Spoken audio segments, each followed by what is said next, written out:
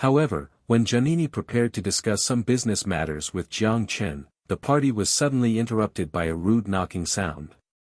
The melodious music in the hall stopped and two men in suits came in, and their expression was clearly unfriendly. The original lively party suddenly quieted down. Seeing the people that came in, Governor Brown frowned and walked toward the two men in suits. Jiang Chen noticed that behind the two men, Lawrence also followed them, and he was clearly displeased. Although he was unhappy, Brown in a gentle tone asked, "What's wrong, Mr. Stephen? This is my party. All the invited guests are law-abiding citizens.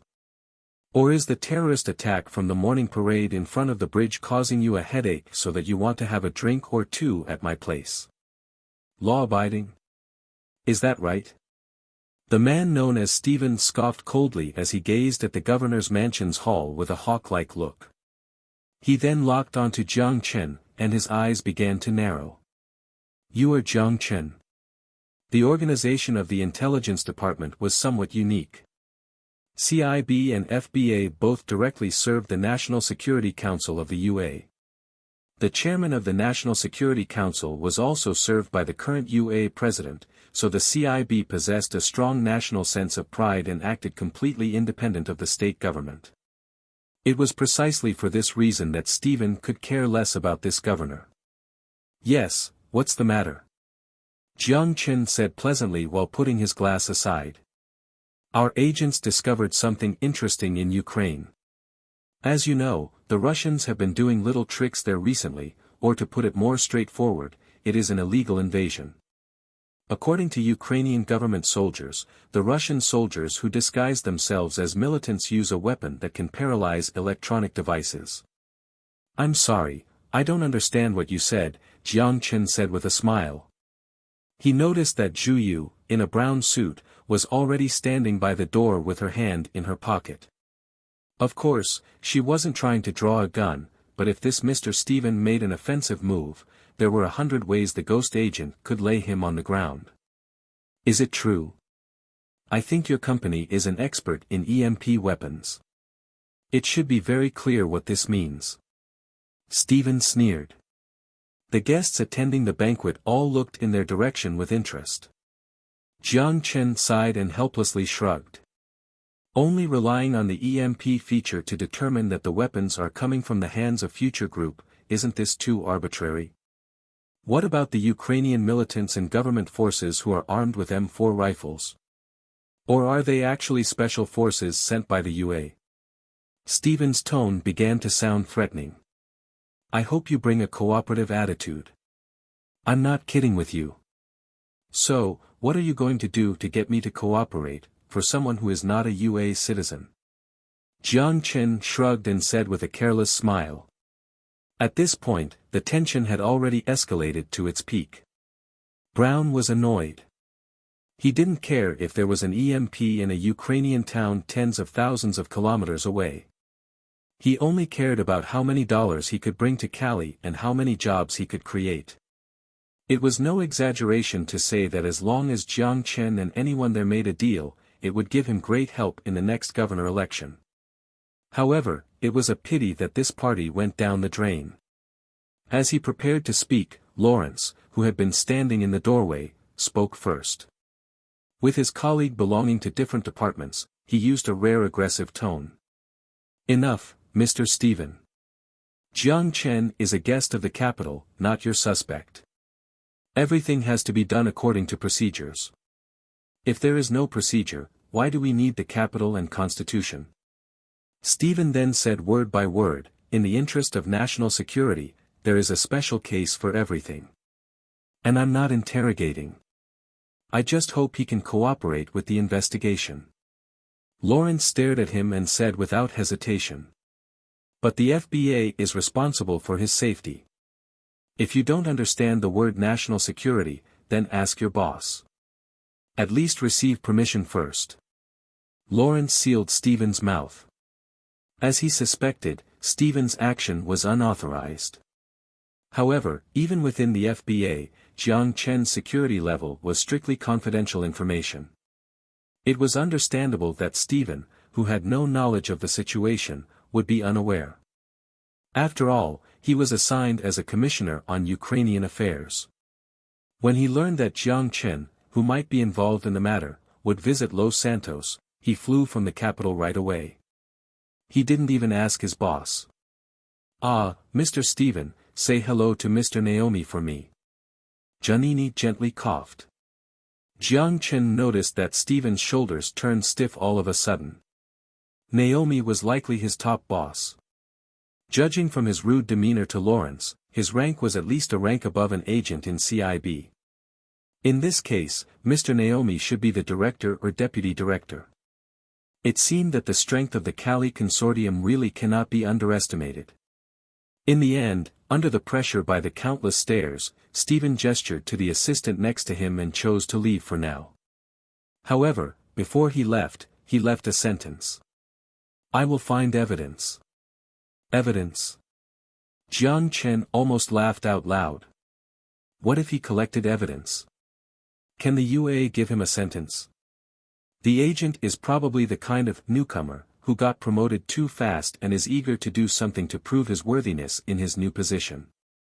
However, such thoughts are often quite dangerous, especially for people who work in dangerous industries. In contrast, Lawrence, the old fox, would never make such frivolity. Jiang Chen didn't think Mr. Stephen could cause him any trouble. He looked at him with a smile. "Please.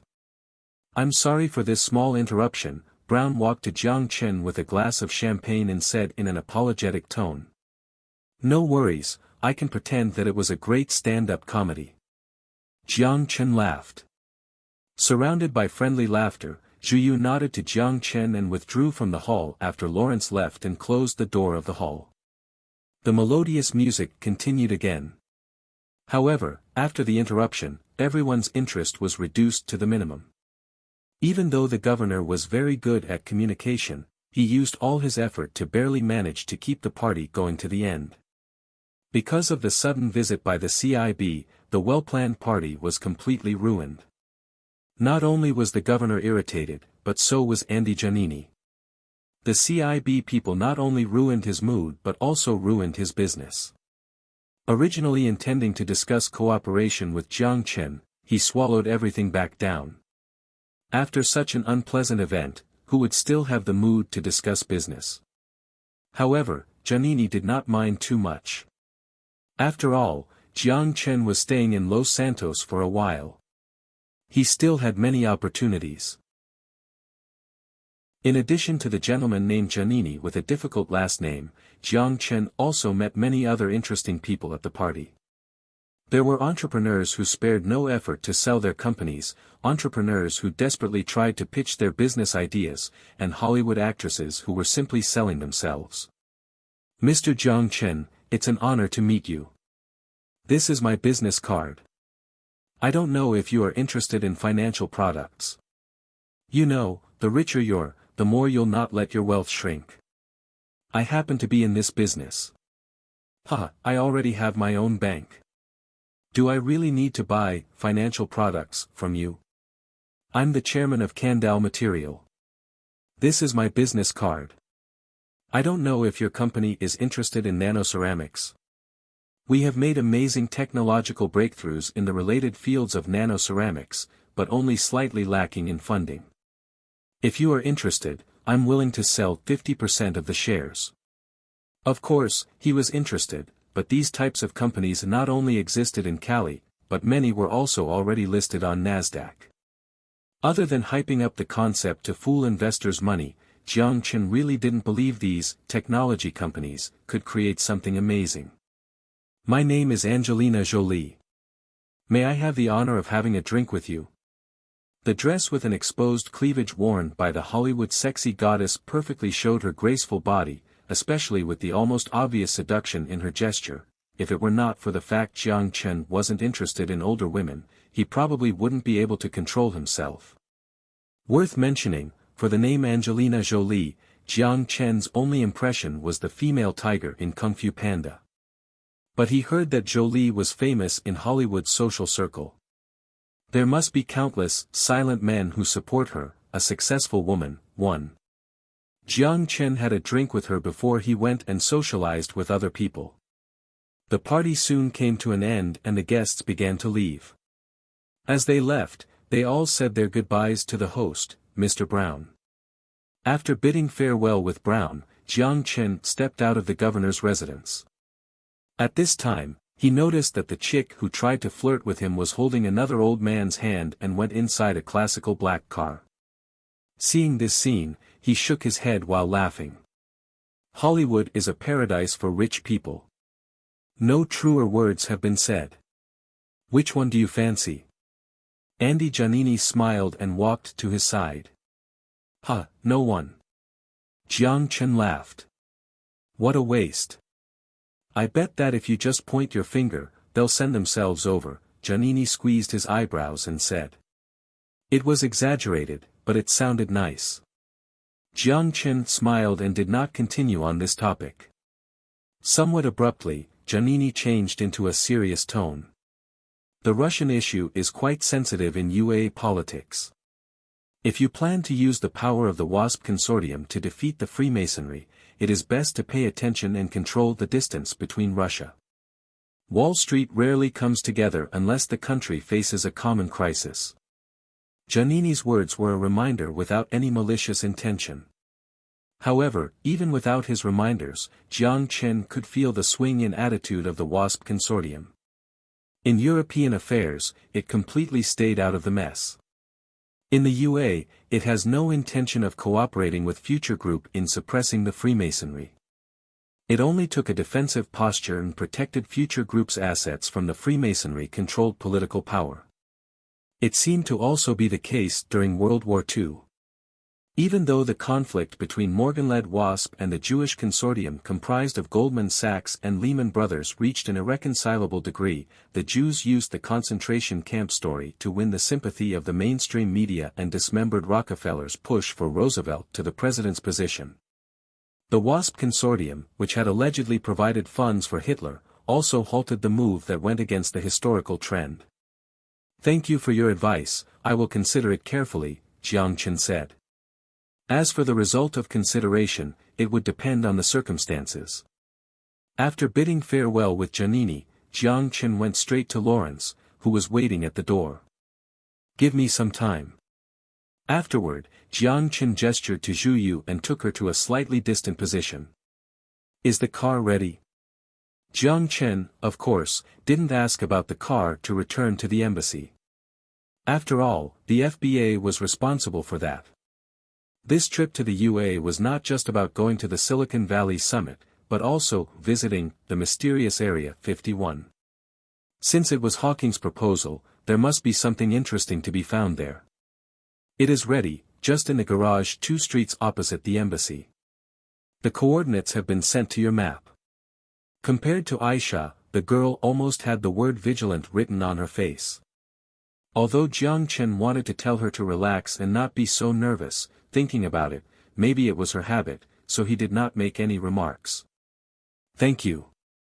Jiang Chen nodded with a smile. The CIB's people seem to be monitoring you. Should we go instead? Zhu Yu asked hesitantly.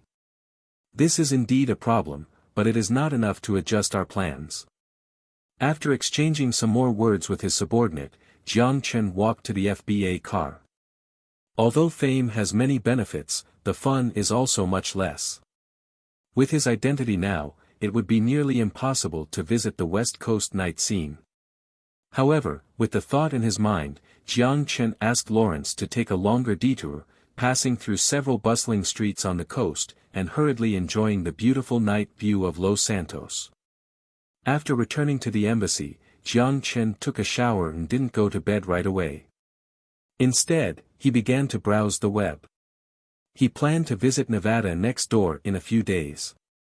Because it was an arrangement outside the itinerary and must remain a secret, flying, therefore, was not an option. This meant that he must drive 5 or 6 hours through the desert. If he didn't study the map beforehand, he would definitely run into trouble. After doing some preparation work, Jiang Chen learned about the route and let out a yawn. It was getting late. As he was preparing to turn off the lights, he heard knocking on his door. Turning off the holographic map, Jiang Chen called out, "Please come in." The door opened. Watching Xia Shiyu coming in, Jiang Chen sat up from the bed. "So late, what's the matter?" "There are a few things." Xia Shiyu shook a few documents in her hand. "I have the company information provided by the summit host. There are several companies with good investment potential. I think we can consider owning a controlling stake or direct buy them. Also, about tomorrow's itinerary. Are you going to sleep?" 1. There is an idiom in China that goes by, for every successful man, there is a woman who quietly supports him. "Not yet, I just showered." "Feel free to sit anywhere," Jiang Chen replied with a smile. Xia Shiyu nodded and didn't think much. She sat down next to Jiang Chen. She was in a simple dress shirt. Her aura carried a faint jasmine fragrance. Jiang Chen's heartbeat accelerated out of courtesy as he stared at her red cheeks hidden behind her luscious hair, but he quickly focused back on the task at hand. There was obviously something necessary to discuss if she came for a visit this late. If he had other thoughts, it would be too impolite. Perhaps she smelled the alcohol from Jiang Chen's breath. Xia Shiyu sniffed and frowned a little. When she opened the document, she nonchalantly asked, "Did you drink? Is the smell that strong?" Jiang Chen blew into his hand. There was some smell, but it was not as strong as he thought. Many people toasted him at the party. Although they didn't drink spirits such as brandy or whiskey, champagne could also be intoxicating. "Not a big deal, it's just that there is an important meeting tomorrow. I suggest that it is better to drink less before going to bed," said Xia Shiyu. "I can't spit it out, can I?" Jiang Chen made a helpless expression and took the documents from her hands. He saw the places marked with red. "What are these?" "A list. It contains technology companies with potential in Silicon Valley, and they all have a scale of less than $10 million. Taking into account the company's strategic needs in the future, if we want to further develop the North American market, we must consider working with local companies." Jiang Chen glanced through the list. The list only contained the main business areas of each company, but also indicated the ownership structure, operating conditions, assets. Xia Shiyu had even given a clear valuation for every company's purchase price. She was very meticulous in this task. "Thank you. This is my job." It was her usual answer. Xia Shiyu used her hand to put a few fallen strands of hair behind her ear. The scope of Summit is very broad, but there are only 3 focuses that we need to focus on: smart health, new materials, and cloud technology. Of course, this is just my opinion. If you have other ideas, we should discuss in advance. I share the same thought as you. Jiang Chen nodded. In addition to the aerospace project, the strategy of Future Group was focused on developing in these 3 directions. New material was a no-brainer, with the focus of course on graphene-based materials. Developing diversified graphene materials to cater to different market needs was the current focus of Future Group's Materials Science Laboratory. In addition to semiconductor-type graphene materials used in electronic devices, high-strength graphene had also been used to a certain extent in the fields of construction and shipbuilding. The smart health market was also quite large. The current beta for medical drone investment in Penglai made good progress. It could measure body temperature, conduct saliva analysis, detect iris and perform other convenient functions through the infrared sensors. It could also treat some minor cold and non-severe bruises. It was a great tool that benefited society in a country that required booking a doctor's appointment in advance. Jiang Chen was even considering whether to install medical modules on home robots. After all, the size of a robot could carry more medical equipment, and for a middle-class family, it would not be difficult to afford a private doctor at $20,000. As for cloud technology, it was mainly related to quantum computers of Future Group. Since the acquisition of the manufacturing technology of the commercial quantum computers, the 6th Street factory produced a number of quantum computers and was brought to Koro Island. Now the number of quantum computers held by Future Group had far exceeded its own needs. Quantum satellites could be used to sell cloud-based technology to other companies that have a superior cost-effectiveness far beyond supercomputer centers. According to Xia Shiyu's proposal, Future Group could acquire several medium-sized companies on the West Coast.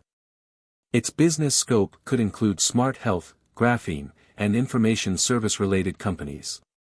They could use UAE's hands to do business with UAE citizens and reduce the federal government's vigilance. After all, no country would want to see its domestic market share divided by foreigners. Especially healthcare and information security, two issues often hyped up at presidential elections, shows that the federal government places great emphasis on these. The greater the importance of these issues, the more cautious against outsiders. So, Future Group must look for partners that are smart enough at this high-profile event. The list provided by Xia Shiyu has clearly listed companies with acquisition potential, and the valuations were all between $1 million to $20 million. Future Group's liquidity could more than cover the acquisitions. Jiang Chen just briefly scanned the document and nodded to the proposal. The only trouble was whether the Department of Commerce would interfere. In the UAE, when Hua companies had repeatedly run into a wall, it was 1% related to this annoying organization. For example, Huawei's acquisition of 3Leaf, a small technology company, was abruptly terminated by the Foreign Investment Committee on the ground that Huawei may be associated with the military. Although Xian's threat was far less, from the start of the antitrust investigation, the Department of Commerce was an old rival of Future Group. On the second day of Jiang Chen's trip, he was visiting Mr. Pritzker, who had traveled from the capital to Los Santos. His own opinion dictated whether the acquisitions of Future Group in the summit could proceed smoothly. The next day, Jiang Chen met in a hotel with Mr. Pritzker, who was preparing for the summit. This time, more than 500+ Hua companies would attend. Pritzker represented not only the Department of Commerce, but also the UAE's cooperative attitude and the capital's intent. "Welcome, Mr. Jiang Chen." Although Pritzker had said the same words at the airport, he had a smile and greeted Jiang Chen. "How are you enjoying Los Santos? Do you enjoy the place?" "Very pleased, just a little restricted," Jiang Chen scoffed. "After all, for your safety, we have to be careful." After Pritzker invited Jiang Chen to take a seat, he asked his assistant to pour 2 cups of coffee. "I don't know what brought you here." Jiang Chen was direct. He took out a document from his briefcase and placed it on the table. "The organizer of the summit provided us with a list of companies that are participating as well as the main focus of each company. We selected a number of companies with potential from this list through our own channels. You know what I mean. I intend to acquire them." Hearing this, Pritzker's eyes suddenly narrowed and gently said in a tone with a deeper layer of meaning, "Oh." Jiang Chen gently pushed the document in front of Pritzker. Pritzker leaned forward and glanced through the document. When he saw the long list of names, his eyebrows twitched and he started the conversation with a nonchalant tone. "These companies, are you planning to buy them all?" "Of course not, even with the financial power of Future Group, it's impossible to buy all of the companies on this document." Jiang Chen dismissed the idea and said, "We just have the intention. But you know, we have to play by the rules of the game." "The rules of the game?" "That's the Foreign Investment Commission's job. The Ministry of Commerce doesn't have control over this." Pritzker shook his head. "Mr. Pritzker, let's be straightforward or else it'll only be a waste of time for both of us. You have invited us to come here, surely not just to let Future Group go through a series of events and to develop closer cooperation with Silicon Valley for an hour at the opening ceremony, right?" Jiang Chen opened his hands, then gently tapped the document on the table. "My sincerity is already on the table. I hope to see your sincerity now."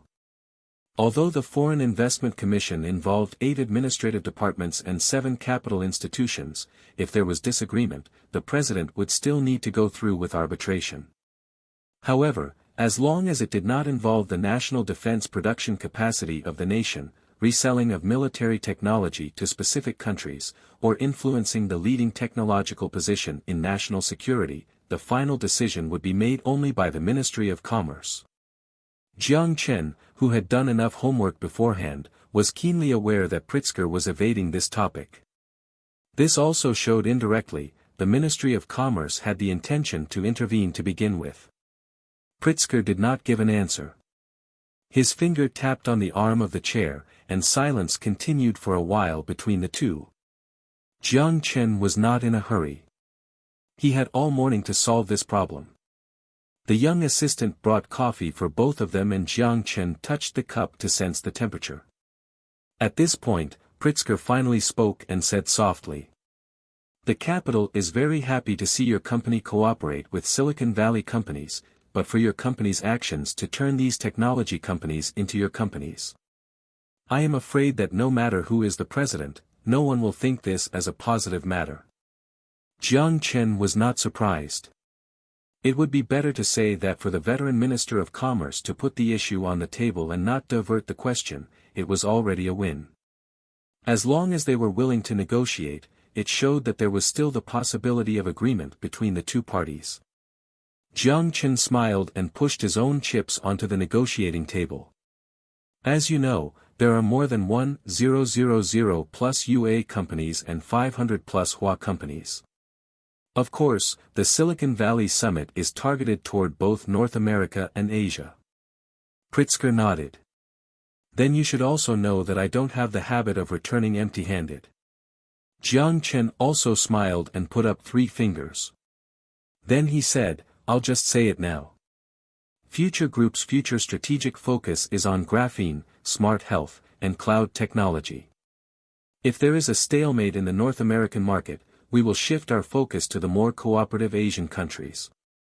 Pritzker's eyes moved slightly, although it was subtle, but with senses far beyond ordinary people, Jiang Chen caught this change. Disregarding graphene and cloud technology for now, the significance of smart health offered critical meaning for the federal government. Since the beginning of the Bama era, the Democratic Party had been actively promoting medical reforms to improve the domestic medical conditions. However, it was unfortunate that during the period, he encountered the largest fiscal deficit in the history of the UA, accounting for 12% of the GDP, and it was the highest proportion of the fiscal deficit to the total economic output since the Second World War. There was no money to push healthcare reform. Moreover, the reform of the medical insurance system had always been one of the deepest divides between the Democrats and Republicans. The two parties disagreed on the reasons for the sharp increase in the cost of medical care in the country and the solutions to the problem. The success of Beta for medical drones in Penglai caught the attention of all countries. In this summit, a number of companies in the UA also planned to introduce the advanced medical drones. For the capital, while Beta for could not be helpful to ease the highest pharmaceutical prices in the world, but it could effectively reduce the cost of medical care for the UA people. If this kind of convenient and efficient drone could be introduced in clinics, UA citizens would be able to see the doctor as easily as calling 911. They would just need to make a phone call to bring the Beta for drone deployed in the community clinic to their home. For companies, the cost of purchasing drones was significantly lower than paying for redundant doctors. For the federal government, the saving was equivalent to the large financial subsidy for medical treatment each year. Although it would certainly be protested by the Medical Association, it would definitely be welcomed by all people who are troubled by the difficulty of seeing a doctor. You can sell drones completely without problems. The UA is a free market. As long as your products are safe, we will not set too many obstacles for you like some countries, Pritzker said. The same applies to graphene and cloud technology, but I don't understand how this relates to your acquisition plan. Of course, it was for pricing rights, sales resources of those companies and some of the technologies that were of interest. For example, Future Group wanted to sell the Beta for drones to major private hospitals. It would be impossible for future heavy industrials to recruit and send out sales to negotiate door to door. This would not only be inefficient, but also very slow. As far as expecting companies to come to buy their own products, the efficiency would be even lower. After all, not all companies were willing to risk changing their existing business model. Even though the graphene materials were excellent in all aspects, most companies were still making silicon-based electronic devices. Even if Intel bought a patent license from Jiang Chen, it did not completely stop the research and development for the higher performance silicon-based chip. When Watt invented the steam engine, the textile factory in Great Britain didn't change its equipment overnight. Even if it was late in the Industrial Revolution, no one would dare to say that the popularity of steam engines reached 100%. Speculate first, if worked well on peers, and then adjust slowly.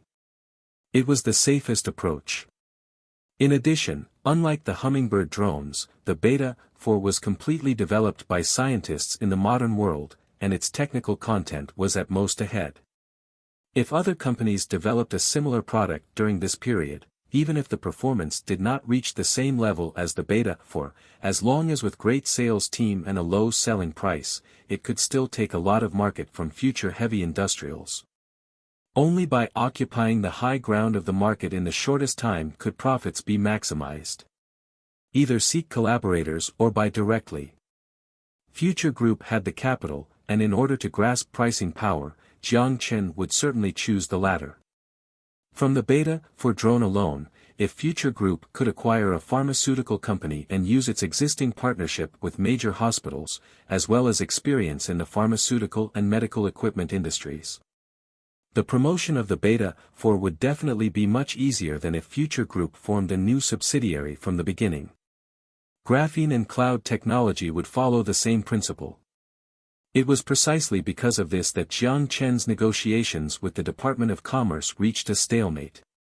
The negotiations in the morning did not make much progress. Pritzker stated that he would need to contact the capital. Jiang Chen was not in a hurry. After all, there was still a week away from the opening of the summit. He had plenty of time to wait for the outcome of the capital's discussion. Graphene and cloud technology both possessed great value in the global market, but Beta 4 drones were not the same and didn't apply to all markets. It could even be said that from the East Coast to the West Coast, the market was barely existent.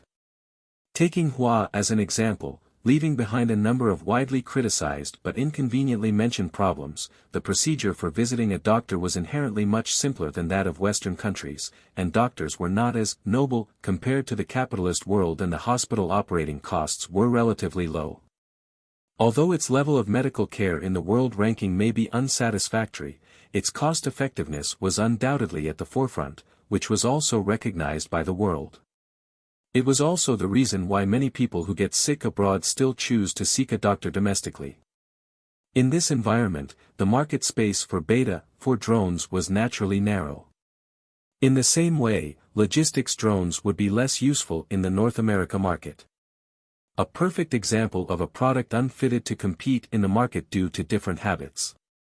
After leaving the Pritzker's hotel, Jiang Chen got into Lawrence's car. To have a FBA official be his driver was not a treatment everyone could enjoy. Where are we going next? Los Santos City Hall. It's still early. I'll have to visit the Los Santos mayor and then have lunch with him. In the afternoon. I have to go to Hollywood. I don't have the opportunity to come here often, so I'm going to meet my old friend. Jiang Chen looked at the schedule of Xia Xiyu planned for him and said to Lawrence, who was driving. Surrounded by modern skyscrapers, the city hall with a dome resembled the mausoleum, looking retro and small. However, this magnificent tower was still the most well-known landmark in Los Santos. This municipal building often appeared in Hollywood blockbusters, such as the Daily Planet newspaper, where Superman works. They soon arrived at City Hall. In the square in front of the City Hall, Los Santos Mayor, Eric Kashidi, personally met with Jiang Chen and invited him to his office. It was very easy to communicate with the mayor, much easier than the officials from the federal government. The most important reason for this was that Mr. Gashidi was more focused on immediate interests than the interests of the entire federal government. Local government and the federal government were two independent systems. This provided Jiang Chen with a lot of conveniences. Just an empty promise for a multi-billion investment, he received preferential tax reduction and tax-free policies from the city of Los Santos. Now Los Santos was desperate for investment from foreign capital. The soaring crude oil prices continued to weaken the dollar, and the refugee problem made the economy even worse. Although Los Santos was the economic center on the west coast, it still had difficulty shaking off the looming economic crisis. Of course, Eric's policy benefit to Jiang Chen was also empty promises. Only when Future Group invests in Los Santos will these policies actually be honored. However, these were minor issues. Before Jiang Chen arrived, he was quite optimistic about the manufacturing industry in Cali. According to the forecast set out by Future Group's economic analysts, if oil prices continued to rise, the dollar would continue to weaken, and a new round of economic crisis was already foreseeable. By then, if Future Group could rely on its high self-sufficiency trust model to gain a firm foothold in the economic crisis, it could completely free up its hands to acquire overseas assets. The West Coast would be the starting point for Future Group to enter the North American market. Investment in Los Santos wouldn't be a bad choice by then. After discussing all the items on his agenda, Eric Gashidi enthusiastically invited Jiang Chen to have lunch at the city hall. Jiang Chen, who already had this idea, was naturally pleased with the proposal. The food in the city hall was fantastic. Except for the creamy dessert, which was not Jiang Chen's favorite, the roasted black pepper steak and the creamy corn soup were especially addictive. After lunch, Jiang Chen bid farewell with Eric Gashidi and left the city hall building. When he got into Lawrence's car, the agent supervisor was leaning against the car door with a Coke and a beef burger. After seeing Jiang Chen get into the car, he quickly finished the food in his hands, crumbled the oily wrapper and stuffed it into a plastic bag before throwing it into the trash can next to him, then he got into the driver's seat. "You only ate a hamburger. In fact, it tasted pretty good." Lawrence grinned and started the car. "We are going to Hollywood." "Yes." Jiang Chen opened the holographic screen of his watch and slid his finger across the translucent map in front of him before reaching a place marked with a red dot. "The exact location is here." Lawrence saw that the map in front of him clearly and was shocked for a second, then he said enviously, "It's a really convenient tool." Hollywood was located on the outskirts of Los Santos. It was surrounded by mountains, a mild climate, and pleasant scenery. It was not only the center of the global music film industry but it was also a true, wealthy area, in Los Santos. Many wealthy people would choose to purchase mansions there. If a person's name could be printed as the producer of a film with major investments, that person would be the focus of attention at any party. For example, a guy who made his fortune with firearms and gold. "Welcome. Huh, my old friend, you finally came to see me." Seeing that grin, Jiang Chen, with a big smile on his face, hugged him. Although he didn't spend too long with this guy, the experience they shared in Iraq developed a strong friendship between the two. Or else when he was in South Africa, he would not have taken such a big risk as to give the last batch of arms to Jiang Chen. Whether he was doing it for the money or not, he did indeed do Jiang Chen a favor. "I just got off the plane yesterday. You have to let me get over my jet lag. Mr. Agent Supervisor, I haven't seen you for a long time." Robert noticed Lawrence behind Jiang Chen and also said hello. Lawrence with an indifferent expression lit up a cigarette and blew out an impatient smoke ring. He said impolitely, "I feel inexplicably upset when I see you jumping around on this." Robert said with a grin, "Hey, man, don't be like that. You have to give me credit for you being in this position now." Lawrence scoffed but did not speak. He clearly agreed with this point. Although Robert was once on the FBA's blacklist, it was already 2 years ago. It is impossible for the FBA to monitor a person for a lifetime. As long as he proved that he completely withdrew from the arms business, the FBA would naturally stop monitoring him. Just out of habit, Lawrence subjectively witnessed this guy who crossed the red line of the Capitol and ended up living a comfortable life. He was not too thrilled with the result. "Come in for a drink?"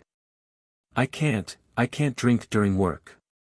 Lawrence looked up at Robert's mansion and declined Robert's invitation. "That's really regrettable, you're missing the party," said Robert.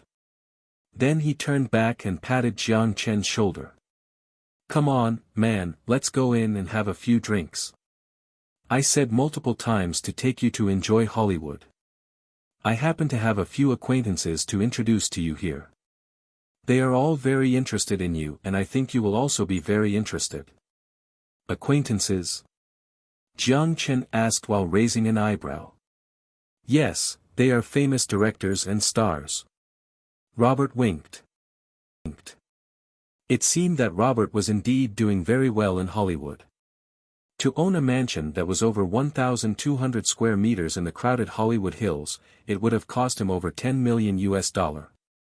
A gym, a steam room, a sauna, a swimming pool, a home theater, and everything imaginable were all available.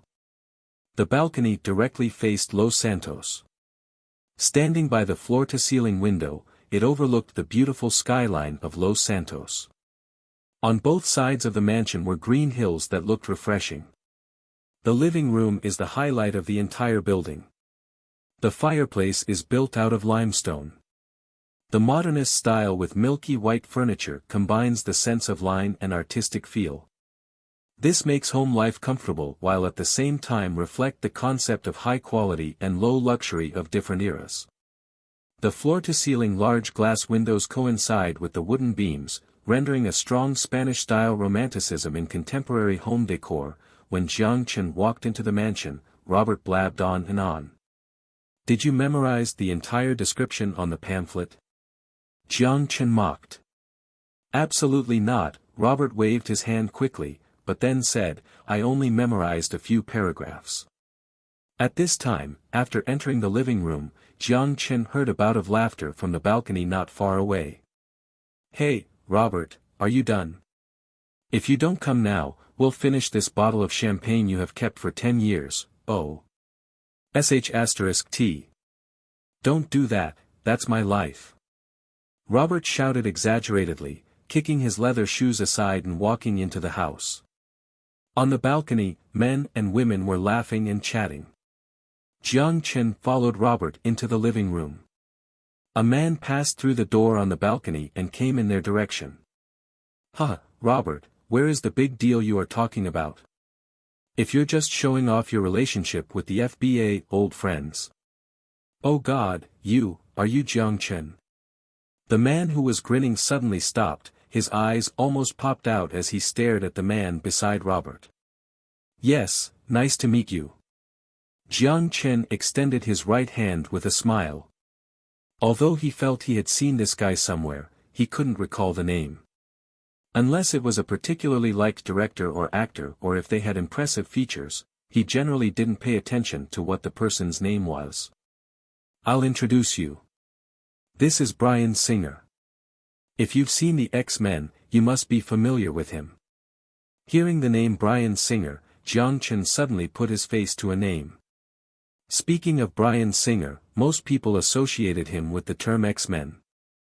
From the success of The Usual Suspects, in 1995, Bryan Singer officially entered the Hollywood circle from his personal production. By the year 2000, the X-Men adapted by him received unexpectedly great success. Then on, his directing career was tied to the X-Men franchise. It was not that he didn't try to make a transition, but he seemed to be cursed. Whether it was Superman Returns or Jack the Giant Slayer, the fiasco of the box office caused Warner Brothers to weep and cry and cast a shadow over his directing career. Hollywood was a real place. Whether the future of a director was bright or not was directly linked to the box office. But Jiang Chen remembered this guy's name, not because of the X-Men, but because he heard through the grapevine that this gay was bisexual. It was indeed a memorable feature. "Nice to meet you, Mr. Jiang Chen.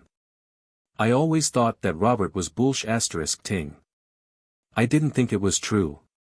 Holding Jiang Chen's hand, Brian looked excited. "It's also nice to meet you, Mr. Singer. The X-Men is also very famous in my country." "Oh, I have seen Apocalypse." Jiang Chen smiled and quietly withdrew his hand. Shaking hands with someone who may be interested in him, the feeling gave him goosebumps. Although it was only a rumor. After all, it was a party hosted by the old pervert Robert. In addition to those friends he made in Hollywood, there were also many blondes and some were even Hollywood movie stars.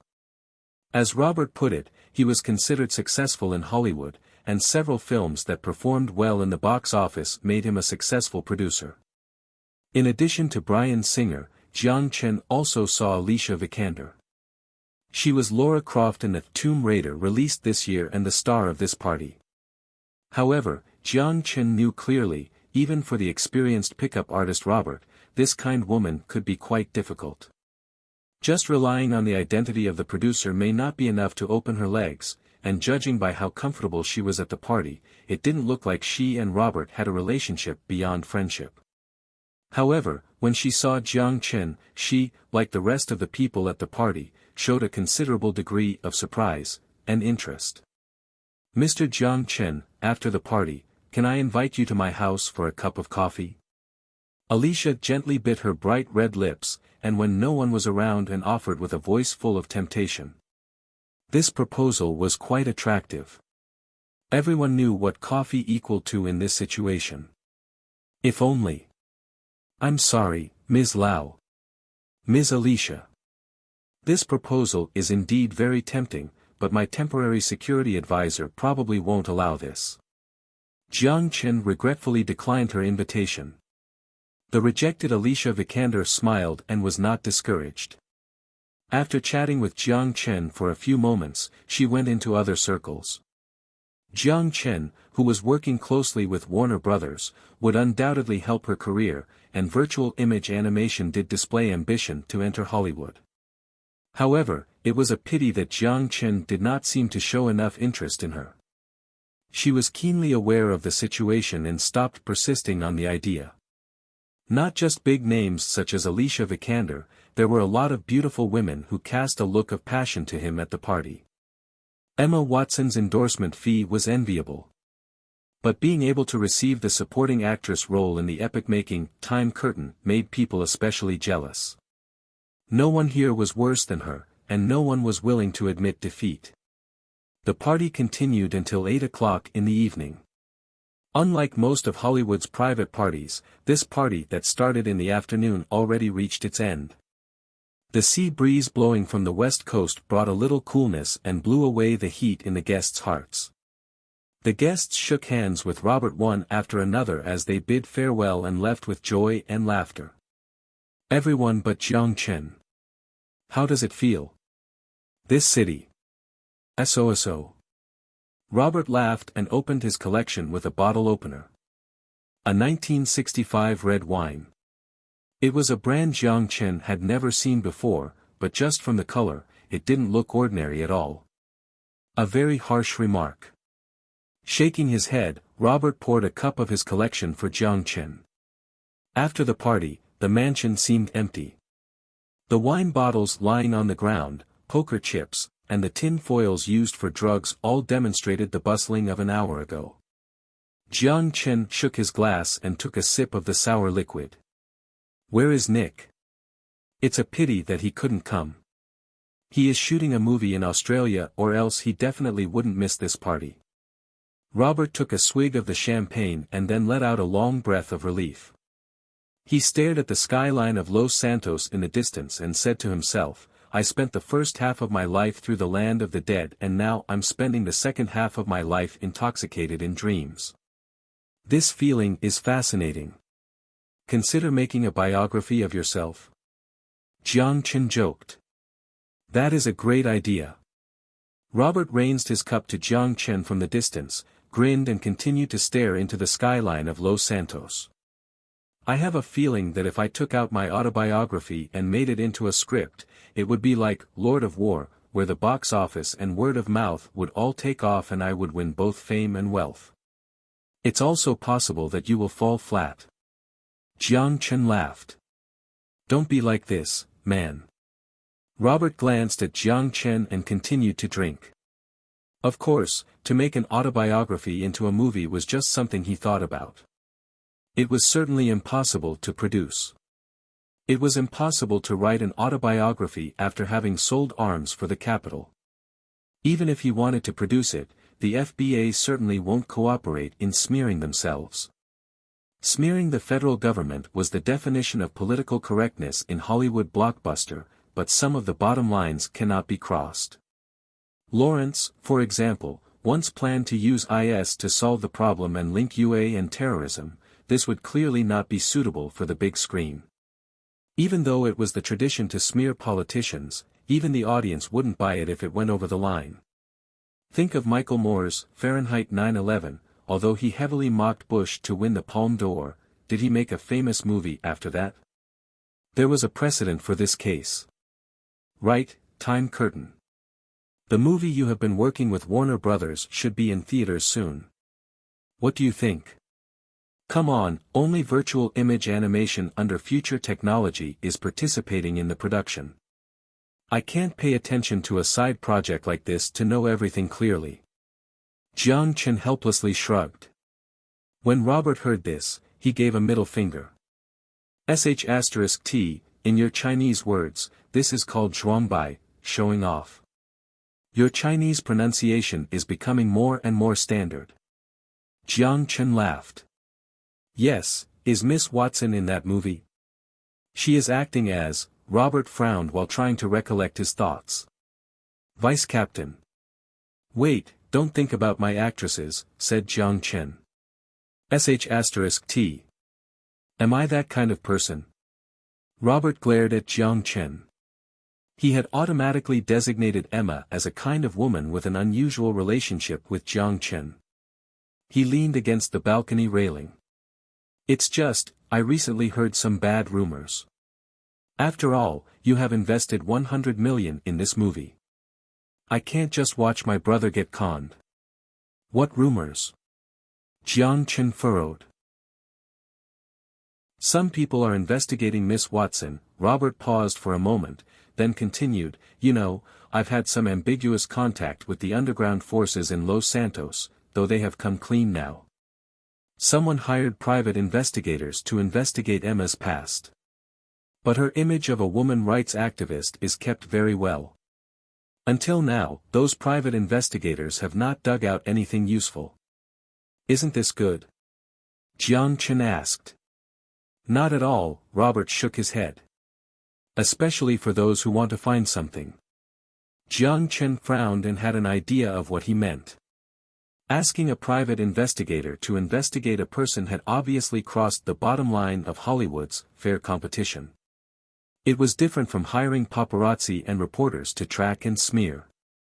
Even when the top 8 publishers were at the height of competition, they never used private investigators to investigate competitors' actors.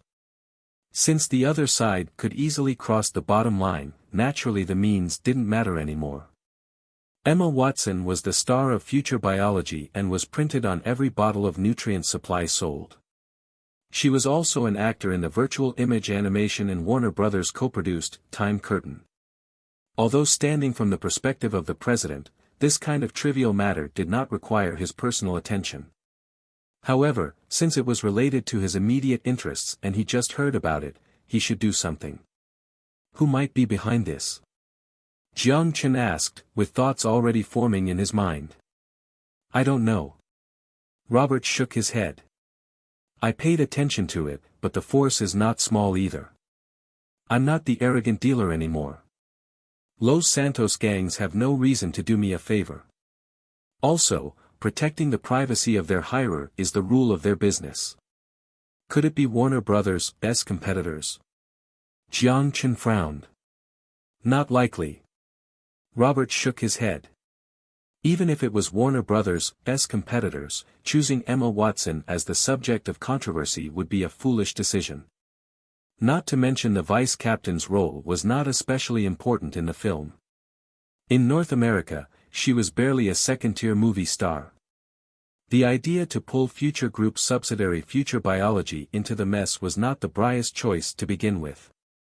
A closer look into the film's screening at the same period, the publishers competing with Time Curtain, the masters behind the scenes would be unable to hide themselves. No evidence was needed in Hollywood. They only needed to know who their enemies were.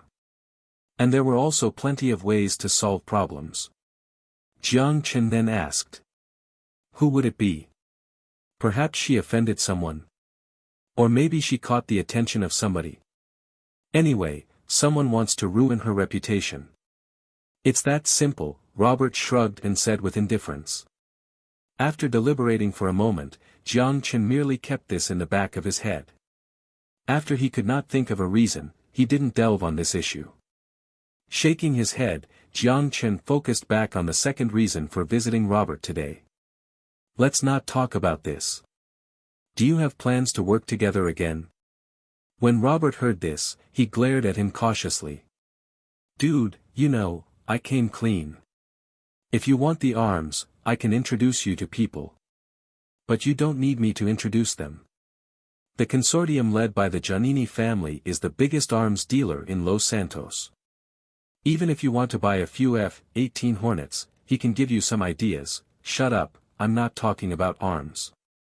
Jiang Chen interrupted Robert's words and coughed. Then he said, I'm going to register a film company in Los Santos and I'm missing a CEO. When Robert heard it was not arms, he immediately became interested, but he didn't agree right away. Instead, he asked a question that he was more concerned about. Are you planning on starting your own movie company? Isn't your virtual image animation working with Warner Brothers? They are holding their shares too tight and they are financially opaque. Jiang Chen shook his head. While our cooperation with Warner Brothers is very enjoyable, there are still some small differences in the books. In addition, although virtual reality production is the main business focus of virtual image animation, I don't intend to make it into another industrial light and magic for major filmmakers, but just for me to have a place in Hollywood. Do you plan to get into distribution? Robert looked at Jiang Chen weirdly, placed an empty glass on the table beside him, and poured himself another glass. That's not possible. The distribution rights of the film are basically controlled by the 8 major film studios. I don't imagine that you can just make a movie and put it on the big screens. The distribution of film is no easier than the production of film. Many movie producers in Hollywood have to tolerate the 8 studios leeching off of them, otherwise, the things they produce themselves simply can't reach the theaters. In this era where the channel is king, even the best-scented wine is afraid the alley that is too deep. 1. The major cinemas won't scramble to run and beg Future Group to allow them to release its film just because it is influential in the technology sector. Robert took a sip of the wine and paused for a moment. Afterwards, he said, as for the accounting issues. Hollywood scamming foreign investors is not news anymore. They even dares to deceive Wall Street's capitalists, let alone investors from overseas. If you invested $100 million and North American box office reaches $200 million, they could give you an income statement with minor losses, and that means they went easy on you. Here, Robert emphasized the sentence. Even if you are working together. Jiang Chen shrugged, so I'm coming to you. Someone who even dares to deceive the capital has no reason to not deceive the 8 major studios. Hey, man, who do you think I am? Robert was displeased, the old fox, or something else. Jiang Chen laughed. Robert slyly gave him the middle finger and put the glass back on the table. He didn't pour himself another glass. Over the years, he had developed a habit. He could drink freely at a party, but he must stay conscious when he discussed business, and it was best to not touch a droplet of alcohol. Come with me, I think we should plan this carefully. Robert turned around and walked to the living room. Isn't film release being monopolized by the 8 major studios? Jiang Chen ridiculed while whistling. Indeed, that's why I said we should plan things carefully. For example, how can we cut a piece of meat off of these bloodsuckers? Robert said in excitement. So, you are ready to take on the CEO position? Robert turned back and smiled. Why not? Working with you always brings me good luck. 1. The best scented wine is even afraid of the alley that is too deep, even the best product is afraid of not getting the exposure it needs to sell. After exchanging opinions with Robert, Jiang Chen finalized the plan for Future Group to enter the film industry. Jiang Chen would personally invest $1 billion to establish Morning Light Film. Morning Light Film would be responsible for the production and distribution of films, and would be structured independently from Future Group. This move was mainly to avoid the paramount decision. 1. Future Group may intervene in the screening of the film in the future. However, there was not much difference. Both Future Group and Morning Light Film were controlled by him. Although the shareholding structure remained independent of each other, there wouldn't be any difference in actuality. After all, it was not his Xian. With 10% equity and $1 million in base salary, Robert was hired as the CEO of the company. After spending over a decade in Los Santos, he came clean about being an arms dealer and became a producer for 3 years in Hollywood. Robert was more than sufficient to take on the role of CEO with his connections in this city. Of course, everything now remained in the drafting phase. At least for now, the cooperation between Future Technology and Warner Brothers remained in a honeymoon period, and everything had to wait until after the release of Time Curtain. When Jiang Chen came out of the mansion, it was already 8 in the evening. Lawrence was still leaning against the side of the car, but this time, he was not chewing on a hamburger but smoking out of boredom.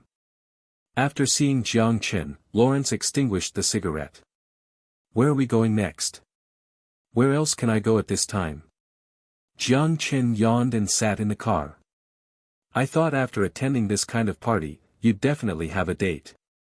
Lawrence shrugged. 2 hours ago, he saw a group of Hollywood stars exit Robert's mansion, some of whom were pretty blondes.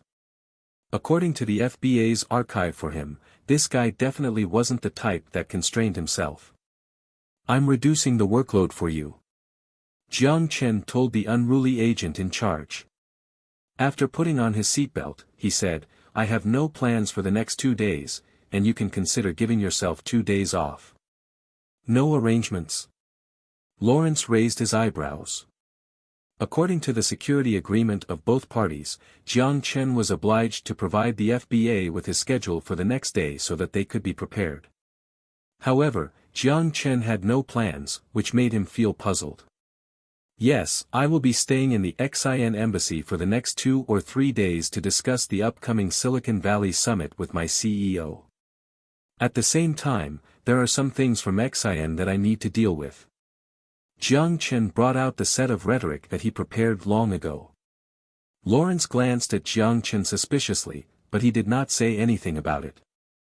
As an outsider, he couldn't make irresponsible comments about the internal arrangements of Future Group. And he would never think that Jiang Chen would sneak out and visit Area 51 in Lincoln County in southern Nevada. At the same time, a fierce debate was taking place here at the CIB headquarters. Stephen, who had just returned from Los Santos, had found his top boss, CIB Director Naomi Madden, and was trying to persuade his boss to initiate an investigation procedure on Jiang Chen. There is no conclusive statement on whether it was a graphite bomb or an EMP. Turning the pen in his hand, Naomi leaned back in his chair and listened to his reports. However, at work, his top man did not buy it. Stephen magnified his volume and contended. Conclusive? What evidence do we still need? If the testimony of 110 Ukrainian government soldiers cannot be used as evidence, then what else can be used as evidence? I'm sure it's an EMP. Identifying the difference between a graphite bomb and an EMP was very difficult. Both could destroy the grid and damage electronic equipment. However, the former's accuracy was poor, and it was ineffective for devices with strong leak protection. Because the site of the incident was at the most chaotic frontline, even a CIB agent couldn't penetrate behind the enemy line and collect so-called evidence like investigators. Naomi's face held a dignified look, but he still didn't make a decision. The Ukrainian issue was indeed very important, or else the project team led by Steven would not directly report to him. In the Ukrainian government's military report, Russia used a weapon that could paralyze electronic equipment and immediately attracted the attention of the CIB. After the airborne operations in City M, no country could ignore the killer of modern civilization, the EMP. Although all countries were protesting against this kind of weapon, everyone knew that everyone was also studying this weapon in the dark. The capital suspected that Future Group provided assistance to Russians, but the KGB had done a very good job in intelligence work, and the CIB couldn't collect relevant evidence for the time being.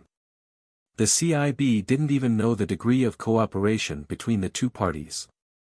If it was a simple arms sale, everything would be fine. But if the technology was sold, it would be bad. However, the people involved also made it difficult for Naomi. The capital was releasing a friendly signal to Xian, and his top man proposed to investigate Jiang Chen. Regardless of whether Jiang Chen was related to the weapons on the Russian-Ukrainian border, it was impossible for the CIB to investigate an important guest. The crux of the problem now is that even if we prove that these weapons came from the military factories on Ange Island, it would be an arms sale between Russian and future military. They did not directly sell arms to the rebels. Naomi's pen stopped spinning. He leaned back in his chair and muttered in a frown. This is difficult. Just because it is difficult, are we going to let them just walk away like this? Steven said bitterly. Naomi looked at the emotional Steven. He knew exactly why his subordinate would regard Jiang Chen as a thorn in his eyes. The CIB had planned a kidnapping operation against Jiang Chen before, but the dozens of CIB agents sent to the country were still missing. At first, they thought that it was Hua who arrested them. However, after several years, the silence of the nation began to make them suspect that it was not Hua's intelligence service that got rid of those agents. Those dozens of dead agents were all Steven's comrades. He understood his feelings at the moment. But from a political standpoint, it was impossible for Naomi to approve his proposal. His predecessor resigned because he had planned the kidnapping operation without approval. As the CIB director who was pro-capital, he made the most conservative and correct choice. I will inform the capital. We can't ask the capital for everything. Please, we are the CIB, not the FBA, not the puppets of the capital. We should be responsible for the nation's security. We can solve it with our own methods. It's too risky. Naomi immediately interrupted Steven's words. However, Steven did not give up. A bloodthirsty grin appeared on his face as he said word by word. I heard that the Freemasonry has a grudge against them. Naomi paused.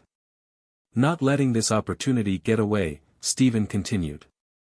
This is no risk, and we'll be completely out of this. We just need to provide a little help to those who are also keen against them. Naomi frowned and seemed to understand what Steven wanted to say, but there were concerns about the feasibility of this move. A bad move will provoke a war between the two countries. There'll be no war. As long as it is not the UA that strikes. As long as we completely separate ourselves from all of this, we'll not get into any trouble. After a long silence, Naomi did not openly endorse it, nor go against it. Instead, he gave an ambiguous answer. I hope Los Santos will not become the second Bay of Pig. A faint smile finally emerged on Steven's face. He knew that this conservative and cautious director was finally convinced. I promise. 1. The Paramount case was a landmark United States Supreme Court antitrust case that decided the fate of movie studios owning their own theaters and holding exclusivity rights on which theaters would show their films. It also changed the way Hollywood movies were produced, distributed, and exhibited. The court held in this case that the existing distribution scheme was in violation of the antitrust laws of the United States, which prohibit certain exclusive dealing arrangements. Source: Wikipedia. At 6 in the evening, Stephen walked out of the CIB headquarters and got on a black car. Just as he fastened his seatbelt and inserted the key, a Jewish man in a trench coat opened the door and sat next to him. "All good? The CIB will assist you." A smile appeared on the man's face. "Congratulations, Mr. Stephen, you can finally find your revenge." Stephen scoffed and didn't respond, but the smile on his lips was still obvious. "This is a little gift from us." Then, the Jewish man gently placed a card in the item holder, as if nothing had happened, and looked straight ahead with a smile. "I didn't help you for money." Stephen frowned. "But you have no reason to refuse, right?" The man smiled. "And your efforts are definitely worth this number." Stephen was silent. The car passed through the bustling streets of the capital and the glaring and sparking lights reflected off of the windshield of the car. This was the center of a prosperous world and the center of world power. The well-dressed crowds and the unreachable floors looked fascinating just from their appearance. Stephen suddenly laughed. Indeed, as the Jewish man said, he had no reason to refuse. After returning to the Xin embassy, Jiang Chen said goodbye to Lawrence and remained in the office with Xia Xiyu. Then, she returned to her room. Zhu Yu followed her. Xia Xiyu looked to Jiang Chen's room and said nothing. With her current position, she was exposed to some of Future Group's secrets, including his trip to Nevada. Although she was worried, she would not say anything to stop it. Instead, she stressed the importance of safety to him and continued to focus on the tasks at hand. He closed the door behind him and asked Zhu Yu to be responsible for her safety at the embassy. "Do you leave now?" "Yes." Jiang Chen nodded. He took off his suit and shirt and tossed it on the bed. The muscles of his upper body were exposed right in front of the girl's eyes. Although the defined muscles did not have explosive visual effects, they cast a controlled and firm tension. However, with professional training, Zhu Yu's heartbeat only sped up for 2 seconds and she did not even flush at the scene. The bulletproof vest was taken from Zhu Yu's hands and Jiang Chen put it on himself. This type of vest was not much thicker than a shirt as it was made of graphene material. Although its protection against the kinetic energy of bullets was limited, it could effectively intercept all bullets. Finally, he put a trench coat on over it. Jiang Chen took a Type 11 pistol from Zhu Yu and placed it in his pocket. Then he brought out a K2 kinetic skeleton with an optical illusion module from the wardrobe and skillfully wielded it on himself. The car is parked in the underground garage on the opposite side of the embassy. Coordinates are on your watch. Do you really not need our assistance? Zhu Yu said hesitantly. Jiang Chen tapped the screen on his arm and set the parameters. He smiled and said, "No need, you are too worried. Aisha told me that you shouldn't do anything dangerous. If you get into an accident, please contact me immediately." "I will." "Right, I need you to do something for me." "What's the order?" Zhu Yu asked Jiang Chen. "Emma Watson, sponsored by Future Biology. Someone is investigating her. I am very curious who it is." "That's easy," Zhu Yu said. "Then I will leave it to you." At the end of October, the sea breeze in Los Santos already had some coolness to it, but it couldn't carry away the humidity in the air. Darkness already shadowed the city, but the entire city was still immersed in the gorgeous neon, the endless streams of light that colored the nightlife. Everything had just begun. Jiang Chen activated optical invisibility, did not attract anyone's attention, quietly left the embassy from the back door, and walked by an FBA car. He could see the ash that had fallen from the cigarette in between the agent's fingertips, but he couldn't see him. 10 minutes later, in the underground garage opposite of the Xin embassy, a black SUV slowly hit the road and merged into the city of Los Santos. The FBA wouldn't know that Jiang Chen, who was supposed to stay in the embassy, was already en route to Nevada. He hasn't driven for a long time, but when Jiang Chen held onto the steering wheel, he didn't feel any discomfort.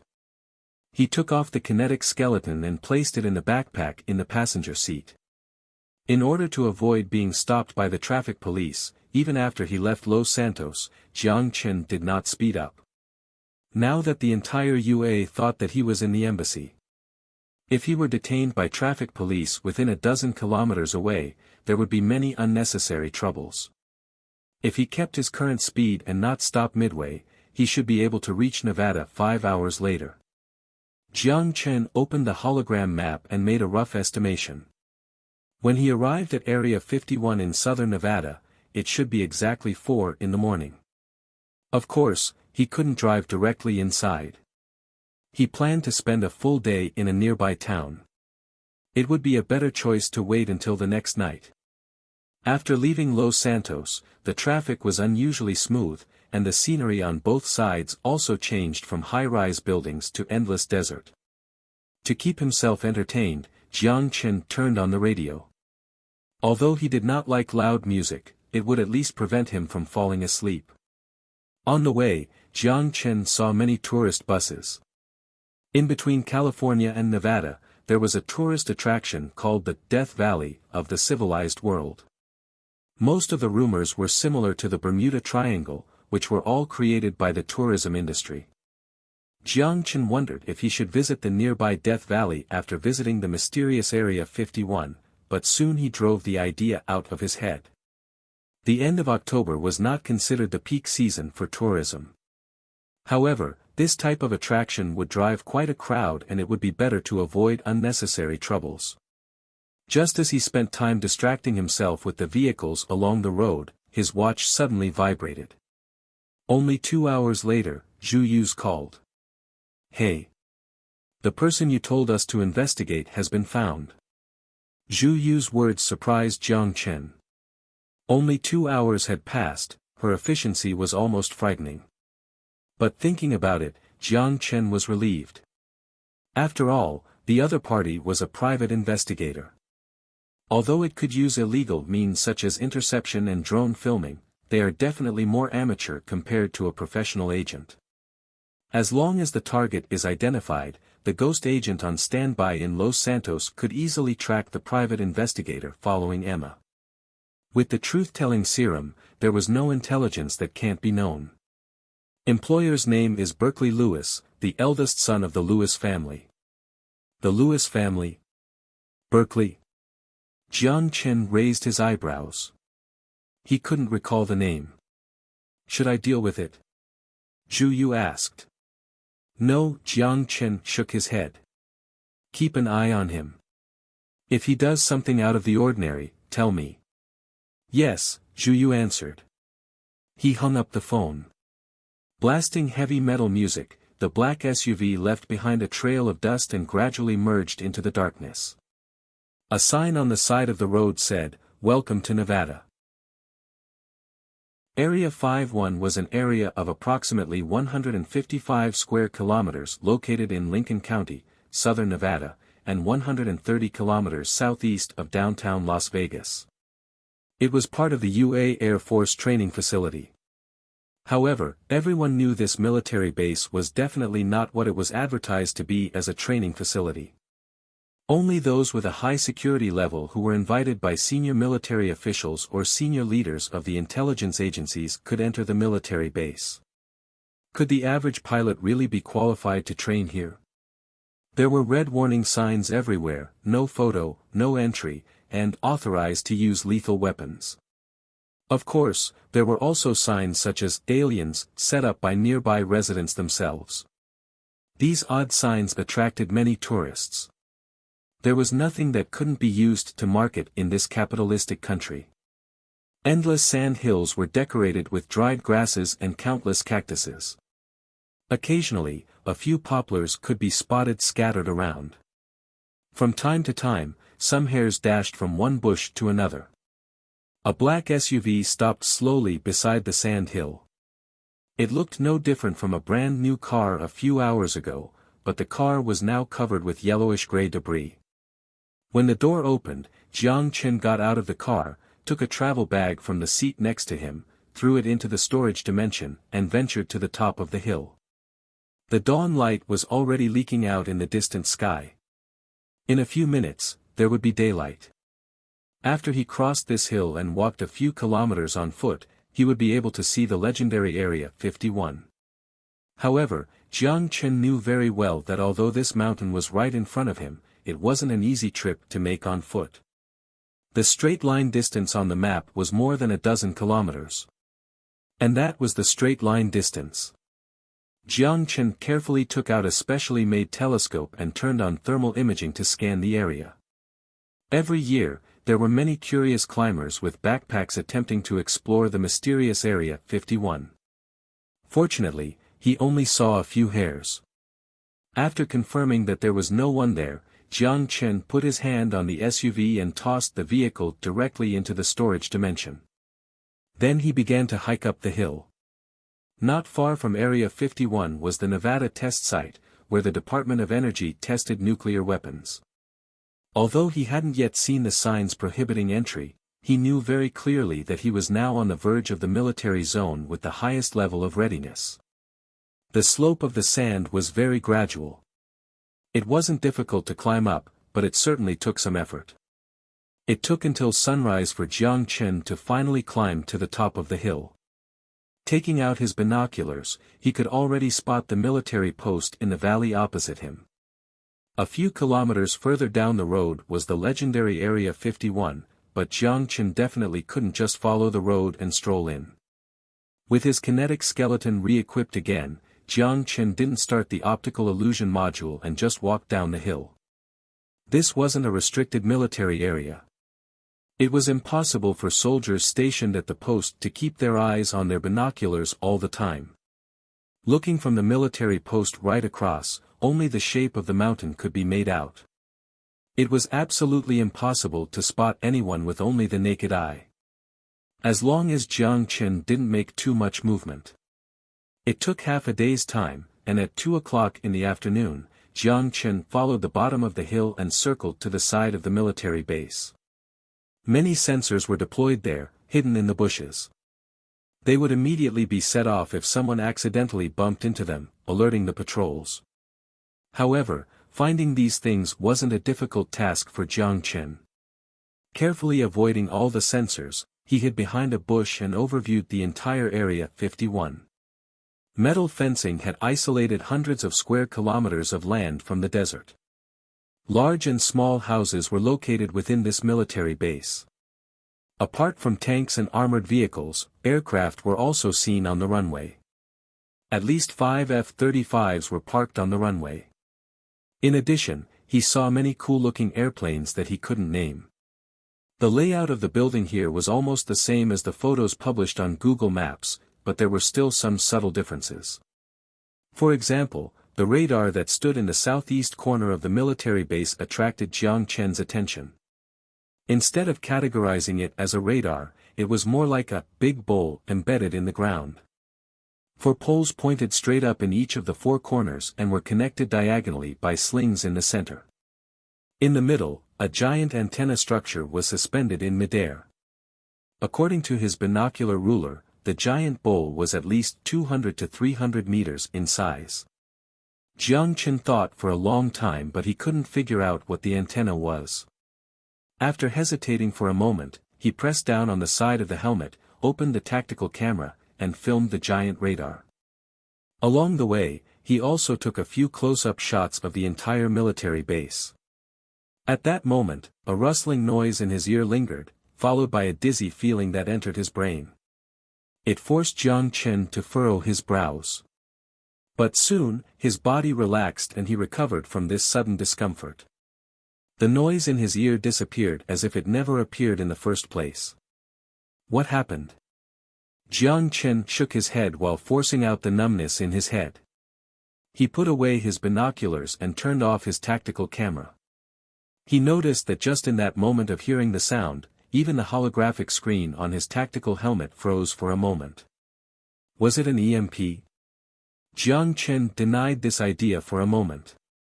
Despite the strength of electromagnetic pulses, they were ineffective on humans, and EMP couldn't explain the momentary dizziness he felt. Compared to high-energy transient currents induced by high-energy particles, this feeling was more like a kind of super-electromagnetic wave or something else. Casting his doubts aside, Jiang Chen confirmed the patrol route of the military base through his binoculars. With the help of Jean, he calculated a relatively safe sneak path on the map. The preparations for the day had already been completed. The next step was to wait until dark and execute the plan. "I wonder how the embassy's doing," Jiang Chen whispered. While he said that, he wasn't worried. If someone came to visit, Xia Xiyu could help him cancel the plan. Even in special circumstances, no one would suddenly break into the embassy of other countries. The coordinates were set. He left a camera in place that could transmit data across the dimension, then he traveled to the apocalypse. The mission was scheduled for the night. He didn't want to be like a real sniper and crawl behind a bush all day long. Even at the end of October, the afternoon sun in California was still burning. Not to mention he was in the middle of the desert. Because of Hill's refugee policy, the West Coast, far from the political center, played a very awkward role. Tens of thousands of refugees not only didn't bring any substantial benefits to Cali, but they seriously worsened the security in the state. The only benefit was simply improving the employment rate. Yes, the employment rate did rise. Among the refugees, the hardworking ones only made up a small minority. Most people belonged to the lazy class. Even though mainstream society still sympathized with these people because of political correctness, the victims on the West Coast didn't buy it. Although Hill lost Cali's votes, this loss was insignificant compared to the number of supporters she gained. After all, Cali was more supportive of Donnie, and her ballet warehouse was concentrated on the East Coast. Of course, merely receiving a green card didn't mean they had the right to vote. Only by obtaining citizenship could they cast their holy ballots for their trusted president in the general election. But it didn't matter, the Hill government was working hard to resolve this problem. Just let the refugees become citizens before the next election. The group who was the most dissatisfied with Hill's policies was undoubtedly the Jewish community. The long-standing conflicts between the two sides hadn't been entirely religious. This hatred had long been integrated into the blood of both sides. There was the war which resulted in the separation, the defeat in the BC era which led to their ousting, and they wandered for more than 2,000 years. It wasn't until the French Revolution when the status of Jews in Europe improved. It wasn't until more than 30 years after World War II when they finally returned to their spiritual home. It wasn't difficult to understand the hatred between the two. Just imagine the grudge between China and Japan magnified tenfold. Not all Jews were members of Freemasonry, but both the Freemasonry and Jews were definitely staunch opponents of Hill's refugee policies. On October 25, the terrorist attack on Venice Street in Los Santos wasn't accidental, but it was an attack planned by the nation's far right. A Hispanic youth born in Utah placed 10 pounds of explosives in a trash can along with 200 steel balls wrapped in plastic bags. When the demonstration team passed by, he pressed the detonation button with his cell phone. It was easy to imagine what kind of damage this kind of bomb would cause in the crowd. "This is a disaster." Sob. "We're just expressing our opinion. Those racist people will go this far to commit such heinous crimes. Despicable." In an interview with a CBS reporter, one woman from Libya said in tears. His phone placed on the roof of the car, Lawrence leaned against the door and gnawed at his burger while coldly watching the screen. To put it bluntly, as an FBA senior official, his political position should be closely aligned to the capital's, but he had no sympathy for these people from the bottom of his heart. At that moment, a car stopped beside him. A man in a suit and tie stepped out from the car, carrying a black briefcase in hand as he swiftly approached him. Lawrence stuffed the last bit of his burger in his mouth and swallowed it down with Coke. He turned off his cell phone and looked at his colleague as he said nicely, "Mr. William, what brings you here?" Michael William, Director, Los Santos Police Department. Although a completely separate organization, due to work needs, the director often contacted people in both the FBA and CIB systems. Like most UA citizens, Mr. William was straight to the point. The case from a few days ago ran into some problems. We originally believed it was a lone wolf attack, but the evidence that was subsequently collected reversed our previous speculation. Lawrence, we need your help. Lawrence glanced at the embassy next to him. Unfortunately, I'm working for the capital now. Oh, God, what else is more important than the security of the UA? Michael said earnestly. This attack is different. Some people in the country are deliberately provoking opposition between refugees and UA citizens and preventing them from integrating into our society. Lawrence almost laughed when he heard that. Opposition? Are they worth the effort of provoking? Prevent? Do you have to get on your knees and ask them to come in for us to be welcoming? Of course, he wasn't stupid enough to bring his personal feelings into his work. After a moment of deliberation, Lawrence said, "It's better that you contact the Los Santos FBA branch. I have other tasks now." Michael raised his hand and stopped him. He took a document from his briefcase and handed it to him. Lawrence looked at the file in his hands and raised his eyebrows. The FBA branch in Los Santos was tight on staff. It was also common practice to move people from the capital to assist local authorities in big cases like terrorism. If it involved overseas affairs, the CIB was usually sent. If it only involved domestic affairs, help usually came from the FBA. At the same time, it was proposed to enhance the security of Jiang Chen. After all, the security of this important guest was related to the friendship between the two countries. For this, the CIB proposed a compromise. The security work of Jiang Chen would be shared by both the CIB and the FBA. Half the FBA agents replaced would be moved to the recent terrorism case. The Silicon Valley summit planned for a week later would also be jointly planned by the Los Santos Police and the CIB. There was no problem with this document, it was only a slight adjustment to Jiang Chen's security plan. However, he didn't know why, but he had a strange feeling that something was unusual. Being in this position for so long, he wasn't a kind of idiot without political sense. "I need to make a phone call to the capital," said Lawrence. "Do it as soon as possible," Michael said with seriousness. After returning to the apocalypse, Jiang Chen went straight to Lin Lin's laboratory and handed the memory card on the tactical helmet to her. "I want to know what this is." After pulling up the photograph taken at noon, Jiang Chen pointed at the giant radar and asked Lin Lin with confusion. Lin Lin just glanced at the picture. The electronic eye quickly flashed through a string of data streams. She was trying to match this object to something that appeared in history. She pouted and said with a clear lack of interest, "It's just a large radio telescope." "A telescope?" Jiang Chen was somewhat surprised. "This doesn't look like a telescope at all. Isn't that a radar? You don't just think a telescope is called a telescope because it has a lens, right?" Lin Lin glared at Jiang Chen. "Well, that's what I thought." Jiang Chen facepalmed.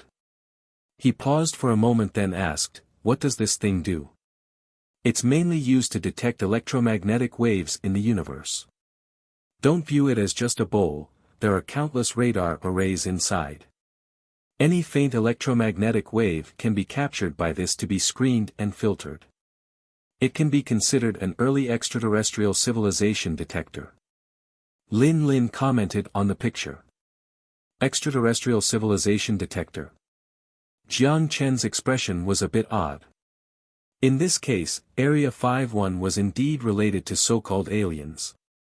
However, according to Lin Lin's disapproving attitude, this original telescope apparently didn't capture a record of extraterrestrial civilization, at least in this timeline.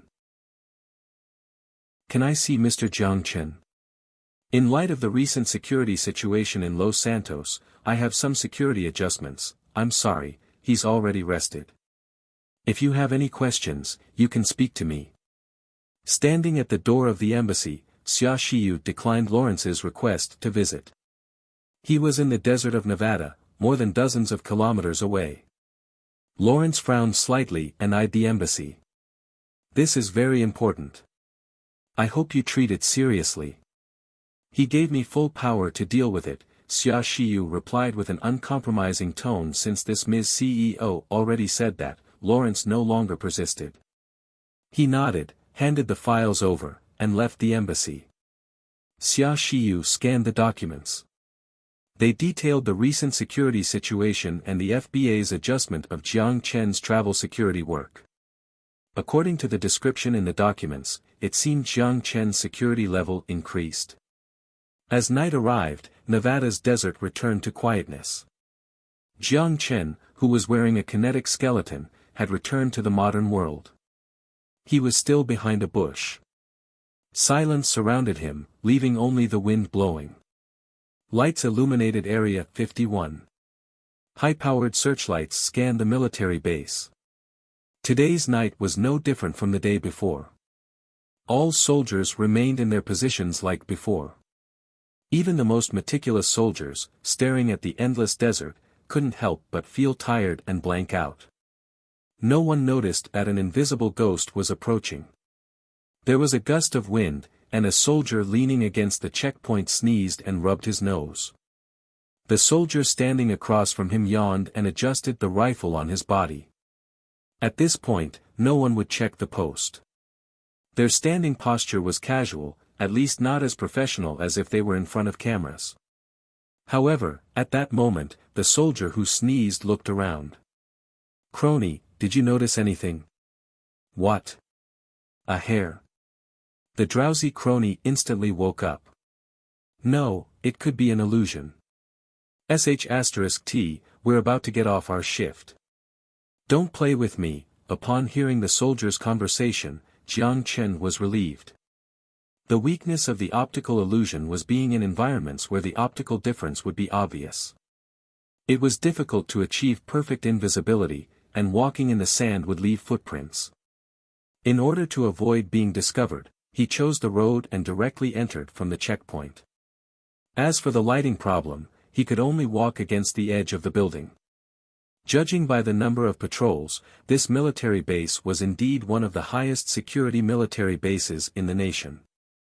In addition to those patrols with rifles at each corner of the base and invisible snipers, Jiang Chen also noticed helicopters flying by often.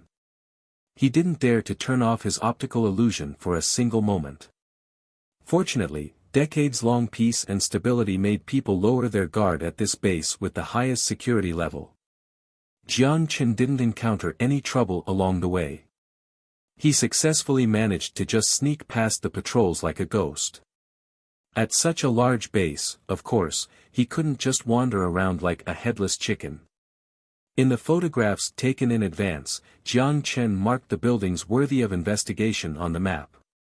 These buildings included the large radio telescope, the fighter aircraft hangar, and several houses that he couldn't identify from the outside. At the airport, Jiang Chen quietly slipped into a hangar. Here, he saw a few prototypes that couldn't be named. The aircraft didn't have a cockpit, but it was supposed to be one of the fabled sixth-generation drones. Jiang Chen hesitated for a moment to decide whether or not to put several bombs in it and take these planes away when he leave. However, he hesitated for a moment and gave up the plan. Making too much noise wasn't good for him. If he knocked down the hornet's nest, he feared the whole state of Nevada would be locked down. In such a large desert, he couldn't walk back under his optical illusion. He would silently come and quietly leave. Anyway, the purpose of his trip wasn't to blow up planes. After the hangar was the radar station. This two-story building was in the corner of the base, just like the giant bowl to which it was connected. Compared to the highly guarded hangars, garages, research institutes, and other facilities, Jiang Chen clearly sensed that the patrol efforts here were lax. Hiding behind a concrete wall, Jiang Chen carefully avoided the two patrol teams crossing the main road and quickly moved to the back of the radar station and looked through the window. At this time, the radar station was completely dark. Obviously, all the work had been completed during the day. There should be no researchers inside. He estimated the height of the window, then glanced at the lookout tower not far in the distance. It was a blind spot, or at least the searchlight's blind spot. No light could shine there. From the storage dimension, Jiang Chen took out an electrostatic adsorption device similar to a suction cup. Although he didn't know the principles behind this device, he could easily control the adsorption between the suction cup and the wall by simply pressing the button on the grip. He didn't know anything about particle physics, but it didn't prevent him from using it. Jiang Chen put it on his arm and calf, then stuck his arms to the wall like a gecko. He pressed the button of the right-hand grip and deactivated the adsorption of his right arm and left leg. Jiang Chen skillfully climbed up with his right hand and moved up to the window. Fortunately, perhaps because it was too humid that day, but the window wasn't locked. After entering into the radar station, Jiang Chen carefully turned on the detection equipment and determined that there were no infrared sensors or cameras in the room. Then he carefully examined the room. The room was very dark, but the night vision function on his tactical helmet solved this problem. The dark blue light prism spread out in front of his field of vision, and everything in the room was clearly displayed on Jiang Chen's retina. It seemed to be an office. Neatly stacked documents were placed on the row of desks. Jiang Chen stepped forward and glanced through them. Although he could understand English, the more technical stuff gave him headaches. Fortunately, he could ask for help. His watch was connected to his kinetic skeleton, and he assigned the camera control of the tactical helmet to the artificial intelligence hosted on his wristwatch. "Jean, what are these things in these documents?" "Astronomical observations, some drafts, and some paper reports."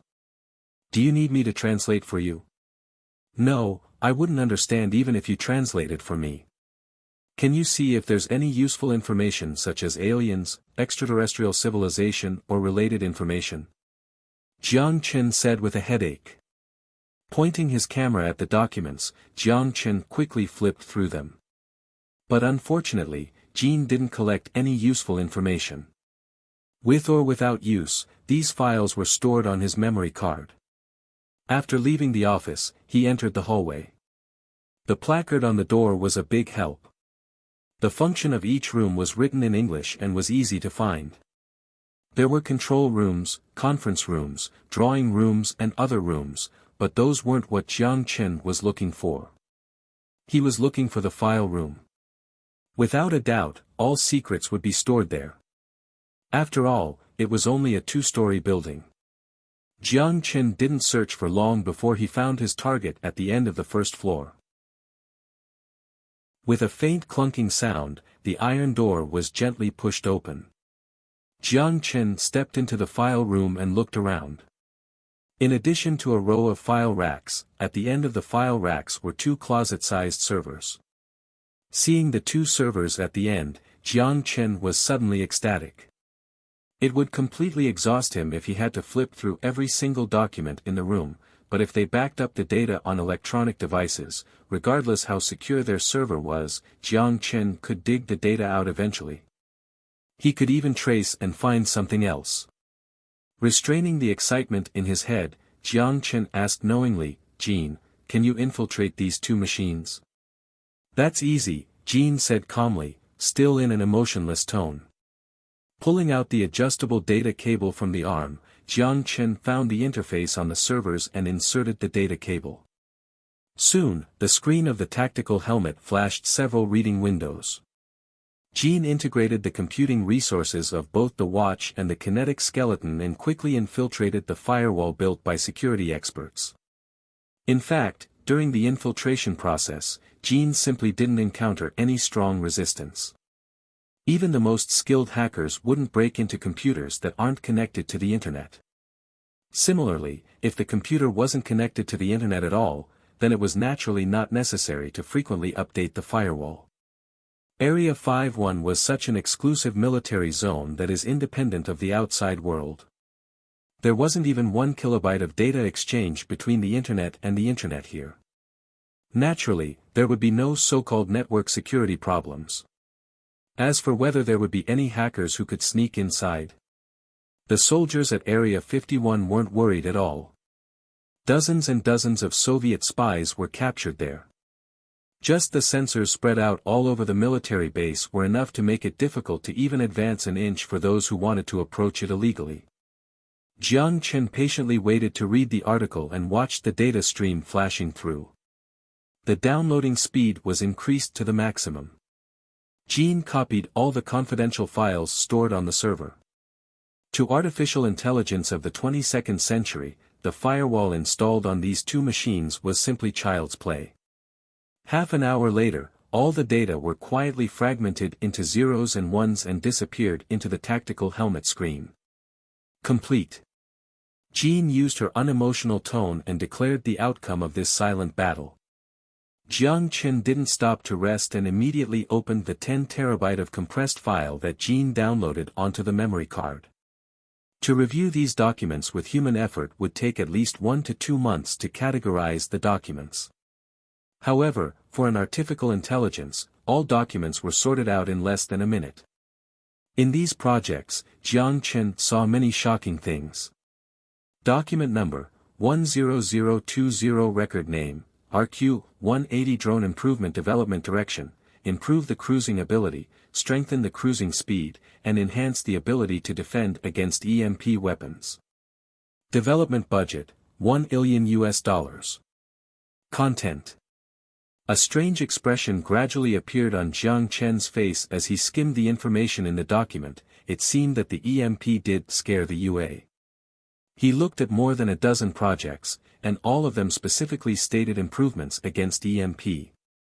For example, reducing the size of electronic components of key equipment as much as possible to reduce the high temperature generated by electromagnetic pulses, or even sacrificing a small amount of stealth and agility to apply a specific metal coating to form a Faraday cage on the fighters. With limited scientific and technological conditions, these methods were somewhat effective. However, even the researchers in Area 51 didn't find a good solution for the EMP's attacks on the grid, civilian facilities, and factories. However, the capital already established this project and allocated a budget of $5 billion to study how to defend against EMP on the soil. In addition, Area 51 seemed to be studying a small four-rotor attack drone. This drone shape was similar to Future Group's Beta 3, but at the bottom were hanging muzzles and magazines. At present, this type of drone had already entered the testing phase. Researchers in Area 51 were determining ways to eliminate rotor noise and wanted to design AIs that could automatically identify friendly and enemy targets. It seemed that on the issue of national security, the UA didn't mind copying technology. As long as they changed the appearance, who would know this was a counterfeit version of the Beta 3 logistics drone? However, Jiang Chen didn't mind. As long as Future Group maintained a leading position in technology, the UA would only be able to chase behind them, unable to catch up. In addition to these projects, Jiang Chen also witnessed many incredible technologies projects that were still in the planning stage that had yet to receive funding. For example, one project was filed under the name Northern Lights Arrival. By creating specific channels in the targeted airspace, solar wind could pass through the shielding of the Earth's magnetic field, enabling high-energy particles to cause electromagnetic pulse (EMP) effects over a relatively wide range. However, this project didn't receive enough financial support. Obviously, the capital didn't believe whimsical researchers could find a way to open a hole in the Earth's magnetic field. Moreover, the solar wind that passed through the shielding of the Earth's magnetic field could not only certainly cause EMP effects over a wide area, but it would also create a large hole in the ozone layer. Even if the budget for this project was a bottomless pit, no one could measure the serious environmental impact of this bewildering weapon. If this tunnel that passed through the Earth's magnetic field could no longer be closed, surface organisms would go extinct. Jean, is this kind of weapon possible? Asked Jiang Chen. Jean paused for 2 seconds. She probably went to search the database in the apocalypse. At least in NAC's database, this type of dark technology doesn't exist. Jiang Chen felt relieved that he would no longer be bothered by the Northern Lights' arrival. When he received confirmation, then he continued to search the catalog for information on the radio telescope. With the help of Jiang Chen saw the project numbered 12,417 not long afterward. This project was listed in the space category. Item number, 12417. Record name, Extraterrestrial Civilization Exploration Development Direction. Through radio telescopes, analyze the possibility of the existence of extraterrestrial civilization within 50 light-years from the Earth. Development budget, $300 million. Content. He ignored all the content he didn't understand and only scanned through the key points. Jiang Chen looked down through the documents, but when he saw the progress, his pupils suddenly shrank. Research and development progress. Subproject number 011, Gliese 581. Location, located 20.4 light-years away from Earth. It's located about 2 degrees north of Beta Librae, the brightest star in the Libra constellation. Analysis, the star is a red dwarf with spectral type M3V. Observed by radio telescope, there are active hydrogen, oxygen, nitrogen and other elements on the 581G planet surface, and there is a large probability of water. Planetary tides are locked, the solar wind is active, and the state of the geomagnetic field is unknown. There may be an atmosphere. There may be creatures, distributed along the twilight line. No regular electromagnetic waves are observed, civilization is less likely to exist, or if existing, it is likely to have technological capability below the Stone Age. When Jiang Chen saw this, he held his breath. Gliese 581, he was too familiar with the name. He just didn't imagine that in the exploration project of extraterrestrial civilization in Area 51, there would actually be a record for this planet. Although the evaluation of their civilization level was somewhat ridiculous. Looking at the line of text, Jiang Chen was silent for a long time. As he thought about what to do, suddenly, there was a deafening alarm outside the window. Nightfall covered Los Santos. The bright neon lights turned this bustling city into a city that never sleeps. The corners of the streets remained crowded even deep into the night. The cool sea breeze swept through the streets, blowing away the heat of the day. This was the center of economy and culture on North America's west coast. Due to centuries of peace, they had accumulated unimaginable wealth there. Even if there had been slight unrest in recent days, there was no concern on people's faces. Regardless of their membership of any ethnic groups, people were proud of this city from the bottoms of their hearts and believed tomorrow would be better. Venice Street. Because of the recent attacks, the defense around the XIN embassy was adjusted.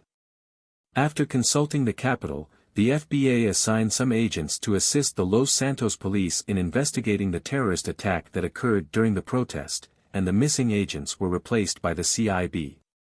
Wearing a black coat, Brad leaned against the car.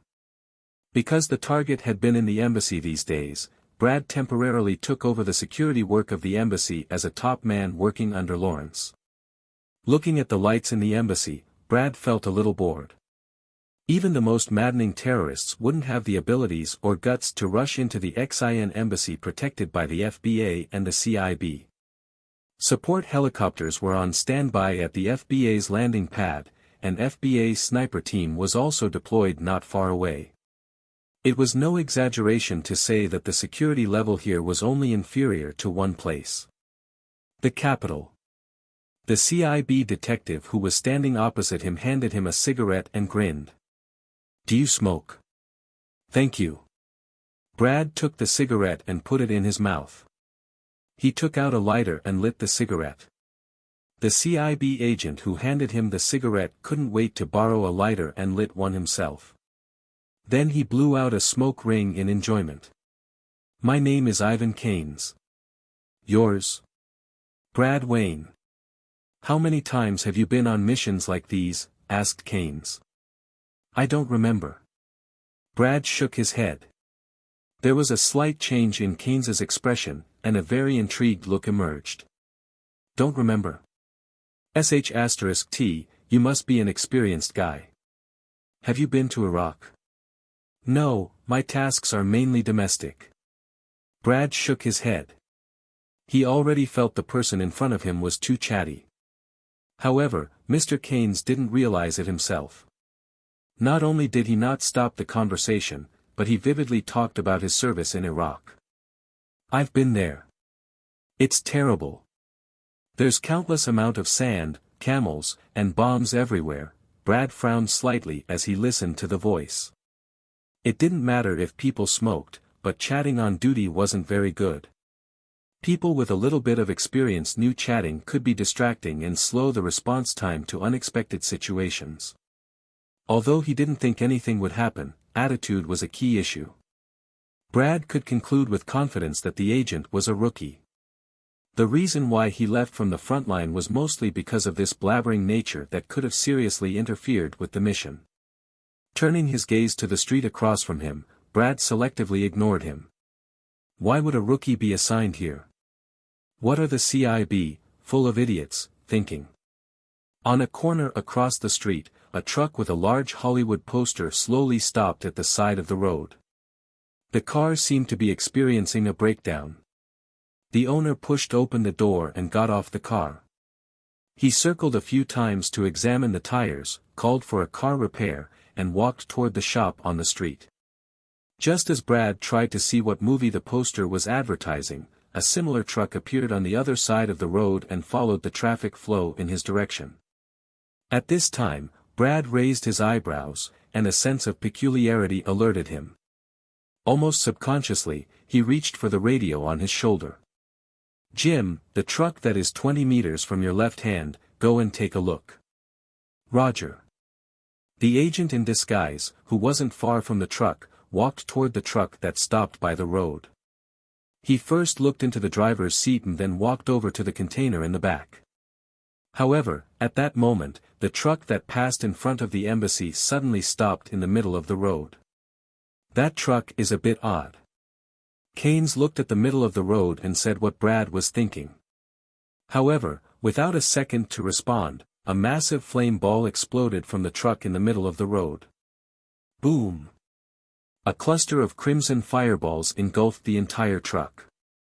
The shockwave flipped the car behind the truck and shattered the windows of all the vehicles on the street, even shop glass windows within a 10-meter radius were all destroyed. Brad immediately ducked, and the flying debris almost swept past his head at the same time. However, Keynes, who was standing beside him, wasn't so fortunate. A pool of blood was already scattered on the iron gate behind him. The aluminum alloy pieces pierced through his neck and chest. The explosion was sudden. The fleeing cars smashed into one another and caused traffic to turn into chaos. People on the street screamed and fled, and brave people took out their phones to call the police. The car alarms were loud, adding to the mayhem on the street. Although the entrance of the embassy was 10 meters away from the road, this distance was nothing for the bomb. Brad pulled out his pistol immediately, and he aimed at the still-burning debris and the chaotic crowd. In a flash, Brad understood the intention of the attackers. The first wave of attack was only causing chaos. The real attack was the second wave. Damn, are they crazy? Brad clenched his teeth with a fierce expression, staring at the escaping crowd, guarding against possible attackers. At the same time, one of his hands reached for his shoulder and provided feedback to the FBA Los Santos branch. There's a terrorist attack at the gate of the XIN embassy. I repeat, there's a terrorist attack at the gate of XIN embassy. The fire trucks had already arrived. Firefighters wearing respirators and carrying oxygen rushed to the wreckage burning in the middle of the road. However, at this time, Brad saw that Jim, who he sent to investigate the roadside truck not far away, was already in a pool of blood. The door of the truck had long been opened. A team of soldiers wearing armors that resembled black dragon scales, carrying assault rifles, jumped onto the road. Without any identification, they neatly and systematically loaded their weapons. They spread out like a professional army into the surroundings, weapons already pointed in his direction. Brad's pupils instantly shrinked. Regardless of their identity, there was one thing he was sure about: they definitely weren't SWAT coming to the rescue. On Venice Street, the sound of alarms and guns disturbed the tranquility of the night. The police had already blocked off the street and dispatched almost all police forces in a nearby area to the attack location. However, this didn't change the unfavorable situation of Los Santos Police Department. Their firepower is too strong. We need support. SWAT is on the way, hold on. Damn, what are our snipers doing? Brad hid behind a car, controlling his pumping heart. He seized the opportunity to return fire with his pistol. However, against the unidentified armed force armed to the teeth, his M1911 bullets only tickled. Unless they directly struck the enemy's head or leg, it wouldn't cause substantial damage. Brad seriously wondered if they were wearing dragon scales or at defensive body armor of similar strength. As for the Los Santos Police Department, Brad didn't expect them to be helpful at all. The police standard was Glock pistols with 1 or 2 shotguns at most. The state legislature did not pass the police's request for automatic weapons. Therefore, in some UA blockbusters, it was often seen that the police force were beaten by the gangsters' automatic firepower, before the SWAT team arrived. At the office building 800 meters away. On the roof of this 60-story building, close enough to oversee the entire Venice Street, a soldier wearing a black mask with only his eyes exposed was kneeling on the edge of the roof. He systematically adjusted his sniper rifle. Next to him was an observer.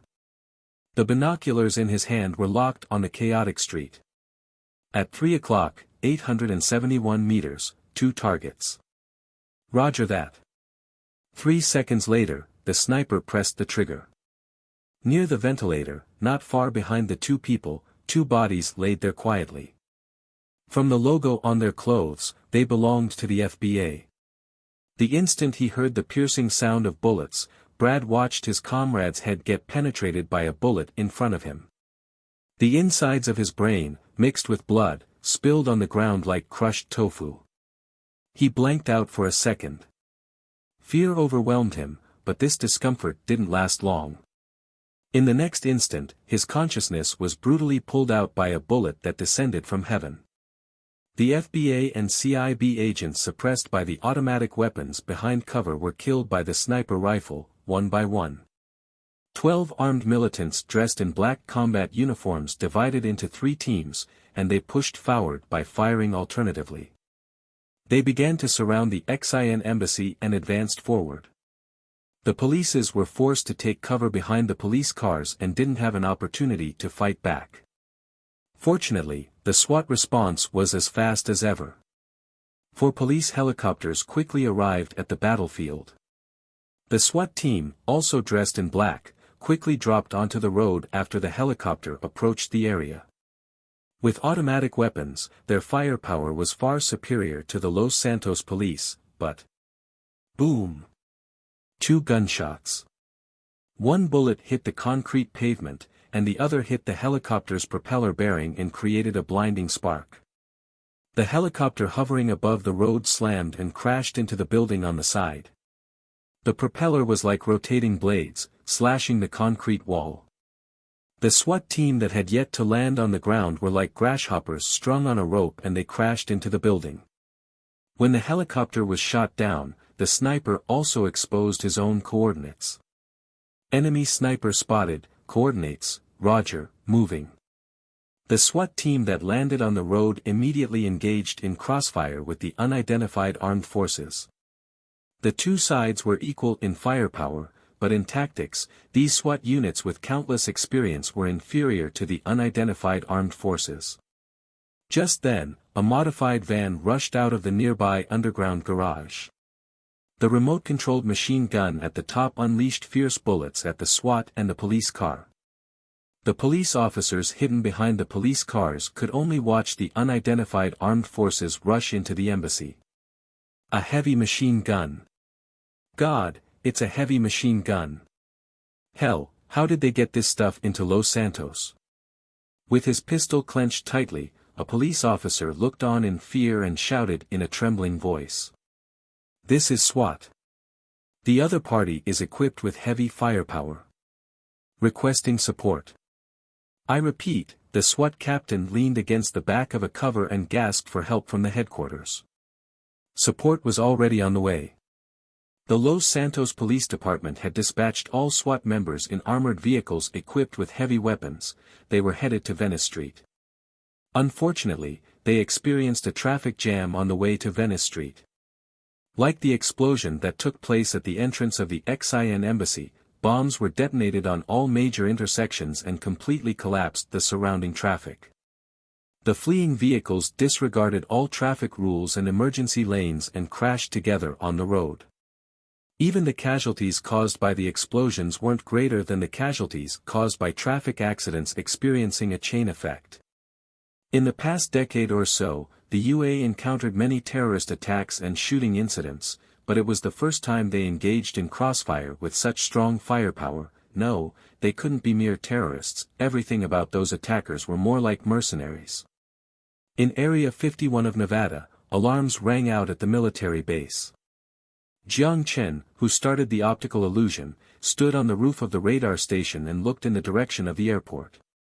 Two F-35 fighter jets left the hangar and headed to the runway before they lifted off in an emergency flight. On the tarmac, next to the Osprey helicopter, about 50 fully armed soldiers were assembled. The entire military base was moving, but there was no sense of confusion. The chaos came from outside the base, not inside. After this point was made clear, Jiang Chen's pumping heart gradually settled. Just 2 minutes ago, he thought he was discovered. Against the encirclement of the entire military base, he had no confidence he could escape without exposing his power armor.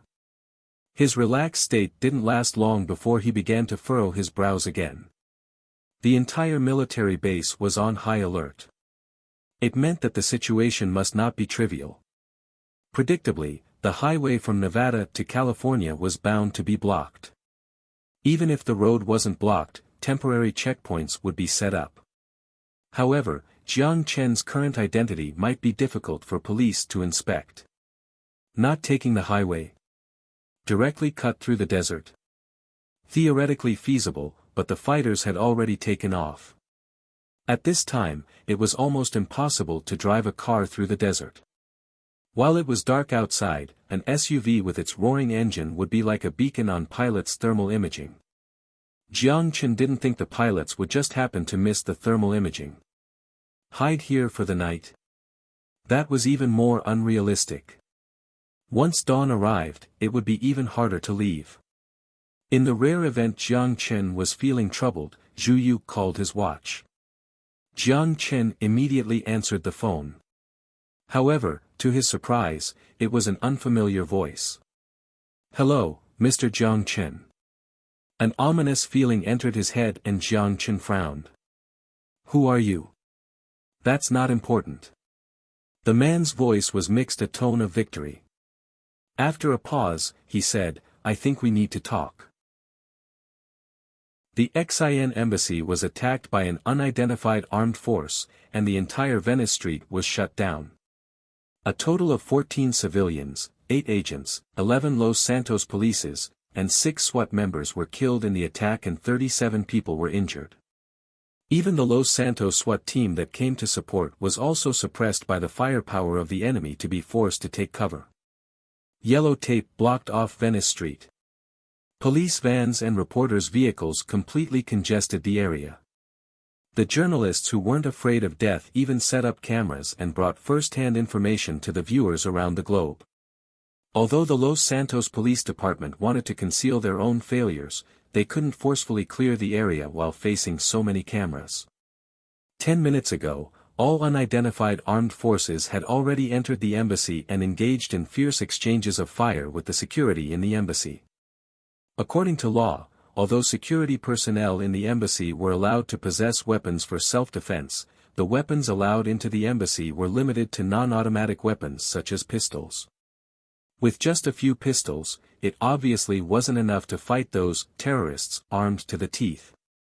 After finishing off several security personnel, the militants divided into 3 groups and broke through the embassy's line of defense without much effort. They kicked down the wooden door blocked by a closet and rushed into the hall with rifles. At that point, the mission was going well, but that was the end. The captain lifted his fist and the 3 mercenaries behind him understood. They rushed to the stairs without a moment of hesitation. However, at that moment, a fierce wind attacked the captain from the side, cutting through his Kevlar material at his throat. There was no screaming. 1 person out the team of 4 was already killed. The soldiers rushing to the stairs immediately turned around, but the next scene stunned them. Their captain stood there in a weird manner as if he was held by an unseen hand behind him. However, while they were stunned, their movements didn't stop at all. 3 guns fired and the crossfire penetrated the already dead captain. Zhu Yu, who started the optical illusion module, held the body of the captain with her right arm like a shield. There was no fear on her face, even if the impact from her right arm almost dislocated her joint. Even with her genetically strengthened arm muscles, it was difficult to cut through Kevlar material with a fruit knife. She understood the situation and immediately threw away the fruit knife in her left hand without hesitation. She used her leg and picked up the assault rifle on the ground. Her left arm sandwiched the gun in her waist and returned fire at the staircase. Very effective counterattack. This type of unidentified rifle significantly enhanced its penetrating power, and the luxurious wooden stairs turned into sawdust. By using the short time gap when the enemy changed their clips, Jiu suddenly dropped the body and rolled onto one side. As long as she escaped the eyes of these mercenaries for 2 seconds, they wouldn't be able to find her. However, at that moment, a signal bomb was thrown from the upper floor. The bang flickered while the smoke moved up to the roof at the same time. Zhu Yu was perplexed and couldn't understand the significance of the move. At that moment, the water spraying down from the roof caused her heart to sink instantly. The smoke of the signal bomb triggered the smoke alarm. While the alarm bells rang, the water sprinkling from the ceiling outlined her figure. Bang! Blood splattered on her shoulder and stained the water droplets a light red. Strengthened bullets penetrated the thin layer of graphene material. Zhu Yu kept her mouth shut and was just about to escape to the door. Another round of bullets hit her left leg. Without the slightest suspense, she stumbled down onto muddy floor tiles. A muzzle pointed at her head and Zhu Yu closed her eyes. However, the expected gunshot didn't ring out. The other person used a force that almost stopped her breathing and stepped onto her slender neck with 1 foot. Followed by a dry cough, white foam mixed with water droplets flowed out of her mouth. At that time, she saw with her blurred vision that a man was squatting in front of her. He lifted his mask and smiled. "Is that the optical illusion model? We long suspected you might have mastered this technology. It seems we were correct. Let me introduce myself, I'm Cham Rothschild. You can call me Mr. Rothschild. It's a great surname. Am I right? Then beautiful lady, can I borrow those headphones?" Without intending to seek her consent, Cham pulled off the headset on Zhu Yu's head. Talk. When the stranger said this sentence, countless thoughts flashed in Jiang Chen's mind. Why is he using Zhu Yu's communication equipment? Zhu Yu was the first batch of ghost agents and was one of Aisha's favorite apprentices. Jiang Chen thought he treated her nicely and didn't think she would betray him. After all, every ghost agent had an implanted chip when they entered the force. No traitor survived after betrayal. At the moment they were sworn in, their fate was tied to the chariot of future group. With an absence of information, Jiang Chen chose the most conservative answer. What do you want to talk about? My name is Cham Rothschild. You can call me Mr. Rothschild.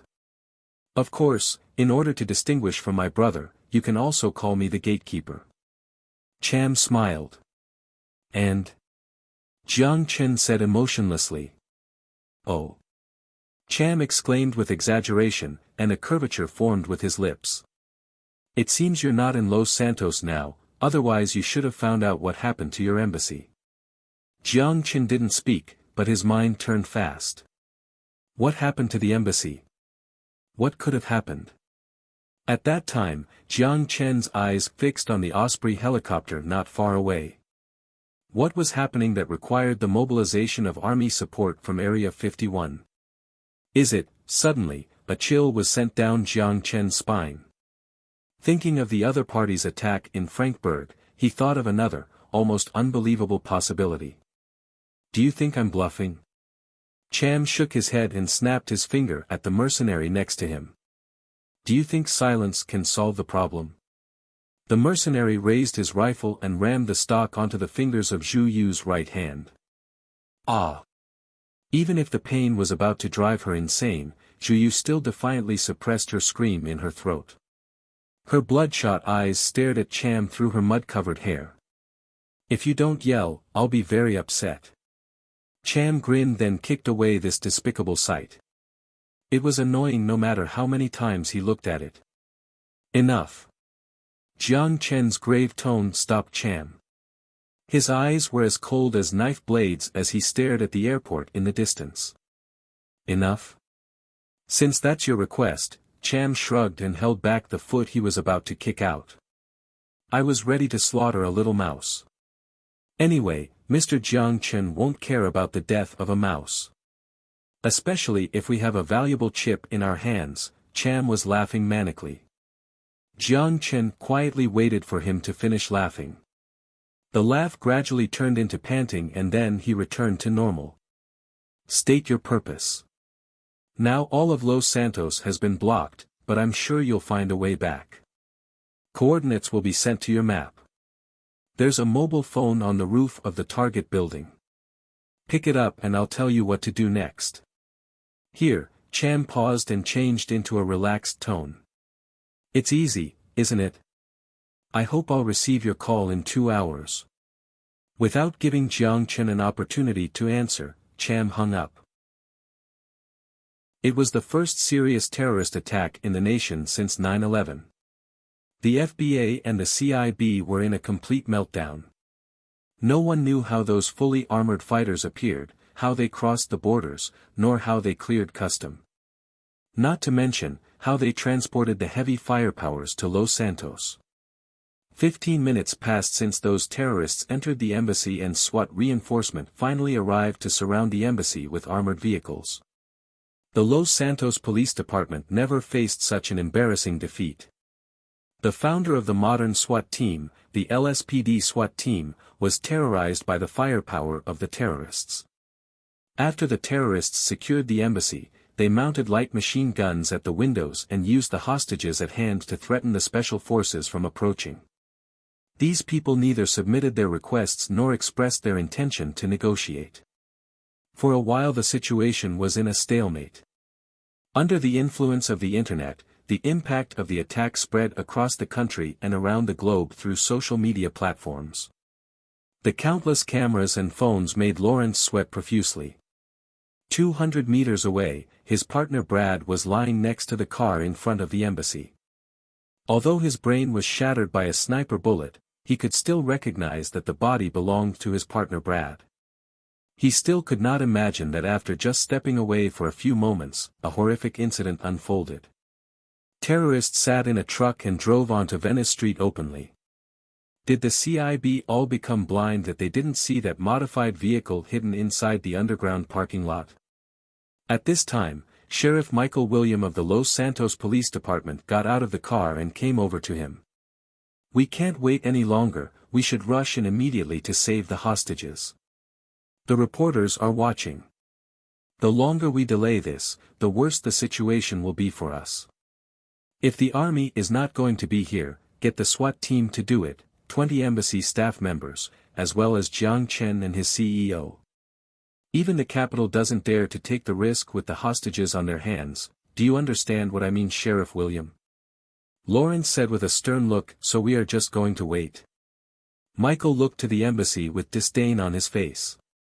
That's all we can do. Lawrence looked towards the embassy. Even from his position, he could only see a rough outline. Just then, the phone rang. Lawrence glanced at Sheriff William, and finally, William took the call. Unsurprisingly, it was from the capital, and it was a call from the president. As soon as the phone was connected, she asked immediately. "How is the situation over there?" "It's awful, we must plan for the worst, Mr. William." Hill interrupted him. "Yes. I don't care what method you use, I only care about one thing. Jiang Chen must be alive. Do you understand?" Sheriff William held his breath. His throat moved, but no words could come out. It took him a while before he could articulate to the president. "I understand."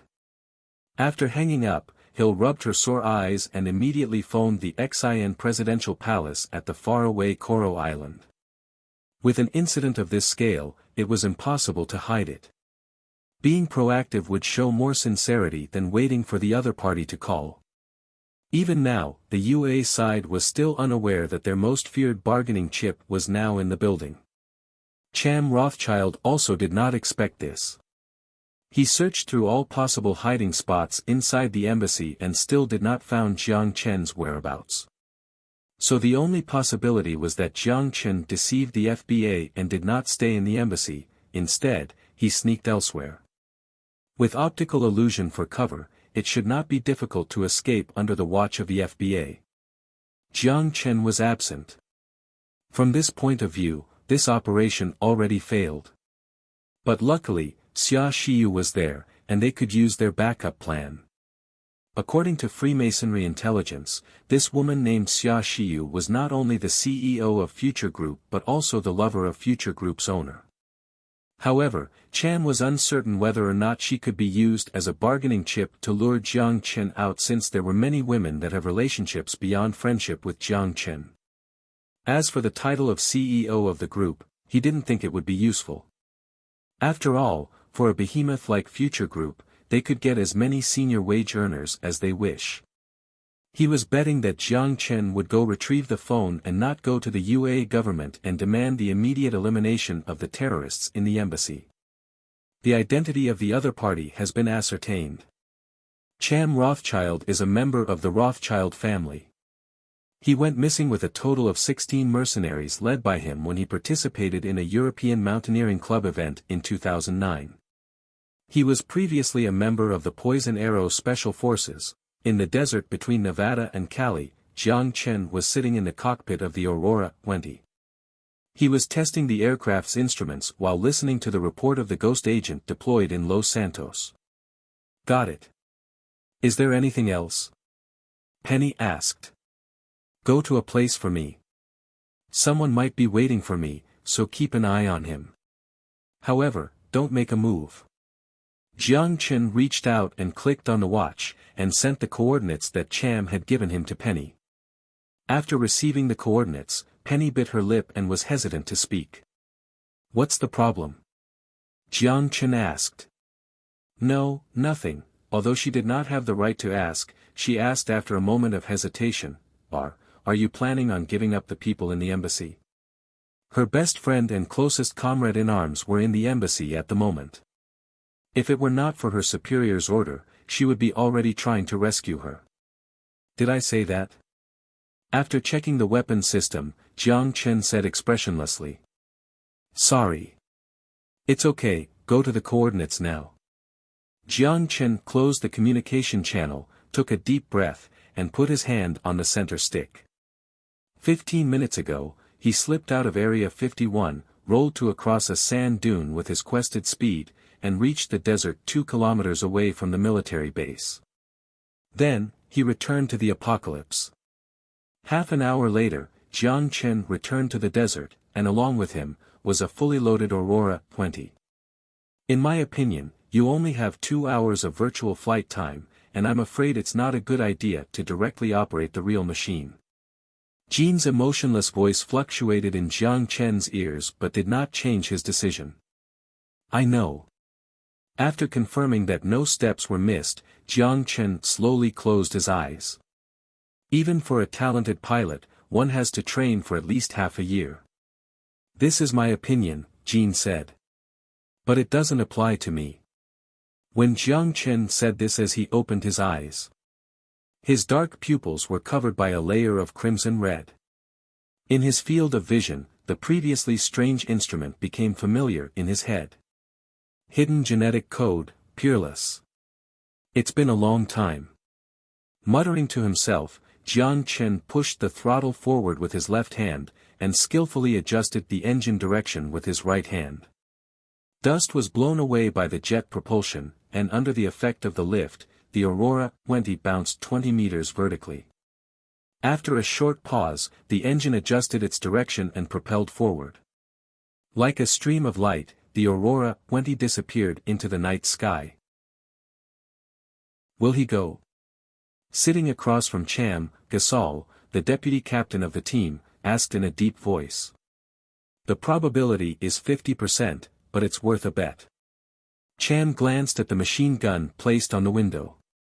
After all, we have no better choice. The embassy was surrounded by the SWAT. The muzzles mounted on the armored vehicles could be seen from the outside door, and even armed soldiers had shown up at the scene. If it was not for the fact that Jiang Chen and Xian diplomats weren't in the embassy, forcing the capital to remain extra cautious, the nature of never compromising terrorists meant they would have already stormed in otherwise.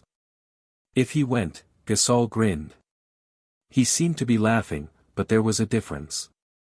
Cham laughed and leaned his rifle against the side of the chair. Stephen will wipe our butt for us. As if he had already decided on his fate, the two men smiled, except they hadn't given their own destiny the slightest consideration. From the moment they came to Los Santos, they hadn't planned on going back alive. For the gatekeeper, killing Jiang Chen meant he fulfilled his mission. He was worthy of the Rothschild's last name and worthy of the significance that the Freemasonry gave him.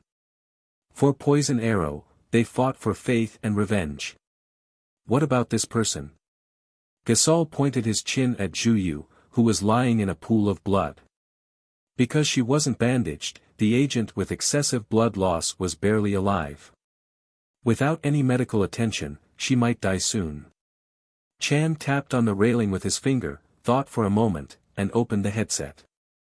The phone soon switched on, and Cham said slowly, "You have 30 minutes left. Maybe I need to remind you that our patience is limited." After the peerless ability was activated, emotions were stripped from the body and Jiang Chen said expressionlessly, "Oh." Cham raised his eyebrows because Jiang Chen's tone was unpredictable. "In 30 minutes, if you haven't appeared yet, 5 minutes is enough." The communication ended, and Cham paused and looked at Gasol. "What's wrong?" Gasol asked. "I feel something is wrong," Cham frowned. Aurora 20, soaring above the clouds, didn't attract the attention of the radar. After ending communication, Jiang Chen pulled up the throttle valve. Under his operation, the vortex engine began to decelerate, and the Aurora 20 also switched from flight mode to a vertical suspension mode. The horizontal speed dropped to 0. Jiang Chen reached out and unlocked the nylon buckle on his body, liberating himself from the shackles of the pilot's seat. The crimson red faded from his pupil, and his peerless state was deactivated in an instant. Jiang Chen reached out to the control and threw the fighter plane into the storage dimension. The cold air turbulence covered his body and he didn't stay in the air for too long. In the next moment, he traveled to the apocalypse, and he touched the soft bed behind him. The T-3 power armor was placed on the side of the bed. It was equipped with an anti-radar coating and exuded a touch of bright silver. The legs and feet were equipped with anti-impact modules, with a propulsion jetpack on the back. After he put on the power armor, he took a deep breath and disappeared from the room. On Venice Street, the reporters' cameras were all pointed at the occupied embassy far away and they were discussing the situation in front of the cameras. Los Santos police stood behind the police cars, clueless about what to do, and they watched the SWAT, FBA and CIB agents who were equally at a loss. Not far away, the UAE military was holding a combat conference, but half an hour already passed since they first stepped out from the Osprey transport plane. There was still no action. The Colombian TV reporter, Bain, kneeled on the side of the road and finished the hot dog in his hand swiftly. He wiped the grease from his hands and was just about to return to the camera when he heard a humming sound in the air. Bain looked up into the clear night sky and thought for a moment. He didn't remember how many times this happened. The UA military's F-35 screeched past Los Santos, but it often returned to the nearby air base after only a brief hover. Maybe they thought this could pressure the terrorists. Or maybe this would let the people know that the federal government wasn't just doing nothing. But the truth was that they were doing nothing. According to the Vienna Convention on Diplomatic Relations, embassy enjoyed a high degree of diplomatic immunity. In the absence of XIN's authorization, breaking into the embassy wasn't permitted, even if it was for rescue and attacking terrorists. Yes, for some odd reasons, XIN rejected the UA's request for authorization to enter the embassy. If the UA military entered the embassy at this time, the only way was to recuperate XIN's right to use the Los Santos embassy lease. In short, the diplomats would have been expelled. The UA certainly couldn't do that. Hill was actually relieved because XIN rejected the request for authorization. They were up against fully armed mercenaries and rescue hostages. She really didn't have confidence. However, if something were to happen to Jiang Chen, it would be difficult to ensure that those intercontinental missiles that stayed under the sea would still remain there. The capital spokesperson expressed regret to the domestic and foreign reporters for XIN's refusal to authorize the UA military to enter XIN's embassy.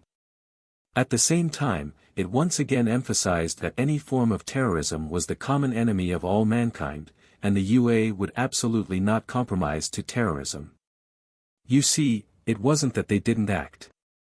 It was XIN that prevented them from entering. Shaking his head, Bain was ready to return his focus to his camera. However, at that moment, his eyes staring into the air were stuck in the sky and fixed above the embassy. The flame engulfed the lower part of the power armor and looked like a striking meteor. Turbulence under the bowl-shaped anti-impact modules formed a burning cyclone, accompanied by a roar that broke the sound barrier and fell vertically through the roof of the embassy. It was the blind spot of the militants within the embassy.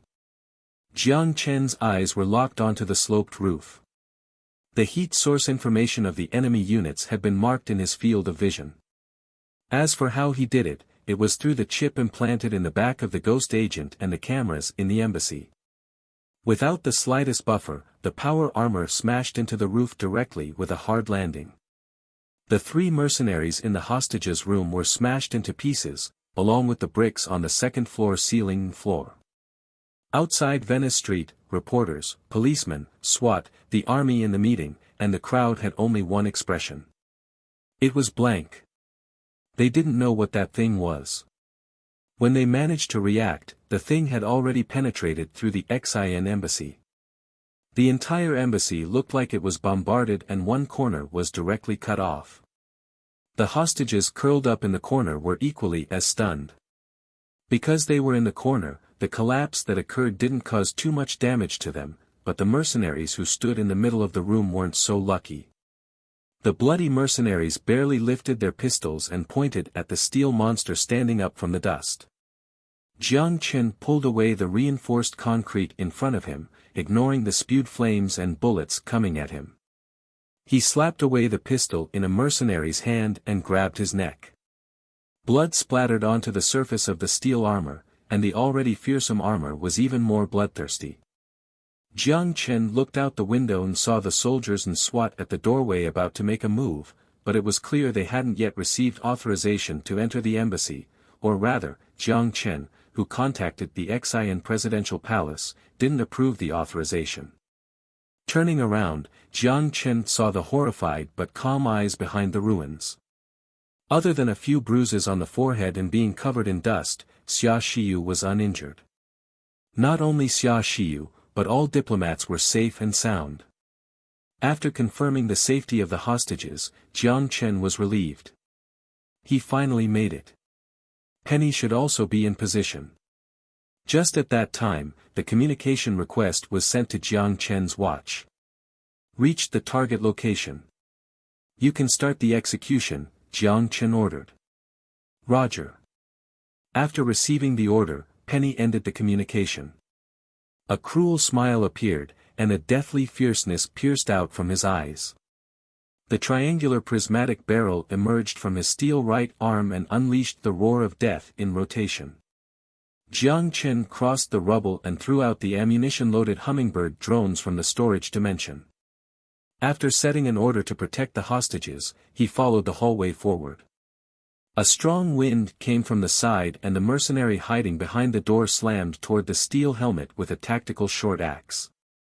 This aggressive attack appeared to be flawless, but he apparently didn't consider the hardness of grade A steel. The axe blade didn't even dent the helmet before his right arm was chopped off by a waving dagger. Jiang Chen ignored the howling mercenary with blood gushing out from his arm. He continued to walk forward. The mercenary crouching behind cover vented his fear with unleashed bullets and tried to use firepower to repel the slaughter armor. However, only jumping sparks reflected in their pupils. Even if the bullets were strengthened to counter against Celestial Trade's kinetic skeletons, they couldn't penetrate through the armor of the machine. A grenade was thrown at Jiang Chen. The exploding hot air scrapped the armor's surface. Except for a series of slamming sounds, it didn't give the scared mercenaries any comfort. Fear didn't last too long, including the pain that was about to arrive. Jiang Chen lifted the minigun and pressed the trigger. With orange trajectories, blood and fire ended their lives. The light bulbs flickered in the room. Cham supported his body with a rifle and shook his cloudy head to drive away the dizzy feeling. He struggled to get up from the ground. Gasol, who was previously sitting next to him, was similarly holding himself up with a rifle. Just a moment ago, the entire embassy shook violently as if it was hit by a missile. The huge impact shattered all the ceilings and everything smashed on the ground. At the same time, the two were toppled and they also lost their balance. *T, what happened? Gasol spat out and subconsciously glanced out the window. Fortunately, the UA soldiers made no further moves. I don't know. Cham, with an uncertain expression, squeezed the sentence out of his mouth and turned off the safety of the rifle. Should we execute the hostages? Gasol said gravely. Execute some. If they didn't respond to such provocative actions and allowed the other party to think they were bluffing, it would be problematic. After finishing this sentence, Cham pulled out his pistol, and looked at where the girl on the ground. However, to his surprise, the blood on the ground was still there, but she had disappeared. Cham cursed. He was careless.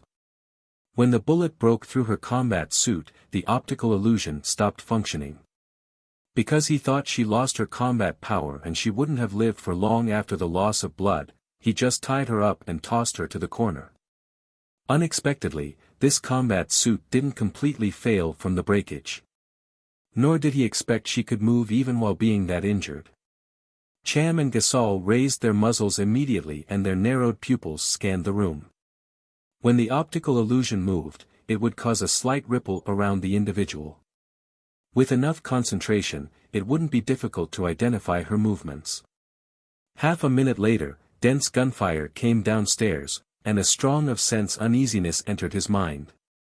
What happened next confirmed his instincts. The door was kicked open and Gasol lifted the muzzle out of his reflex. However, at that time, Jiu moved. With one hand, she pulled out the dagger on her waist, and in a flash of a second, the dagger cut open his throat. Not far away, Cham turned his gun, but he didn't have time to aim before a dark shadow slammed from the doorway, sending him flying. Cham was coughing out blood. He pushed off the body of a mercenary on top of him and he desperately tried to reach for his gun. However, 3 shots shattered his hopes. His left hand held onto his broken right hand. His face was twisted because of the sharp pain. A flash of resoluteness entered his eyes. Relying on his strong will, he let go of his left hand holding onto his right arm and he reached for the detonator around his waist. The modified van parked in the garage was filled with 200 kilograms of explosives. As long as he pressed the detonator, the entire embassy would be lifted from the ground up. However, when he pressed the detonator, the expected explosion didn't happen. The optical illusion was forcibly deactivated. Zhu Yu appeared beside Gasol's body. The blood stain on the body couldn't be distinguished. A round tube resembling a can of Coke was nonchalantly tossed out from Jiang Chen's hands and rolled slowly in front of Cham. However, he didn't notice it. He just looked at the detonator with disbelief. Have you heard of EMP? You guys just don't remember. Jiang Chen shook his head. Impossible. It's impossible. There's a heating wire in the bomb. Even if there was EMP, it should directly trigger the bomb, Cham mumbled, even forgetting his pain. We can make EMP bigger and naturally, we can also make it smaller. For example, the round pipe in front of you, we call it the EMP grenade. Without bothering with Cham, who was completely stunned, Jiang Chen went to Zhu Yu's side and kicked away the fallen Gasol on her. He examined the gruesome wounds on her shoulders, sighed, and picked her up from the ground. You did a good job. Just rest for a while, Jiang Chen whispered. He placed the unconscious girl on the couch, released the Beta-4 medical drone from the storage dimension and pointed it in her direction. Cham stared blankly at this scene and was even more shaken and stunned. He couldn't understand where the drone came from. He didn't need to understand. Because soon, he would take his last name with him and go to hell. Jiang Chen walked in front of Cham, ignored the shaking pistol, nonchalantly took it away from him and threw it to the side. I heard you're the gatekeeper. Cold sweat rolled down from his forehead. Chan said with difficulty, are you Jiang Chen? Yes. From Cham's eyes, Jiang Chen saw a lot of emotions, and the most dominant emotion was disbelief. Perhaps because of his position of high power, the Freemasonry had already equated him to the likes of Carmen Rothschild and Luke Joyce. They had forgotten about his past when he once single-handedly penetrated into IS territory and the Ukrainian theater. Before gaining today's achievements, his combat power was already at the human pinnacle. Even if he rarely used his own force, even Robert Downey Jr., the successor to Stark Industries, didn't give his steel suits to his subordinates and completely retire behind the scenes.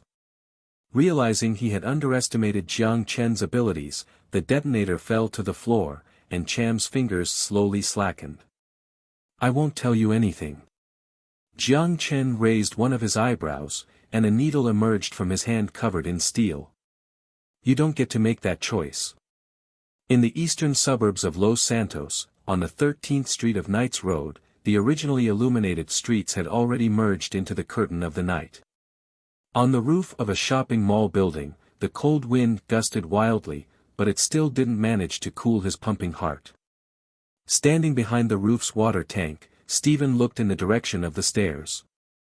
He repeatedly put his hands into his trench coat pocket, as if that cold metal texture could cool the restlessness of his heart. Will he come? Stephen was unsure. Jiang Chen wasn't in the embassy and the operation already failed. The change from assassination to kidnapping was a forced change of plan, and this phone placed on the roof was the only insurance of this mission. However, no one could guarantee this insurance would work.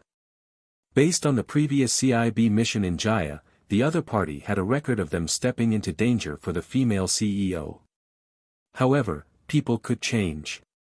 If he really chose to collect the corpses for the entire XIN embassy, they couldn't do anything about the fact. At that moment, a faint sound came from the stairs. Stephen immediately focused his attention.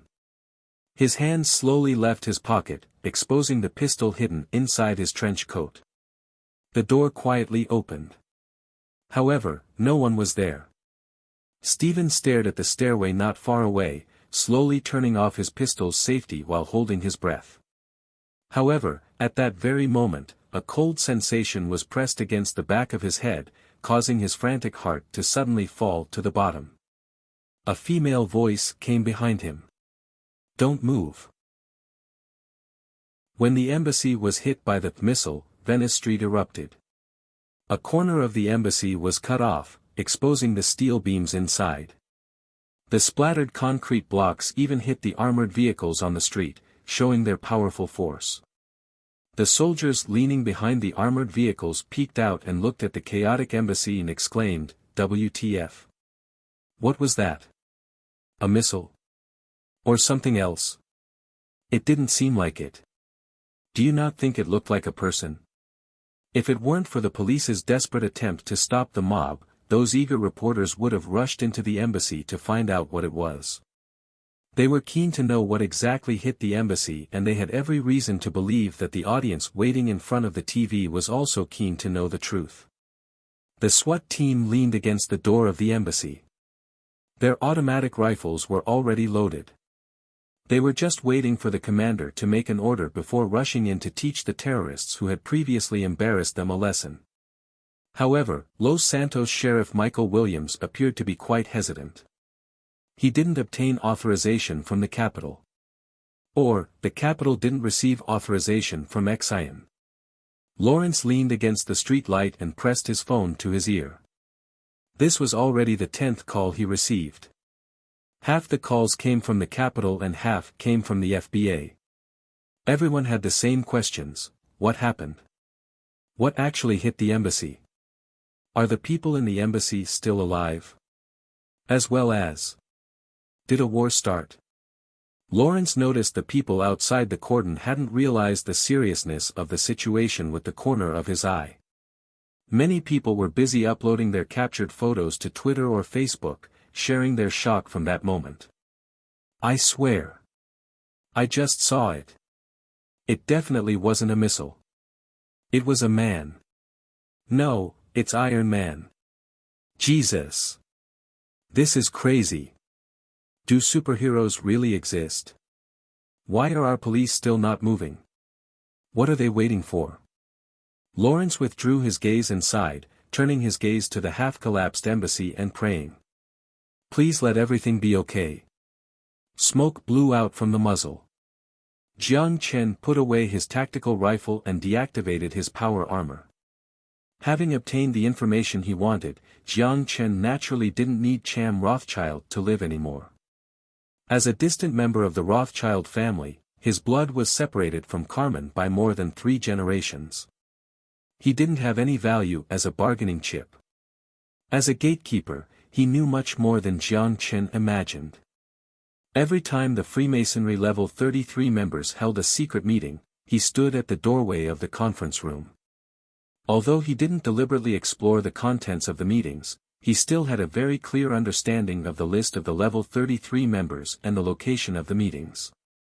After taking out his satellite phone, Jiang Chen put the rifle aside and sat on the sofa, dialing Aisha's number. "Are you okay?" There was a rare anxiety and panic in Aisha's voice. Hearing that familiar voice, Jiang Chen smiled with relief. "I'm fine. The crisis at the embassy has been dealt with. In addition, I've obtained a lot of interesting intelligence from the gatekeeper." Aisha made a sigh of relief and whispered in a blaming voice, "Next time, don't do this." "Don't worry, I know my limits," Jiang Chen said carelessly, leaning against the cushion on the sofa. He then said, "The rest of my job is to tie the loose ends. I need you to send more people to Europe. It's time for this to end." Aisha closed her eyes and said seriously, "Leave it to me. Also, let Zhang Yaping know. I need the Xian government to put pressure on the UAE government. There's an interesting confession in my hands, it happens to belong to a CIB agent." Jiang Chen grinned. "It will be a breakthrough for us to blackmail the capital." After hanging up the phone, Jiang Chen stretched his body and looked at Zhu Yu lying on the other sofa. The Beta-4 drone provided her wounds with a simple treatment. It was hovering next to her after completing the task. Jiang Chen called the drone back through the holographic screen and threw it back to the storage dimension. The drones downstairs were still hovering at the door to the hostage room, but there were no mercenaries alive left in the entire embassy. The power armor couldn't be disguised anymore and many rescued embassy staff would become suspicious about this. The reason why he wasn't in the embassy was also something that had to be kept a secret. Although there were a lot of problematic things, Jiang Chen knew Xia Shiyu would surely think of a solution for him. After dealing with the aftermath, while the outside world remained shocked by the situation inside the embassy, Jiang Chen had a phone conversation with the capital. After the call was connected, Jiang Chen unceremoniously exerted dominance in the conversation and used a furious yet calm tone. "Madam Hill, I need an explanation for this attack. I really am sorry for the incident that happened to you and the staff of your embassy, Mr. Jiang Chen. I understand your anger and pain, but please believe me, we were also the victims of terrorism. 40 UA citizens died in the attack. Some of them were police officers and citizens. They could be fathers of children, husbands of wives." Although her tone was quite sincere, it undoubtedly avoided any responsibility and portrayed the UA as the victim. As a former Secretary of State, Hill was undoubtedly a tough opponent on diplomatic issues. However, Jiang Chen mercilessly interrupted her. "Do you want to listen to a recording first?" Jiang Chen grinned. Hill paused for a moment and didn't understand what Jiang Chen meant. "I'll take that as a yes." Leaving this sentence, Jiang Chen opened the holographic screen of the watch and played the recording Penny obtained. "Wind, Ghost Agent, what are you doing here?" "Stephen, just in case." "Ghost Agent, what do you mean by just in case?"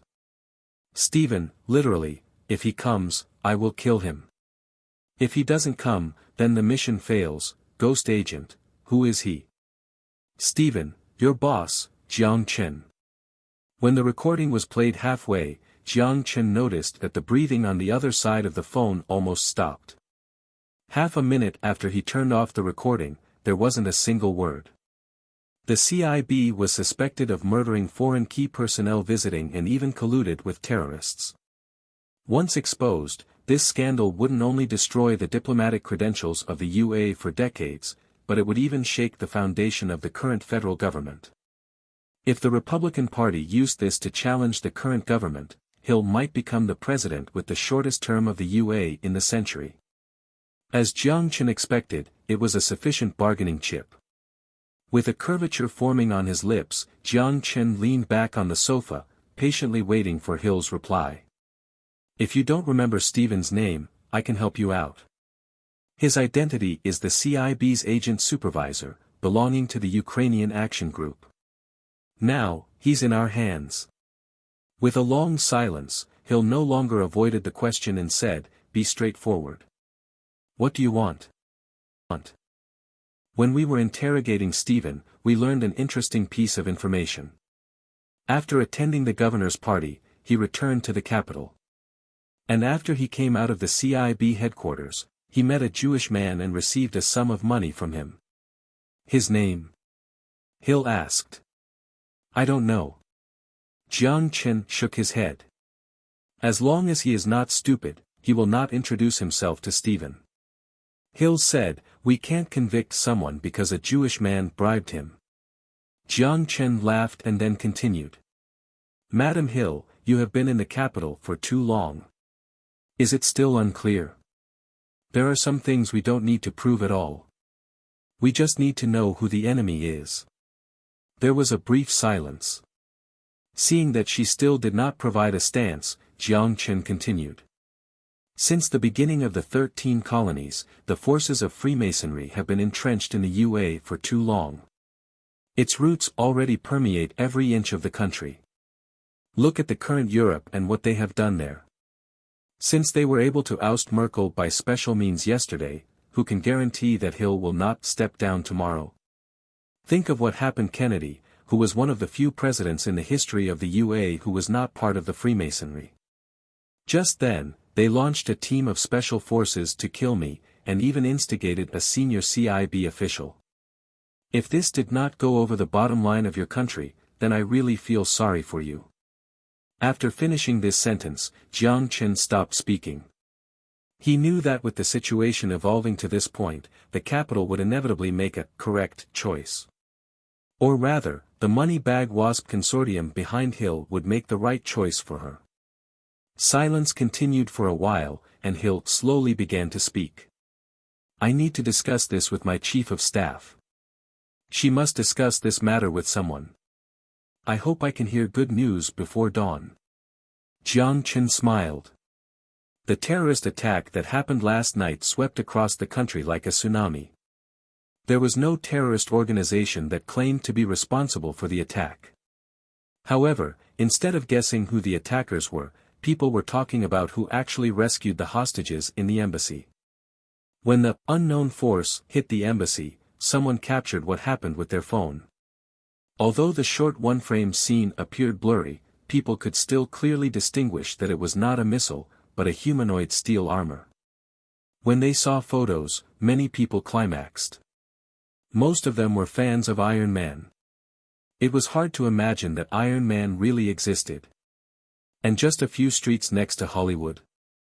Based on the number of camera frames and the analysis of the picture, the speed of a falling humanoid object should be above the speed of sound, or at least close to the speed of sound. Perhaps it was another technology from Future Group. After all, from my personal knowledge, I have not heard of a weapon that could be deployed at this speed through hard landing. If the steel armor is piloted by a person, striking the ground at the speed of sound would undoubtedly break the person into pieces, if there is no protection. A military expert analyzed. An army captain, who did not want to be named, said in an interview after the attack. The capital urgently mobilized a company of force from the nearby military base. The unit was from Area 51, at the junction of California and Nevada. According to informed sources, the mysterious steel armor may be a secret weapon developed by the Pentagon. Columbia reported. The hostages have been confirmed to be safe. After the security confirmation by the Los Santos Police Department, they already lifted the blockade on Venice Street. At present, the XIN embassy has not accepted any interview with reporters. The FBA requested to enter the embassy for investigation, but XIN has not approved the FBA's request for the time being, the New York Times reported. However, while people were discussing with enthusiasm about the one that saved the hostages, a financial earthquake had quietly begun. The source was located on Wall Street, from Goldman Sachs Group headquarters. When people stepped onto Wall Street, they discovered that Goldman Sachs Group's building was surrounded by FBA personnel and police cars. Shortly afterwards, Goldman Sachs Group CEO Lloyd Blankfein was handcuffed and assisted out of the Goldman Sachs building in a low-key manner. Then he was taken away in a FBA's car.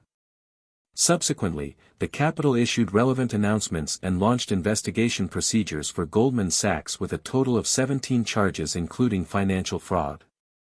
Subsequently, the Capitol held a press conference to explain the legality of the investigation process. Goldman Sachs Group definitely would not concede. It immediately issued an announcement on its official website about a press conference, accusing the Capitol's decision to be without legal ground, and claimed that these 17 counts were supported by false evidence. In addition, Goldman Sachs Group's lawyer team would actively respond to all accusations. The Capitol's move also alerted Congress. The Goldman Sachs Group belonged to the two major families of Goldman and Sachs, both of whom were of Germanic Jewish descendants and were linked by a marriage relationship. The name of the Goldman Sachs Group was derived from the names of the two big families. After the Second World War, the two families started to show differences and the Sachs family became the actual controller of the Goldman Sachs Group. The Sachs family was one of the leaders of the North American Freemasonry. The Capitol's attack on the Freemasonry at this point in time made it impossible for people not to relate it to the tragedy that happened at the West Coast last night. The Goldman Sachs Group was being investigated and the entire Wall Street was rattled. No financial group had a clean record, but since everyone was part of a country governed by law, everything must be determined by law and evidence. The UA Department of Justice, without conclusive evidence, used the FBA to apprehend the CEO of Goldman Sachs. There was no doubt the FBA had violated regulations. The Goldman Sachs lawyer team was ready to respond, and was even ready to sue the Justice Department. In a country where power was divided into three pillars, as long as the best lawyers were hired, black could be turned into white. Goldman Sachs had complete confidence that it could win this lawsuit. However, the real battlefield was not in court. Regardless of whether the charges were true or not, the scandal involving alleged fraud by a world-famous financial group had triggered a credit crisis that shook its stock price, and it even spread the effect to the entire financial community. On the opening of the New York Stock Exchange on the same day, the Goldman Sachs Group, with a market value of $70 billion, plummeted, sharply pulling down the Dow Jones Index by 3%.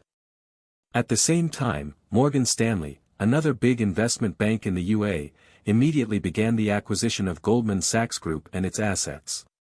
Some financial analysts commented that if the Department of Justice gave the nod to the merger and purchased Goldman Sachs, a never-seen-before financial giant may be created on Wall Street.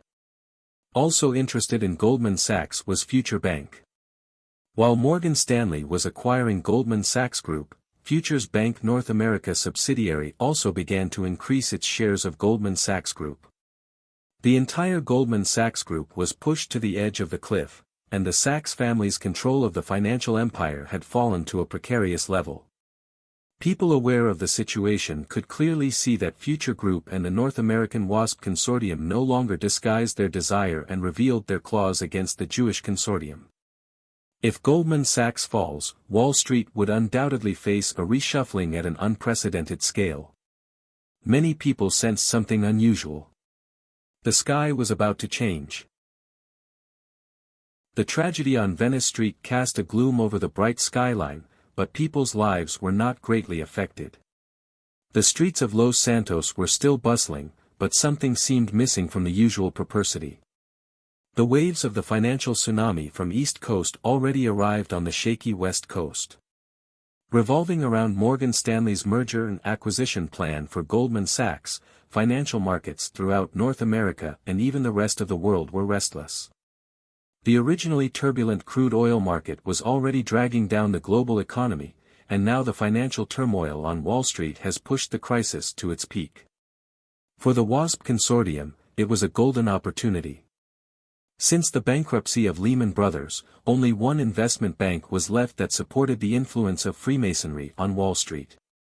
If the Goldman Sachs Group was to be acquired by Morgan Stanley, then North America would return to the Anglo-Saxon embrace and send the unwelcome Jews back to Europe. From the budding of the financial industry in North America 300 years ago, the conflict between Jews and Protestants was already the fuse for conflicts between the two sides.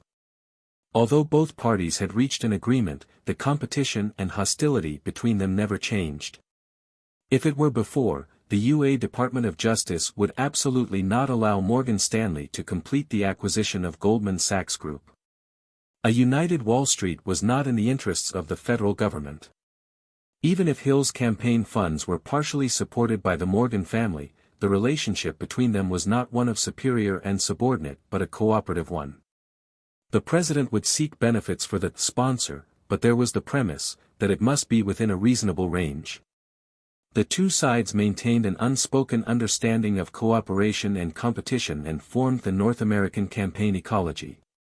However, the emergence of Future Group tipped the balance.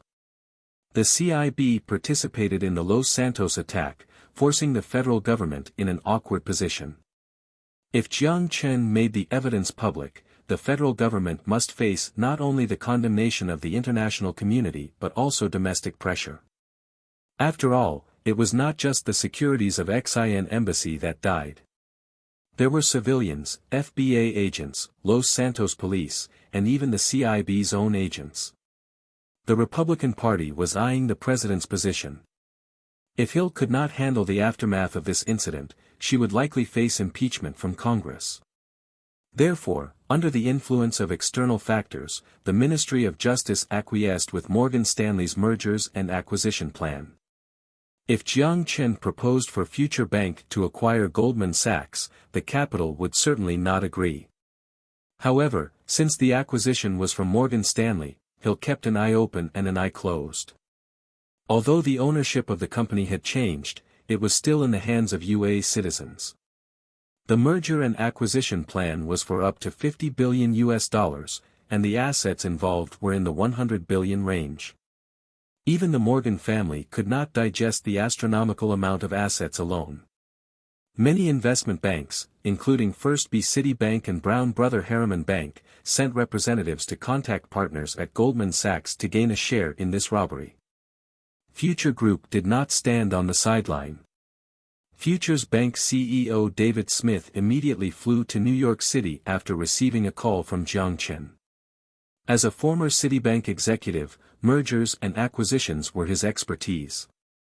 Jiang Chen gave him a budget of $5 billion to acquire as much of Goldman Sachs' assets or share as possible. The CEO was investigated and the FBA's vehicles surrounded the headquarters of the group. The investors' panic mood was reflected in the free-falling stock price.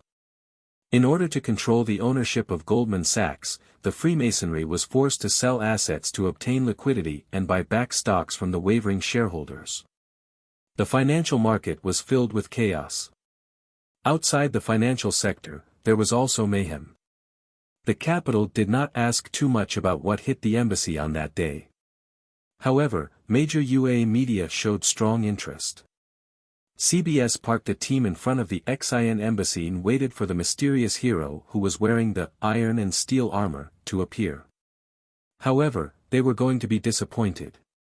Because the main building of the embassy was seriously damaged, there were still a few days before the start of the summit. Jiang Chen resided in the Hilton Hotel in San Francisco. Because this was done secretly, he did not attract the attention of media reporters when he left. It was already a few days later when the media realized that Jiang Chen was not there.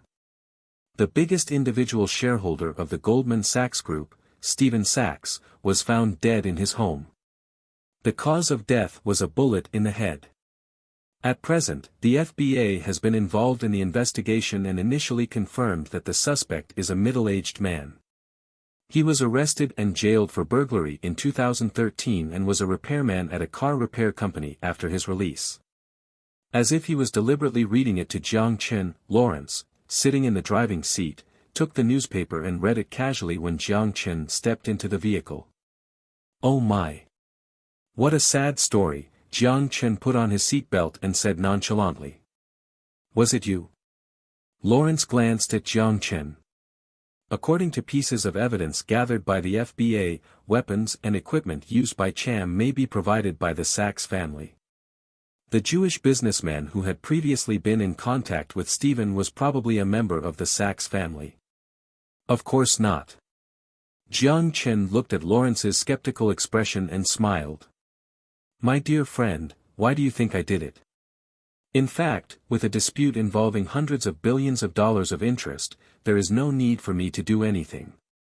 They will do everything for me." Lawrence did not respond and defaulted to Jiang Chen's explanation. He put the newspaper aside and started the car. The traces of bullet holes were still visible on Venice Street, but the broken shop windows were replaced with new ones. The dark burn marks in the middle of the road were cleaned and repainted. The car left Venice Street and headed toward San Francisco. Xia Xiyu and Zhu Yu were in another car, and 4 black vehicles surrounded them from all 4 sides. Compared to a few days ago, Jiang Chen could clearly feel that the security level had been at least doubled.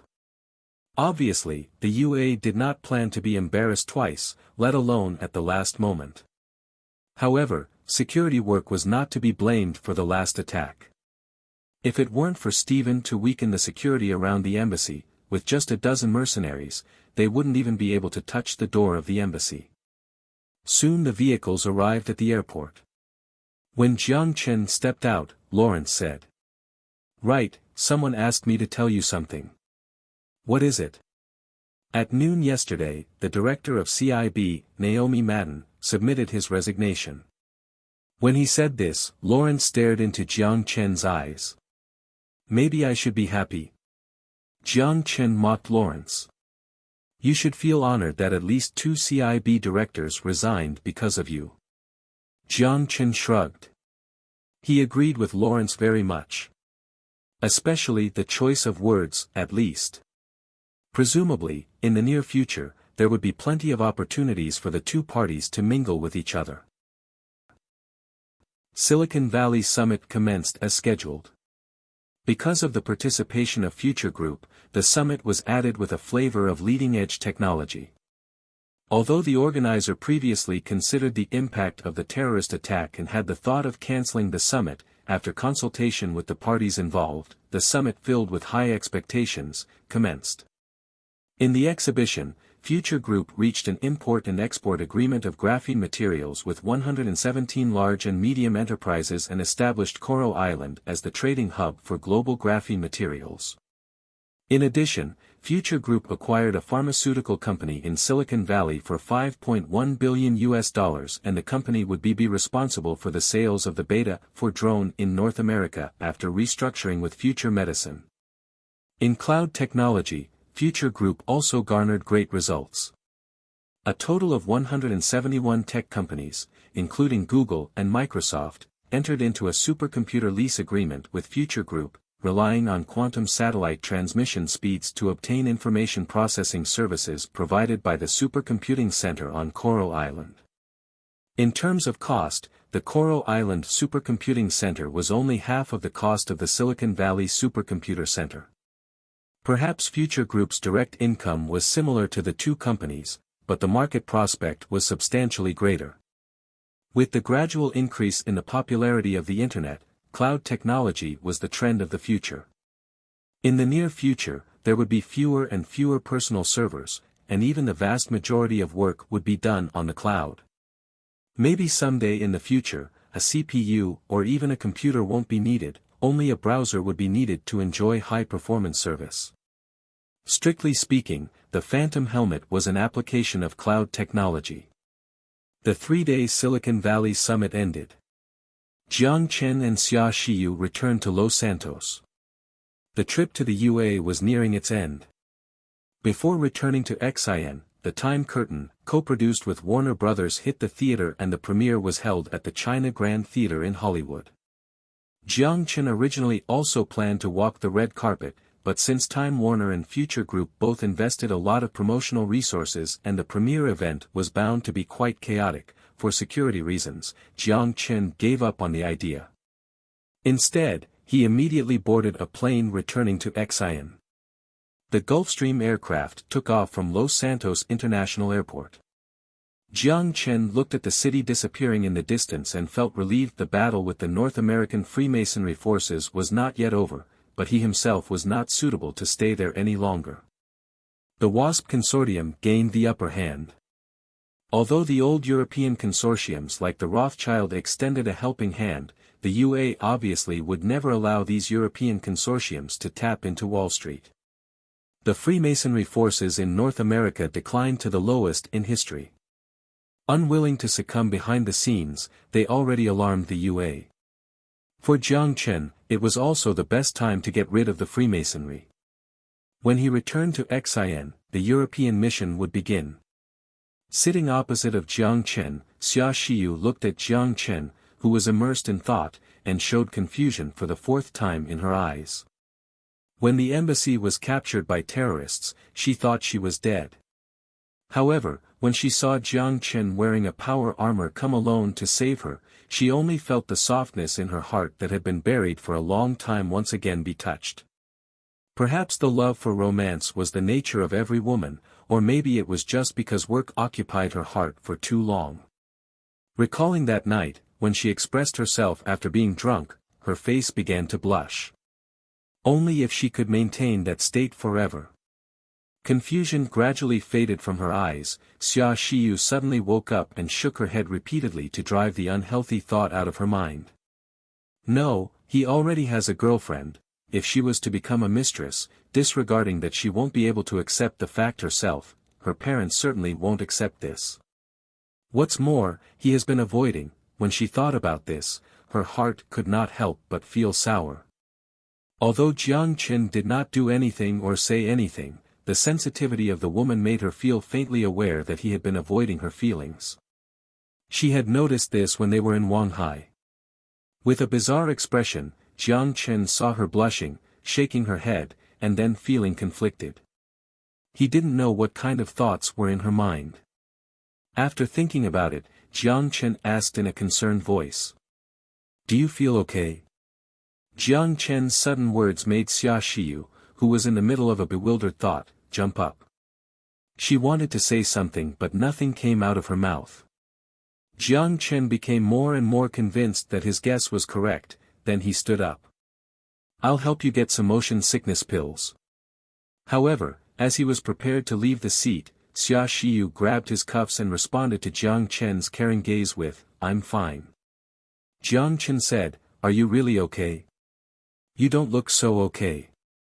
Xia Shiyu gently bit her lower lip. After indulging in a long silence, she whispered out the words that did not coincide with the situation. Why did you come to save me? Jiang Chen paused for a second, then laughed. Do you need a reason? But they were targeting you. If, Jiang Chen interrupted Xia Shiyu's slightly emotional words. No one can act with indifference when an important person to them is in danger. I just did what I wanted to do. Xia Shiyu could no longer distinguish the latter part of the sentence. At this moment, her head was buzzing. This feeling was like her heart and soul being immersed in sweet honey, and her long-buried feelings finally received a response. Important person.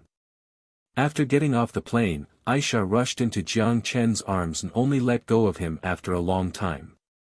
The two sapphire eyes that could speak were filled with worry and longing. Jiang Chen rubbed her soft chestnut hair and kissed her on her forehead. Sorry to have worried you. Xia Shiyu's had a complicated look on her face.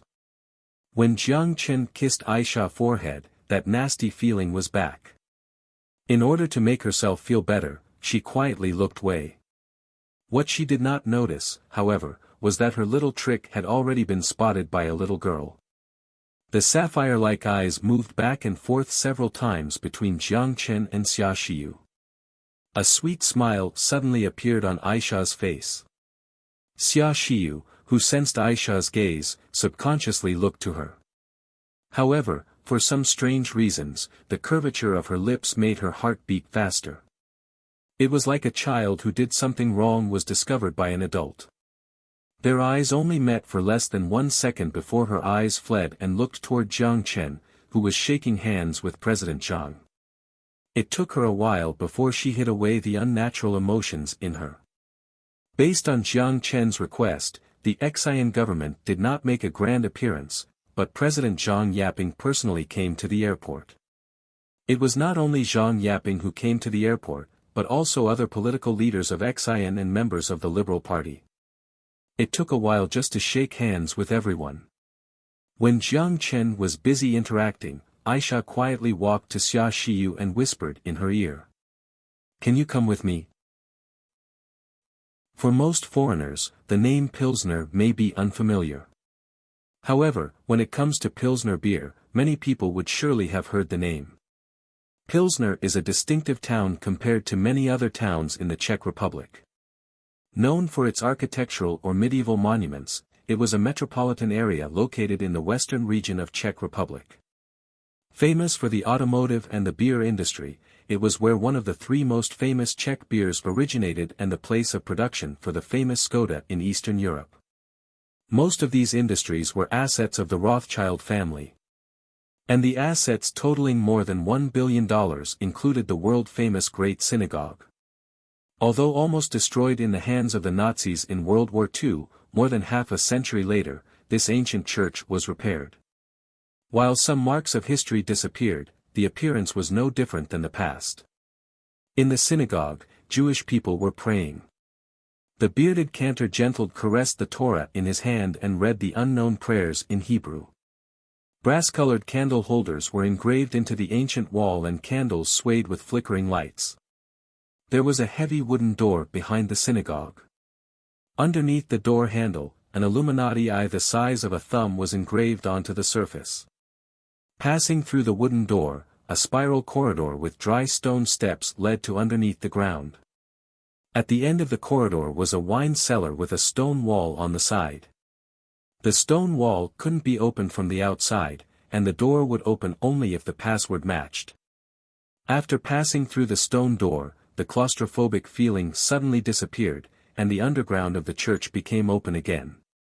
Persian rug worth more than the price of gold and diamond stretched over the length of the floor. The hallway was decorated by mahogany wood carvings, and on the table were ancient silverwares, all of which highlighted the luxury of this place. This was the heart of the synagogue and the heart of the Freemasonry. At the end of the hall was a conference room. The door was open, and a young man stood at the door. There should have been two people standing there, but one of them decided to stay in North America forever. Now there was only one. When a secret meeting was held, they were the guardians of the covenant. When they were needed by the secret meeting, they would become the hounds that seeked vengeance. There were only few times in history they were sent out for mission, but they rarely failed. The more famous ones were Kennedy and 115 related witnesses, and the hero of the Civil War, Lincoln. These assassinations were masterpieces of their work. However, coincidentally, they only missed 3 times in a century. Except for the head of state who conquered Europe, the other 2 were all Chinese. At the conference table, 13 level 33 members of the Freemasonry were already seated around the table. The lord who sat at the top of the table glanced around and his eyes stopped on the stranger, who took a seat on the chair that belonged to the Rothschild family. "Where is Carmen?" "He's in Sweden and he can't make this meeting." James Rothschild crossed his fingers on the table and the gold ring on his fingers glittered under the candles. "My dear brother asked me to represent the Rothschilds at this meeting. He has finally realized my value." The immediate blood of the 13 families were automatically level 33 members, but just like level 33 members did not just belong to the members of the 13 largest families, not all level 33 members were eligible to attend this meeting. Only the owners or heirs of the 13 families could speak at the conference table. Several members at the conference table exchanged looks with each other and saw strange expressions in each other's eyes. The Rothschild family was the leader of the European consortium. James Rothschild, of course, was not an unfamiliar name. As the youngest son of the Rothschild, Mr. James also received a certain degree of inheritance rights. However, compared to his brother, James' talent was not particularly outstanding, or that his talent was not in the family business, but on women's belly. Even though he repeatedly tried to prove that his talent, people could see the difference between James and Carmen. Just from the undisguised proudness on James' face, the talents of the two were not on the same level. Not keeping his eyes on him for too long, the Lord put the focus back on the meeting. "I believe that you must have known before coming. Our compatriots' actions in North America have failed." The expressions on everyone's faces were not pleasant, except for the one representative that just received permission to participate in the meeting, Mr. James, who was eager to prove his worth in front of his allies. As soon as the Lord finished speaking, James Rothschild immediately stood up and began to speak in an aspiring tone. "Gentlemen, this is not the time to be depressed. We should formulate more effective plans to kill the threat that is threatening us in its cradle. I propose that we should directly attack Coral Island, which is the foundation of Future Group. As long we promote hatred to Future Group among the people of Xian, we will be able to nurture pro-Europe forces in Xian, create riots, and let Future Group be consumed in a civil war." The Krupp family representative, who was sitting across from James, frowned slightly and looked at the Bruce family representative next to him. They each saw a bit of helplessness in each other's eyes. Creating riots? It's easier said than done. The Future Group has unimaginable prestige in Xian. The Freemasonry certainly considered the option of transporting refugees to Xian to drag down the country's economy, and to shake the foundation that allowed Future Group to maintain its monopoly position. However, the Xian government did not like the idea at all. Or rather, Asia, who shared a strong patriotic view, never believed the idea that their country must save everyone around the world. Even in their past attempts to convince human rights organizations to protest, the Xian government never took them seriously. The Level 33 member meeting was not the company's regular morning meeting. This impassioned speech did not make any sense. The meeting's focus was to discuss how to deal with the decline of the Freemasonry North America forces and the rise of the WASP consortium fueled by the Morgan family's acquisition of Goldman Sachs Group. The other side already used the dirtiest tactic of assassination. Obviously it planned to settle the grudge with the North American Jewish consortium and no longer considered the consequences. If the Goldman Sachs Group was acquired by Morgan Stanley, it would signal that the Freemasonry is kicked out of Wall Street, and the effect on their assets in North America would be incalculable. However, they had no rights to say this. After all, they were the first ones to use the assassination tactic. "Mr. Rothschild, that's enough." The Lord smiled and nodded to James. He gestured and signaled him to sit back down.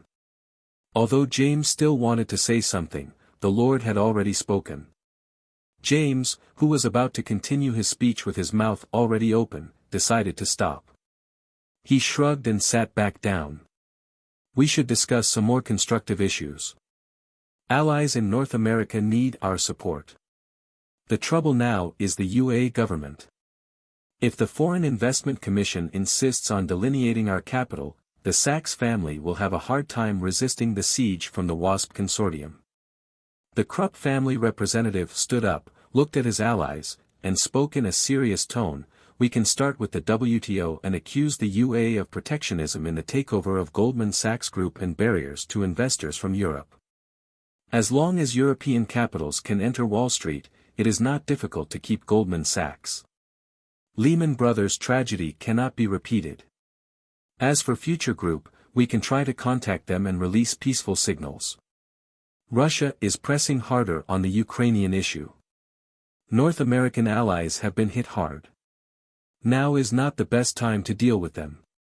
We can put them aside first and use the European market as a bait. They have no reason to refuse us."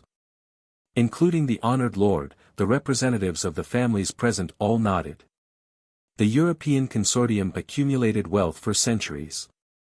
It wouldn't be a difficult task to spare billions to keep the Goldman Sachs Group alive.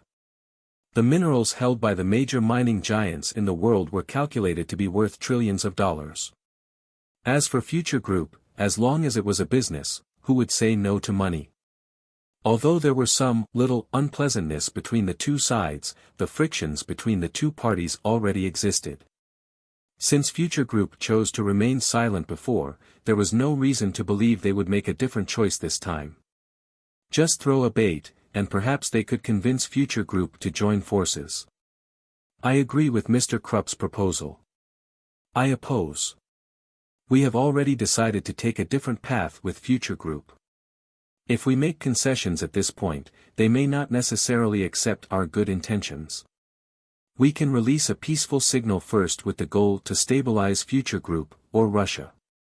It is not wise to face too many enemies at the same time. We must first solve our North American issue, and then consider the others. We can't give up on the assassination against Jiang Chen, but next time we have to be more secretive. As long as Future Group doesn't have him, the group is nothing at all. Although there were controversial voices at the conference table, most family representatives still expressed their support for the Krupp family's proposal. James looked at the representative of the Krupp family and a trace of disdain quickly disappeared from his eyes. He could clearly feel that everyone around the table were contemptuous of him.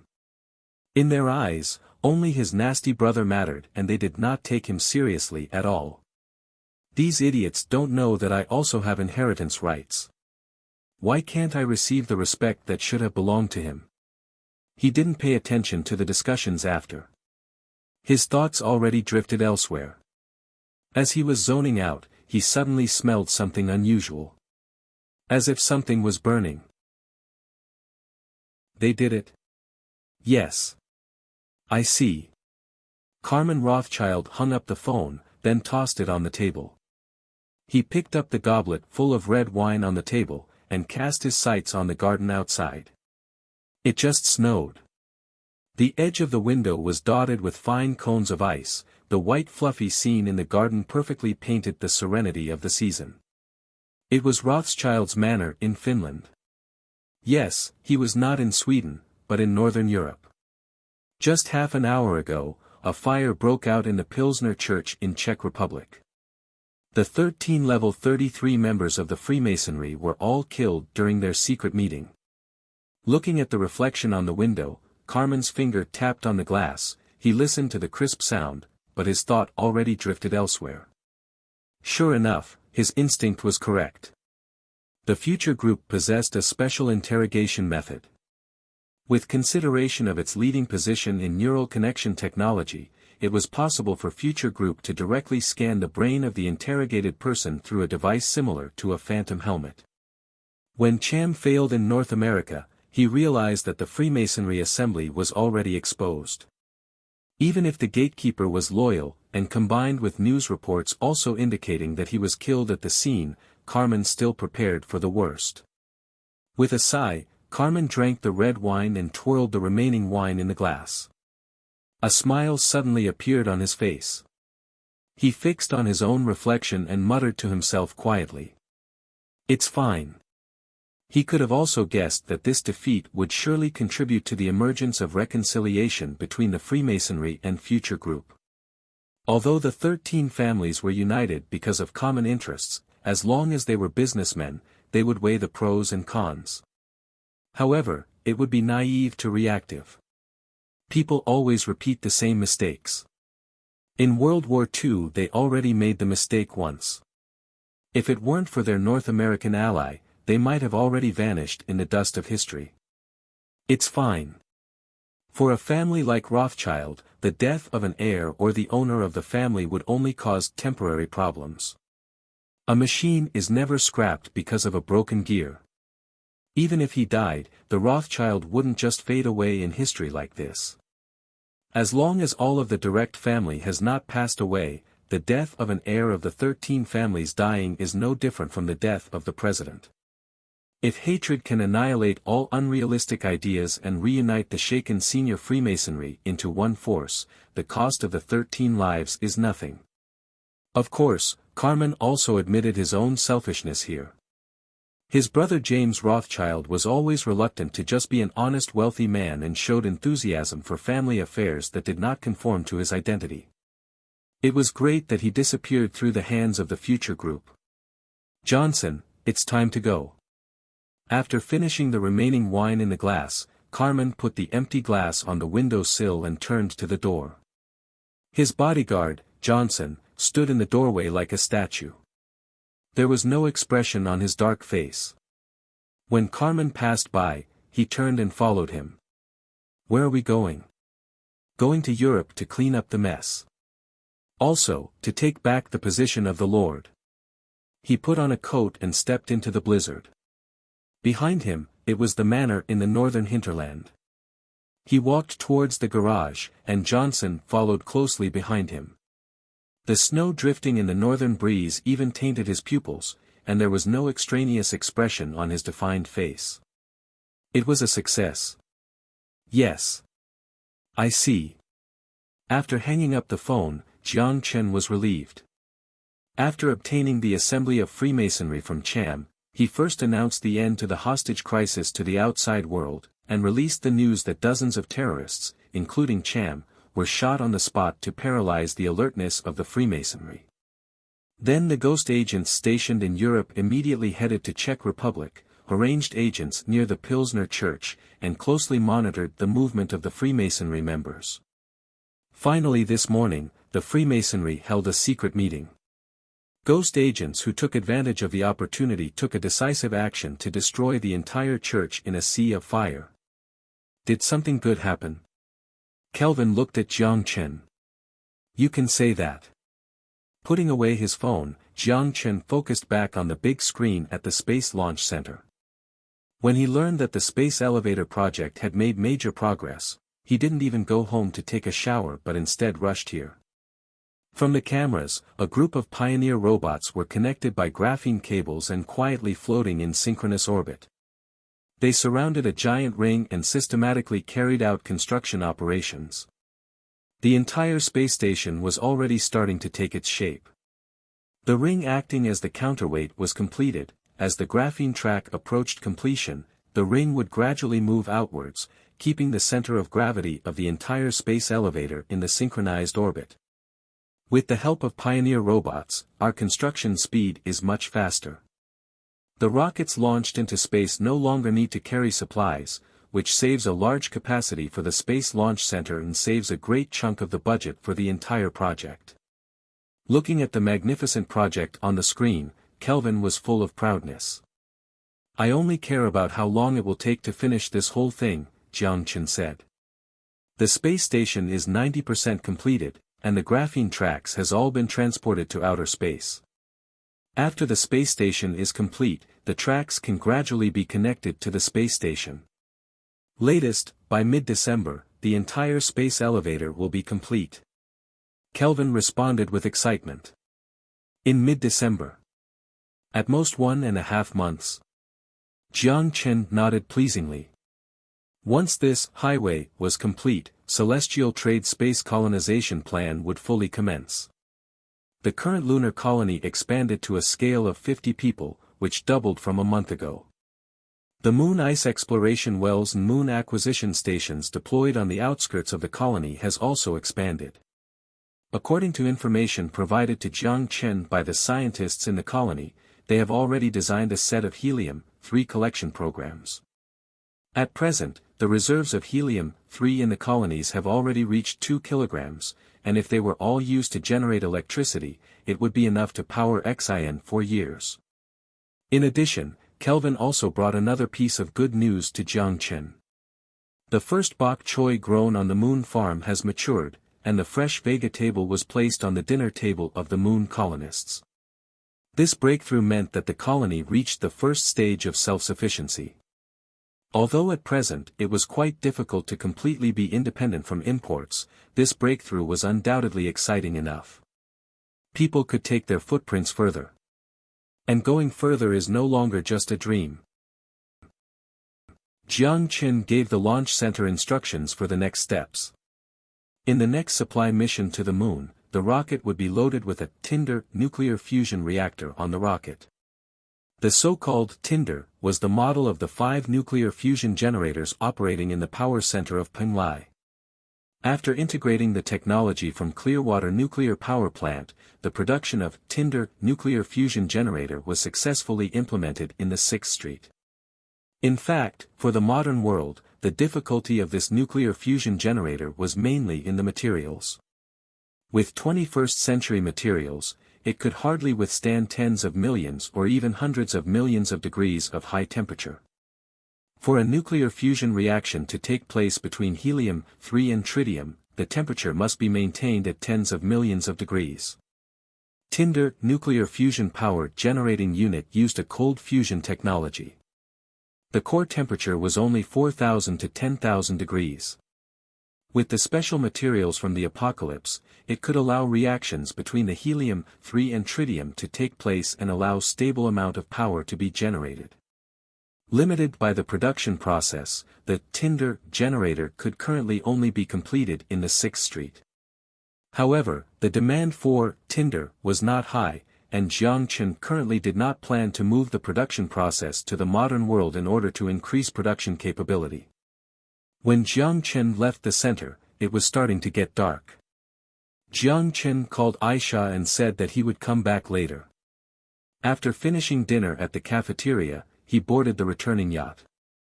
When he returned home, it was already 9 in the evening. Aisha seemed to have fallen asleep, judging by the dimmed lights in the mansion. Natasha returned to Russia for a trip and she was not in the mansion these days. Even with his body injected with genetic vaccines, after having just stepped off the plane and running errands for a whole day, he did feel some tiredness. He originally planned to go to the office to read some books, but without the energy, he gave up that plan. Forget it, it's already this late, time to go to bed. Yawning, Jiang Chen did not turn on the lights up again and went to the second-floor bathroom. He turned on the faucet and the water began to splash. Comfortably taking a shower, Jiang Chen felt his exhaustion being washed away and he seemed to be back alive again. After drying himself, he put on a set of loose pajamas. Then he walked out of the bathroom feeling full of energy. even humming a song while walking back to his room. He pushed open the door and was ready to turn on the lights when saw there was someone on the bed. Seeing this scene, he was smiling. This little girl already showered and was waiting for him in bed. She couldn't wait any longer. He didn't see Aisha for more than a week already. His lower abdomen also began to feel heated and dispersed his fatigue from bottom to top. Whenever he thought of her gentleness and intimacy, no matter how many times, he just wanted to hold her tight and give her his tenderness. Jiang Chen wanted to give her a surprise. With a grin, he quietly sneaked into the bed, took off his clothes, and reached to the corner of the quilt, and moved closer to the figure on the bed. There was a murmur from inside the sheets. Jiang Chen smiled and gently reached out. He explored and moved forward in darkness. Just then Jiang Chen paused and was confused. Huh? Why does it feel different? As if to confirm Jiang Chen's speculation, a short and suppressed pout came from underneath him. Jiang Chen was surprised. He sat up from the bed and then opened the bedside curtains. With a swoosh, the curtains opened. The moonlight scattered through the window and was sprinkled between the two. The serene and graceful waist was as smooth as silk under the bright moonlight. The timid rabbits were subtle but cast a subtle seduction. The delicate neck was white and soft, and the face flushed. The two brows were like crescents in the sky, and the teeth gently bit into the lower lip. However, it was obviously not the right time to enjoy the scene. Even if the light was not bright, Jiang Chen discovered that the person below was not Aisha. And in his impression, Aisha never had the habit of sleeping naked. Xia Shiyu's lips trembled slightly, looking at the eyes inches from her, with the gradually heavy breathing, her heart pumped rapidly. After getting off the plane in the morning, she did not go home directly. Instead, she went to the future building to deal with the things accumulated during the week. Not only was she tired from work, but after the conversation with Aisha when she landed, she was so confused and conflicted that she didn't even eat dinner and she passed out after taking a shower.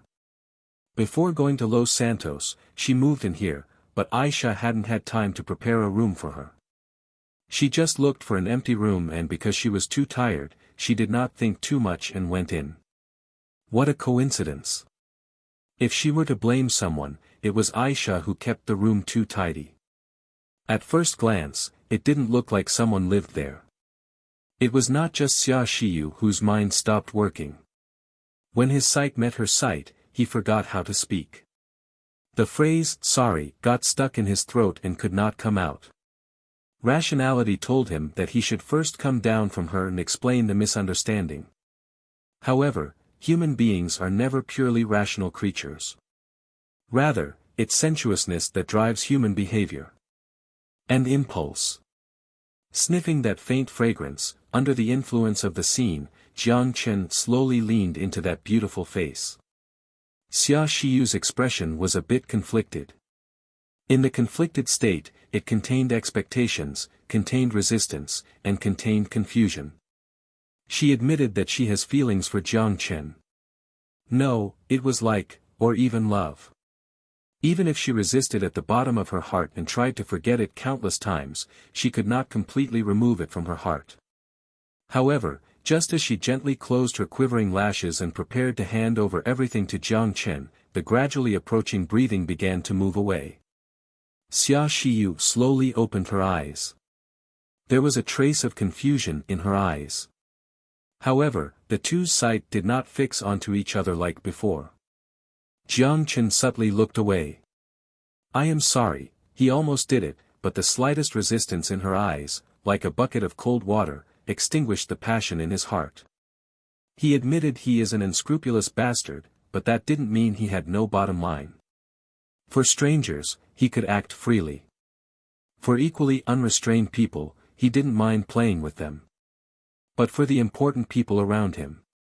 He admitted that sometimes he may be scandalous, but he was far from just thinking with his bottom half.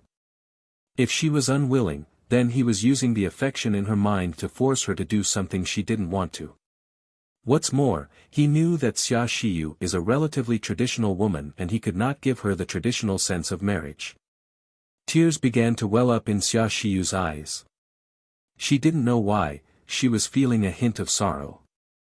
Even she wasn't clear about why she felt this emotion. She didn't even understand whether she was looking forward or resisting. Perhaps it was also why she was unable to respond to Aisha's proposal. As the distance between the two people gradually widened, the door was gently pushed open. Chapter 897 I'm willing to share with you. In the quietness, the creak of the door was crisp. Xia Xiyu looked to the door and her eyes met Aisha, who had a devious smile on her face. Inexplicably, she felt like her hand was caught in the cookie jar. Shyness soon overwhelmed her. She looked away and was about to push away Jiang Chen, but little did she expect a hand would reach from the side and gently hold her wrist. She looked to the side, and Aisha was standing by the bed. Still in the push-up position, Jiang Chen was also unfortunately stuck in the awkward situation. Gazing into the sapphire-blue pupils, he was somewhat embarrassed. He was about to say something, but Aisha's finger gently touched his lips. Then she turned to look at Xia Xiyu, whose face was covered in a red hue. Aisha smiled lovingly and softly said, "Can you give me the answer to the question I asked you in the morning?" Hearing Aisha's words, Xia Xiyu's eyes fled, but behind her was the soft bed. She had nowhere to escape. Question. Jiang Chen looked at Aisha, and for a temporary moment, he forgot about his current state. Aisha's bright eyes blinked, and it was a rare time that she did not respond directly to Jiang Chen's question. Xia Xiyu was turning even more red and her eyes were filled with panic and uncertainty. Contrary to Jiang Chen, Aisha, with her delicate emotions, captured more of the emotions named hope from Xia Xiyu's complicated eyes. The so-called resistance was not a refusal from the heart, but it was more of an unexpressed reserved state. Having made this clear, a faint smile formed on Aisha's face. With both her hands around Jiang Chen, Aisha, who was already naked, hugged him from the back and pressed down on him. From a long time ago, she made up her mind and decided to push these two people together at the necessary moment. Although she made the decision on her own, she had already made the decision for the two people who were not straightforward. Clouds and fog cast a shy veil on the moonlight, which disguised its brightness and hid the arousing picture under the moon. Outside the window was the garden. Two vines intertwined in the garden on the fence and interspersed among the green groves. An unknown white flower blossomed at the end of the vine, and the fragrance spread until deep into the night. The next day, a glimpse of sunlight sneaked into the window, and when Jiang Chen opened his drowsy eyes, the sun was already high up in the sky. Watching Xia Xiyu's kitten-like posture, and the softness from her arms and legs tangled around him like an octopus, his heart began to beat faster. It seemed that she felt the sudden acceleration of his heartbeat. Aisha, who was lying on his chest, sniffed with her nose and then lazily licked the corner of her mouth. Seeing this scene, Jiang Chen took a deep breath. If it were not for the fact that he didn't want to wake up the two women, he really wanted to shout to express the uncontrollable feelings in his chest at the moment. This is so cute. However, this intimate picture did not last long. Xia Xiyu's eyebrows slightly moved and she slowly opened her still weary eyes.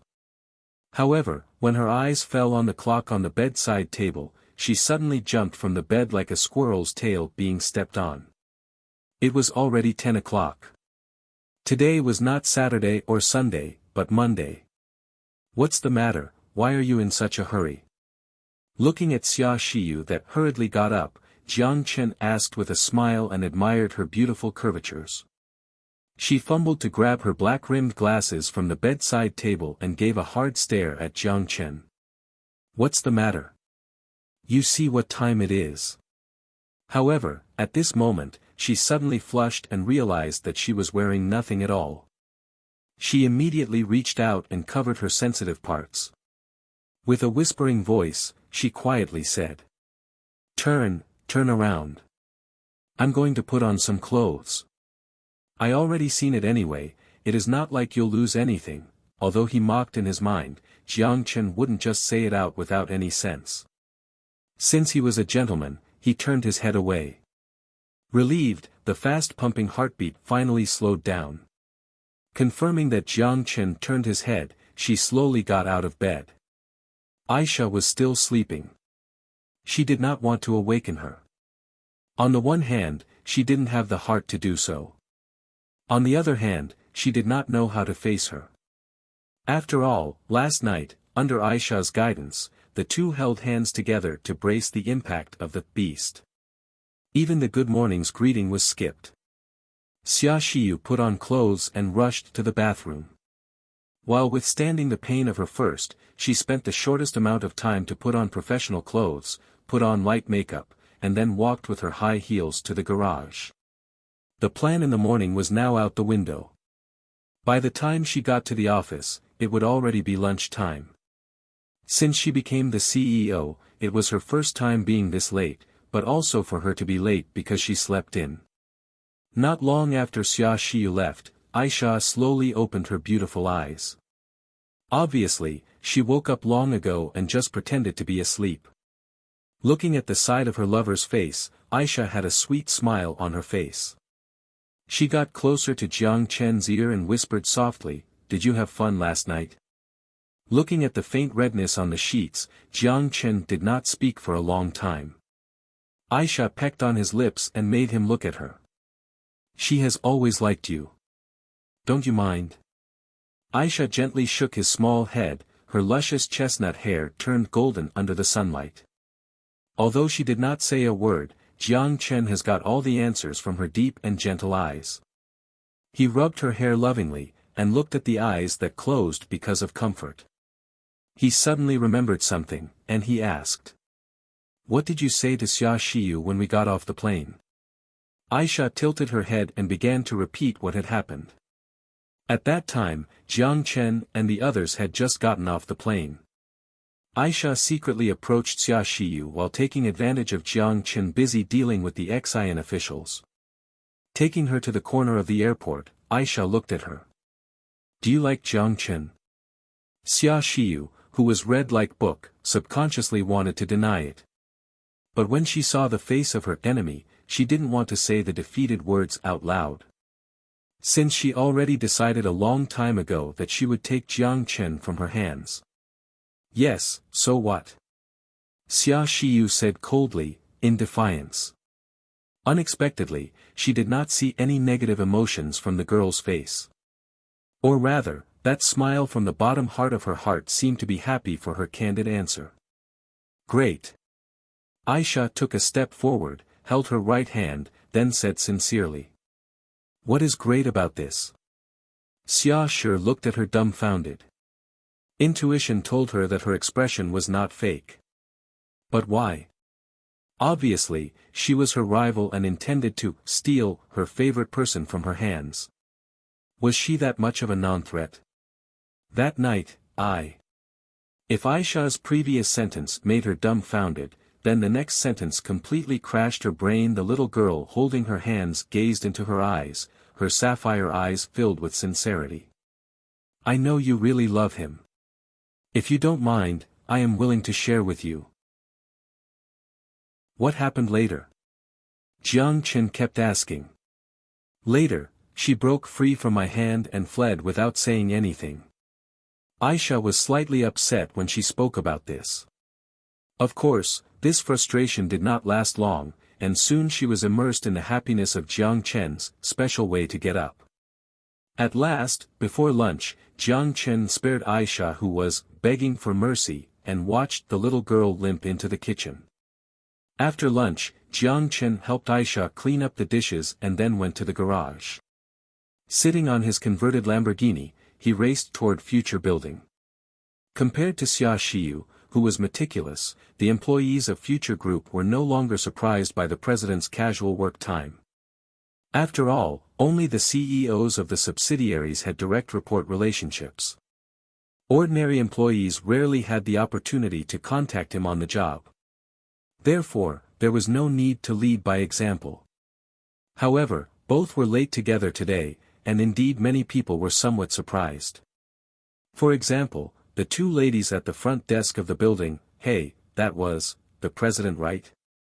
With curly hair, the female professional poked her colleague next to her and said with a look of curiosity. Yeah. What happened? Asked the colleague with her hair in a ponytail. Have you noticed that Boss Xia was actually late today and came after 11? And, the way she walked, it was a bit weird. The curly-haired woman quickly glanced around her and whispered to her friend. The ponytail woman's face immediately turned red and seemed to have related it to something. She gave her a hard stare and whispered. Don't talk nonsense. Maybe it's just her time of the month. If the department manager hears about this, be careful about your bonus. The curly-haired girl popped out her tongue and stopped talking. But nonetheless the gossip only spread to more people. In less than an hour, the must-tell story between Boss Xia and the president began to spread. Although after learning of this news, many male workers who secretly admired their beautiful boss pounded their chest in disappointment, most people still blessed the two from the bottom of their hearts. Both of them have considerable reputation in the company. The two finally coming together was also expected by most people sitting in the office for just a short while. Xia Xiyu pushed open the door and came in. Her black long hair was tied up. The delicate face had light makeup on it. The white shirt and black pencil skirt drew out her perfect curves, and the black stockings underneath the skirt were simply irresistible. When Xia Shiyu's eyes met with Jiang Chen's, Xia Shiyu, who had already adjusted her mind, couldn't help but panic. She looked away and then took a few steps forward and handed the files to him.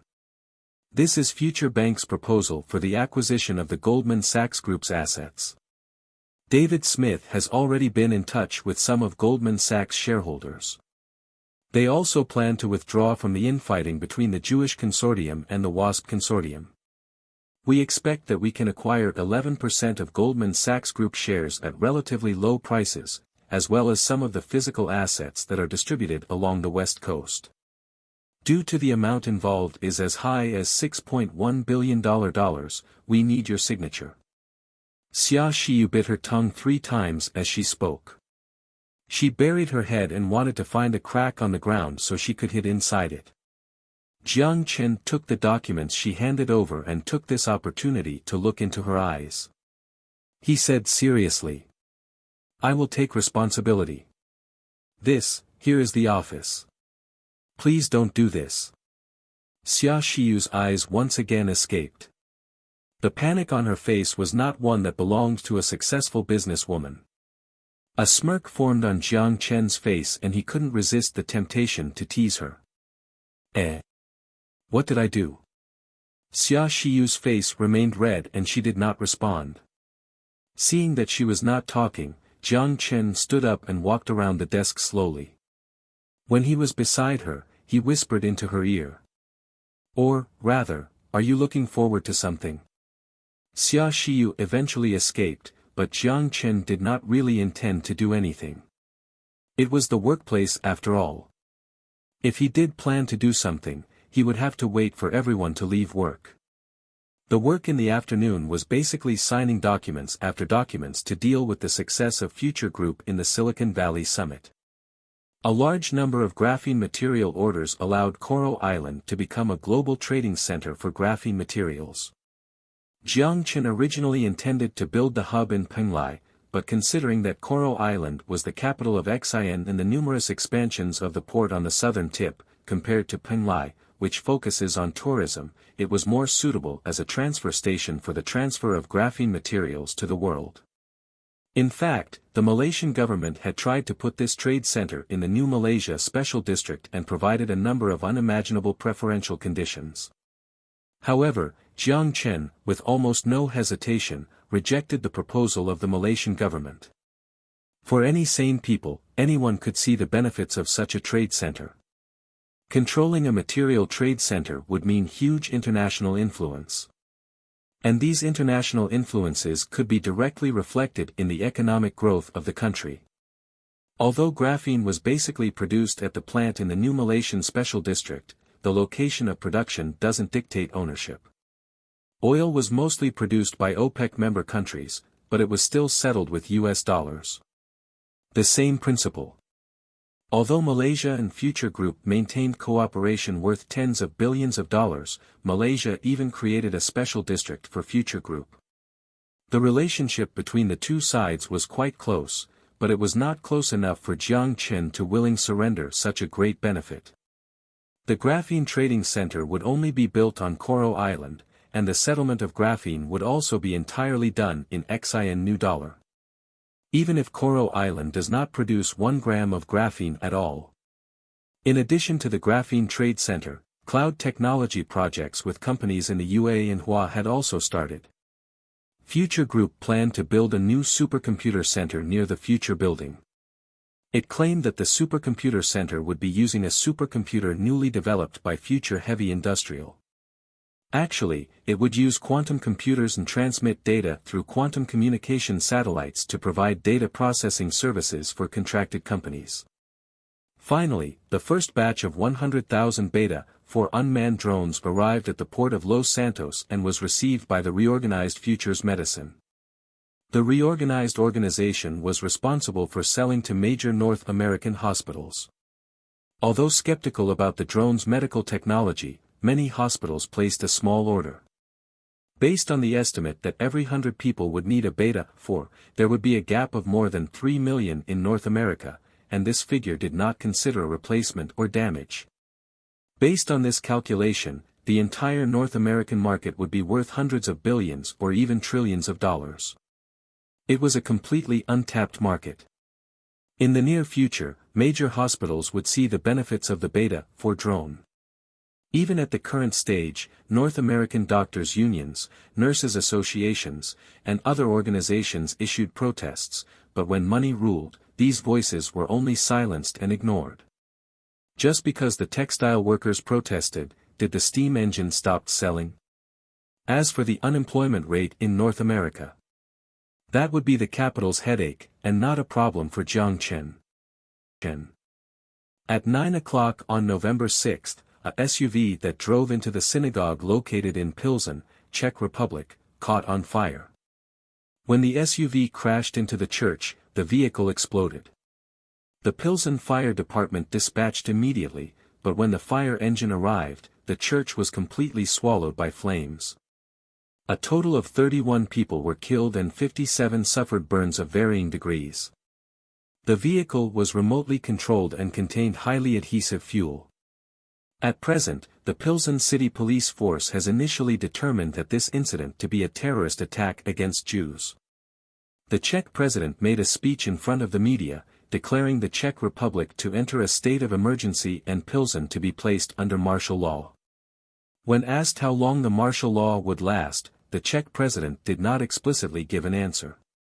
He only said that martial law's duration would be further discussed at Parliament. The news on the television showed the horrific incident that occurred in Czech Republic and once again was another blow to the Western world deeply traumatized by terrorism. In contrast, the gunfight that took place on Venice Street in Los Santos was forgotten by the media. After all, the death of a group of UA and XIN citizens was far less compelling compared to what happened here. In particular, there were exactly 13 chairmen of European conglomerates that were praying in this humble church. Aisha, with a plate, walked next to Jiang Chen. She gently placed a glass of milk and golden fried rice in front of him.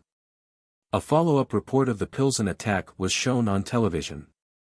Aisha's expression didn't look any different, as if it had nothing to do with her. The FTSE 100 index opened at 7,121 points, diving 4.3%, the French CAC 40 index opened at 4,441.7 points, down 2%, the German DAX 30 index opened at 10,610.8 points, a substantial plunge of 5.7%. While drinking milk, Xia Xiyu concentrated on the newspaper. Shanghai, Shenzhen, and the Nikkei rose slightly, and the Dow Jones index rebounded slightly after being down at the open. With a sigh, she put down the cup. The economic crisis has already begun. With half a half cup of milk down, the corner of her mouth was still stained with white milk. Perhaps she realized this, she subconsciously licked it with her tongue. The action was especially seductive, although she did not realize this. Jiang Chen, who sat next to her, closed his legs. Xia Xiyu noticed that the way Jiang Chen sat seemed a bit unusual. She looked to his side with a puzzled expression. Any questions? No, no. Ahem, speaking of this. Economic crisis, is it related to this? Jiang Chen hurriedly pointed to the report on TV, and followed her last sentence to change the subject. After listening to Jiang Chen's question, Xia Xiyu nodded approvingly. There is no direct connection. This economic crisis is due to causes from a long time ago. From the recent soaring oil prices, it is a glimpse of the cause. But to some extent, this attack could be considered the tipping point. As Xia Xiyu explained, she spread the newspaper in her hands and turned to another panel. She did not know the connection between the attack and the Los Santos incident, the Freemasonry, Jiang Chen, and ghost agents. She just analyzed the issue from an objective point of view. Looking down at Xia Xiyu's slender fingers, Jiang Chen saw the title on the newspaper, which seemed to be about European inheritance taxes. The key lies in the people who died in this attack. Among them are the chairman of the Krupp Group, the director and CEO of Luxembourg's Albert Steel Group, the executive director of Siemens, and even the second order of Rothschild Bank. In addition to the last one, these people are the real power figures of the European capital. Speaking of this, Xia Xiyu pushed up her glasses and a flash of sharpness showed in her eyes. The unexpected incident has made the European economy, which is already stagnant, even worse, and even pulled down the North American economy. In contrast, the long-suppressed Asian market has rebounded. If we look at this from this perspective, our departure from the European market appears to be a correct decision. Are you not going to praise me? Jiang Chen joked. You just got lucky. Xia Xiyu glared at the cocky Jiang Chen and scoffed him. Jiang Chen shrugged and did not deny this point.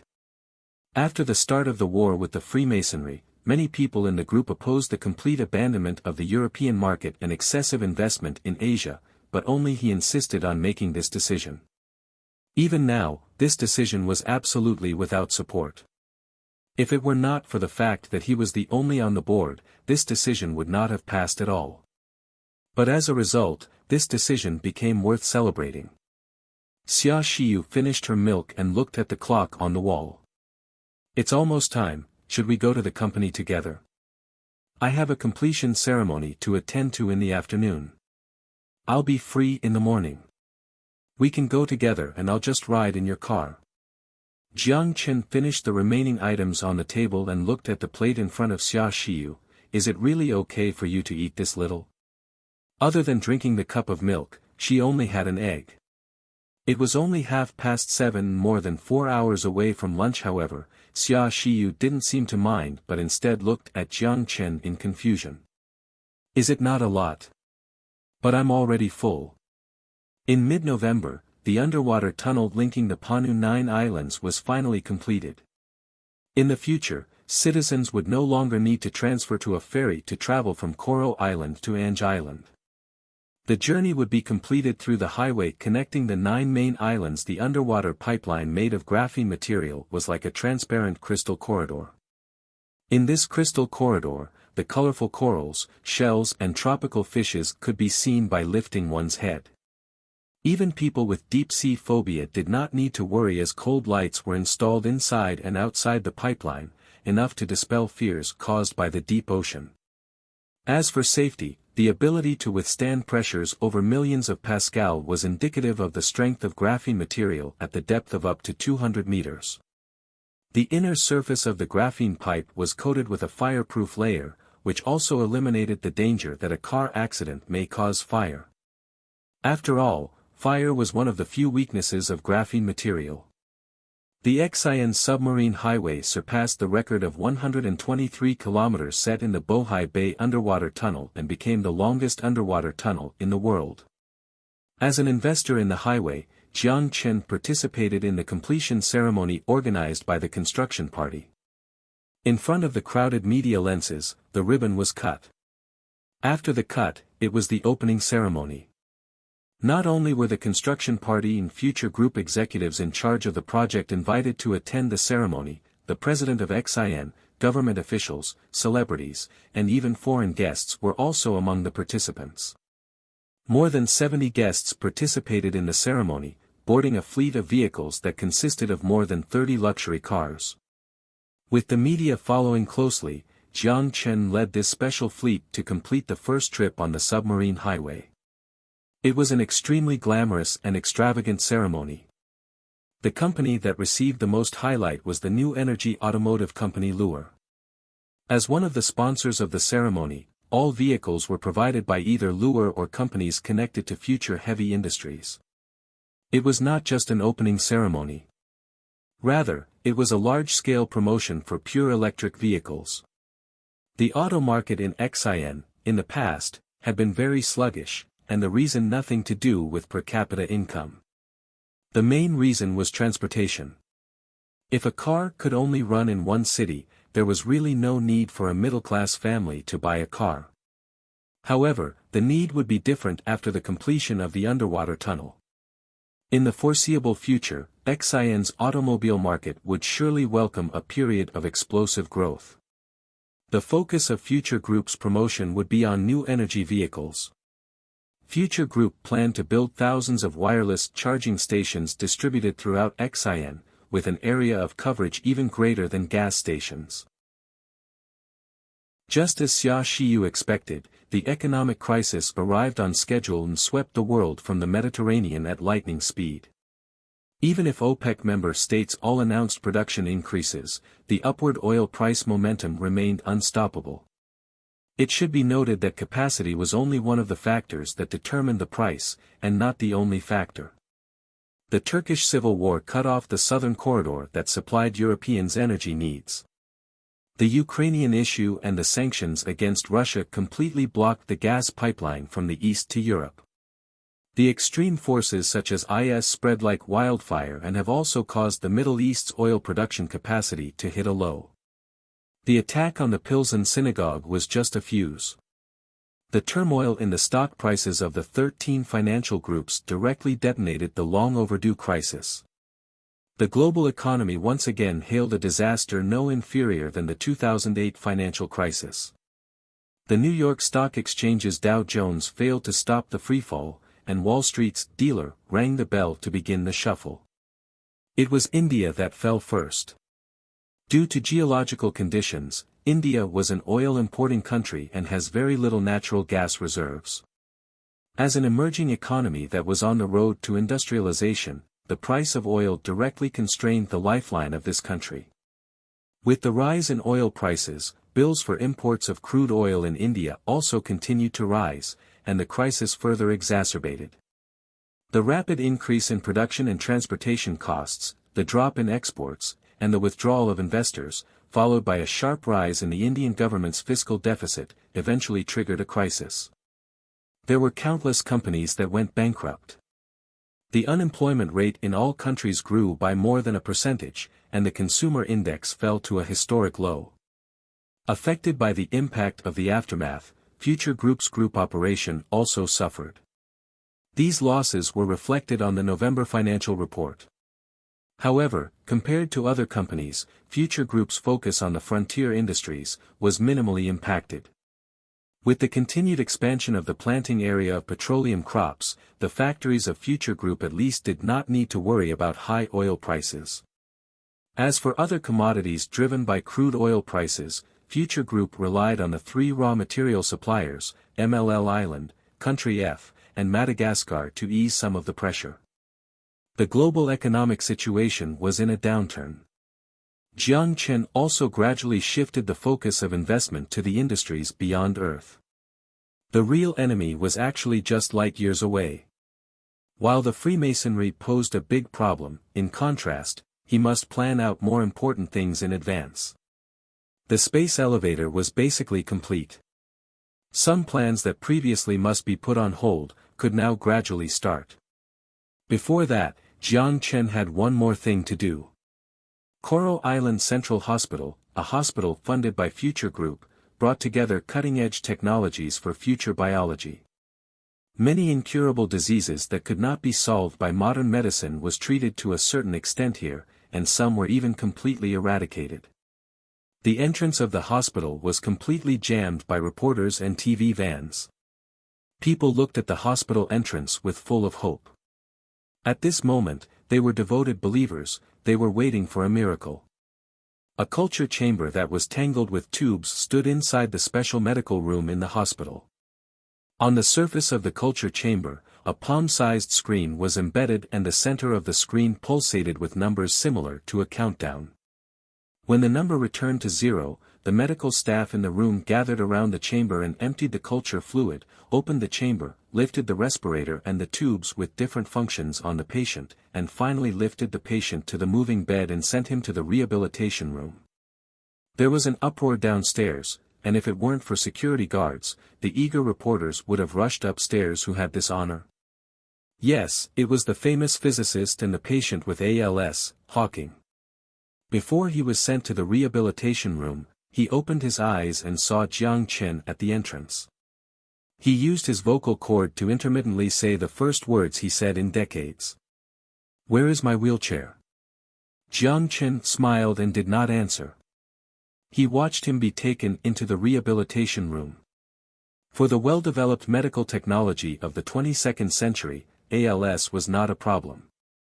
The reason why he stayed in the chamber for so long was mainly to repair the muscle cells and neurons in his body that were necrosis due to paralysis. In the rehabilitation room, accompanied by medical personnel, Hawking with 2 crutches regained the ability to walk again. Like a toddler learning how to walk, he was emotional, and every one step he took, a coherent word was squeezed out from his shaking lips. The nurse helping him could only distinguish 2 words. Unbelievable, and God. More than an hour later, Hawking, who was already able to walk on crutches, was escorted from the rehabilitation room by 2 medical staff members. It was not easy to learn to walk again, especially for an elderly person who had been in a wheelchair for several decades. Looking at the old man with emotion and gratitude on his face, Jiang Chen smiled. "How does it feel?" "Kick me. I need to make sure I'm not dreaming." Hawking replied English, although the pronunciation seemed off. You should tell your son and daughter to do that. It's amazing. I originally intended to prepare you a keyboard and a loudspeaker, but did not think that in less than 2 hours, you've learned how to speak," Jiang Chen said. "Where are they? I want to meet them now."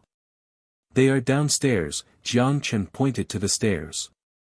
"But before you go downstairs, you better be prepared because it is already surrounded by reporters." Hearing the latter half of the sentence, Hawking, who was eager to walk downstairs, suddenly stopped and turned to Jiang Chen with an unpleasant expression. "Can you get rid of them?" Jiang Chen shook his head. "We made a promise. If I cured you, the first thing you need to do for me is to be interviewed by reporters. I'm a patient, I need to rest," Hawking said, unwilling to accept the fact. "But people are eager to know the truth, and I have no right to stop them." Jiang Chen shrugged and said in innocence, "Let's think about it. We cured a late-stage ALS patient. It is a miracle that will go down in history. Doctors who have worked diligently for your health certainly are hoping you can speak to the media. Shouldn't you do something for them?" Perhaps the last sentence touched the stubborn old man. After going downstairs, Hawking accepted an interview with the media. "Thank you Jiang Chen, thank you Future Biology. I'm very grateful to the care staff at the Coral Island Central Hospital. I feel great right now. I want to do a lot of things right now. I want to embrace my wife, my son, my daughter. I have owed them this hug for a very long time. In addition, I still want to see my wheelchair, and I will send it to the Queen of England.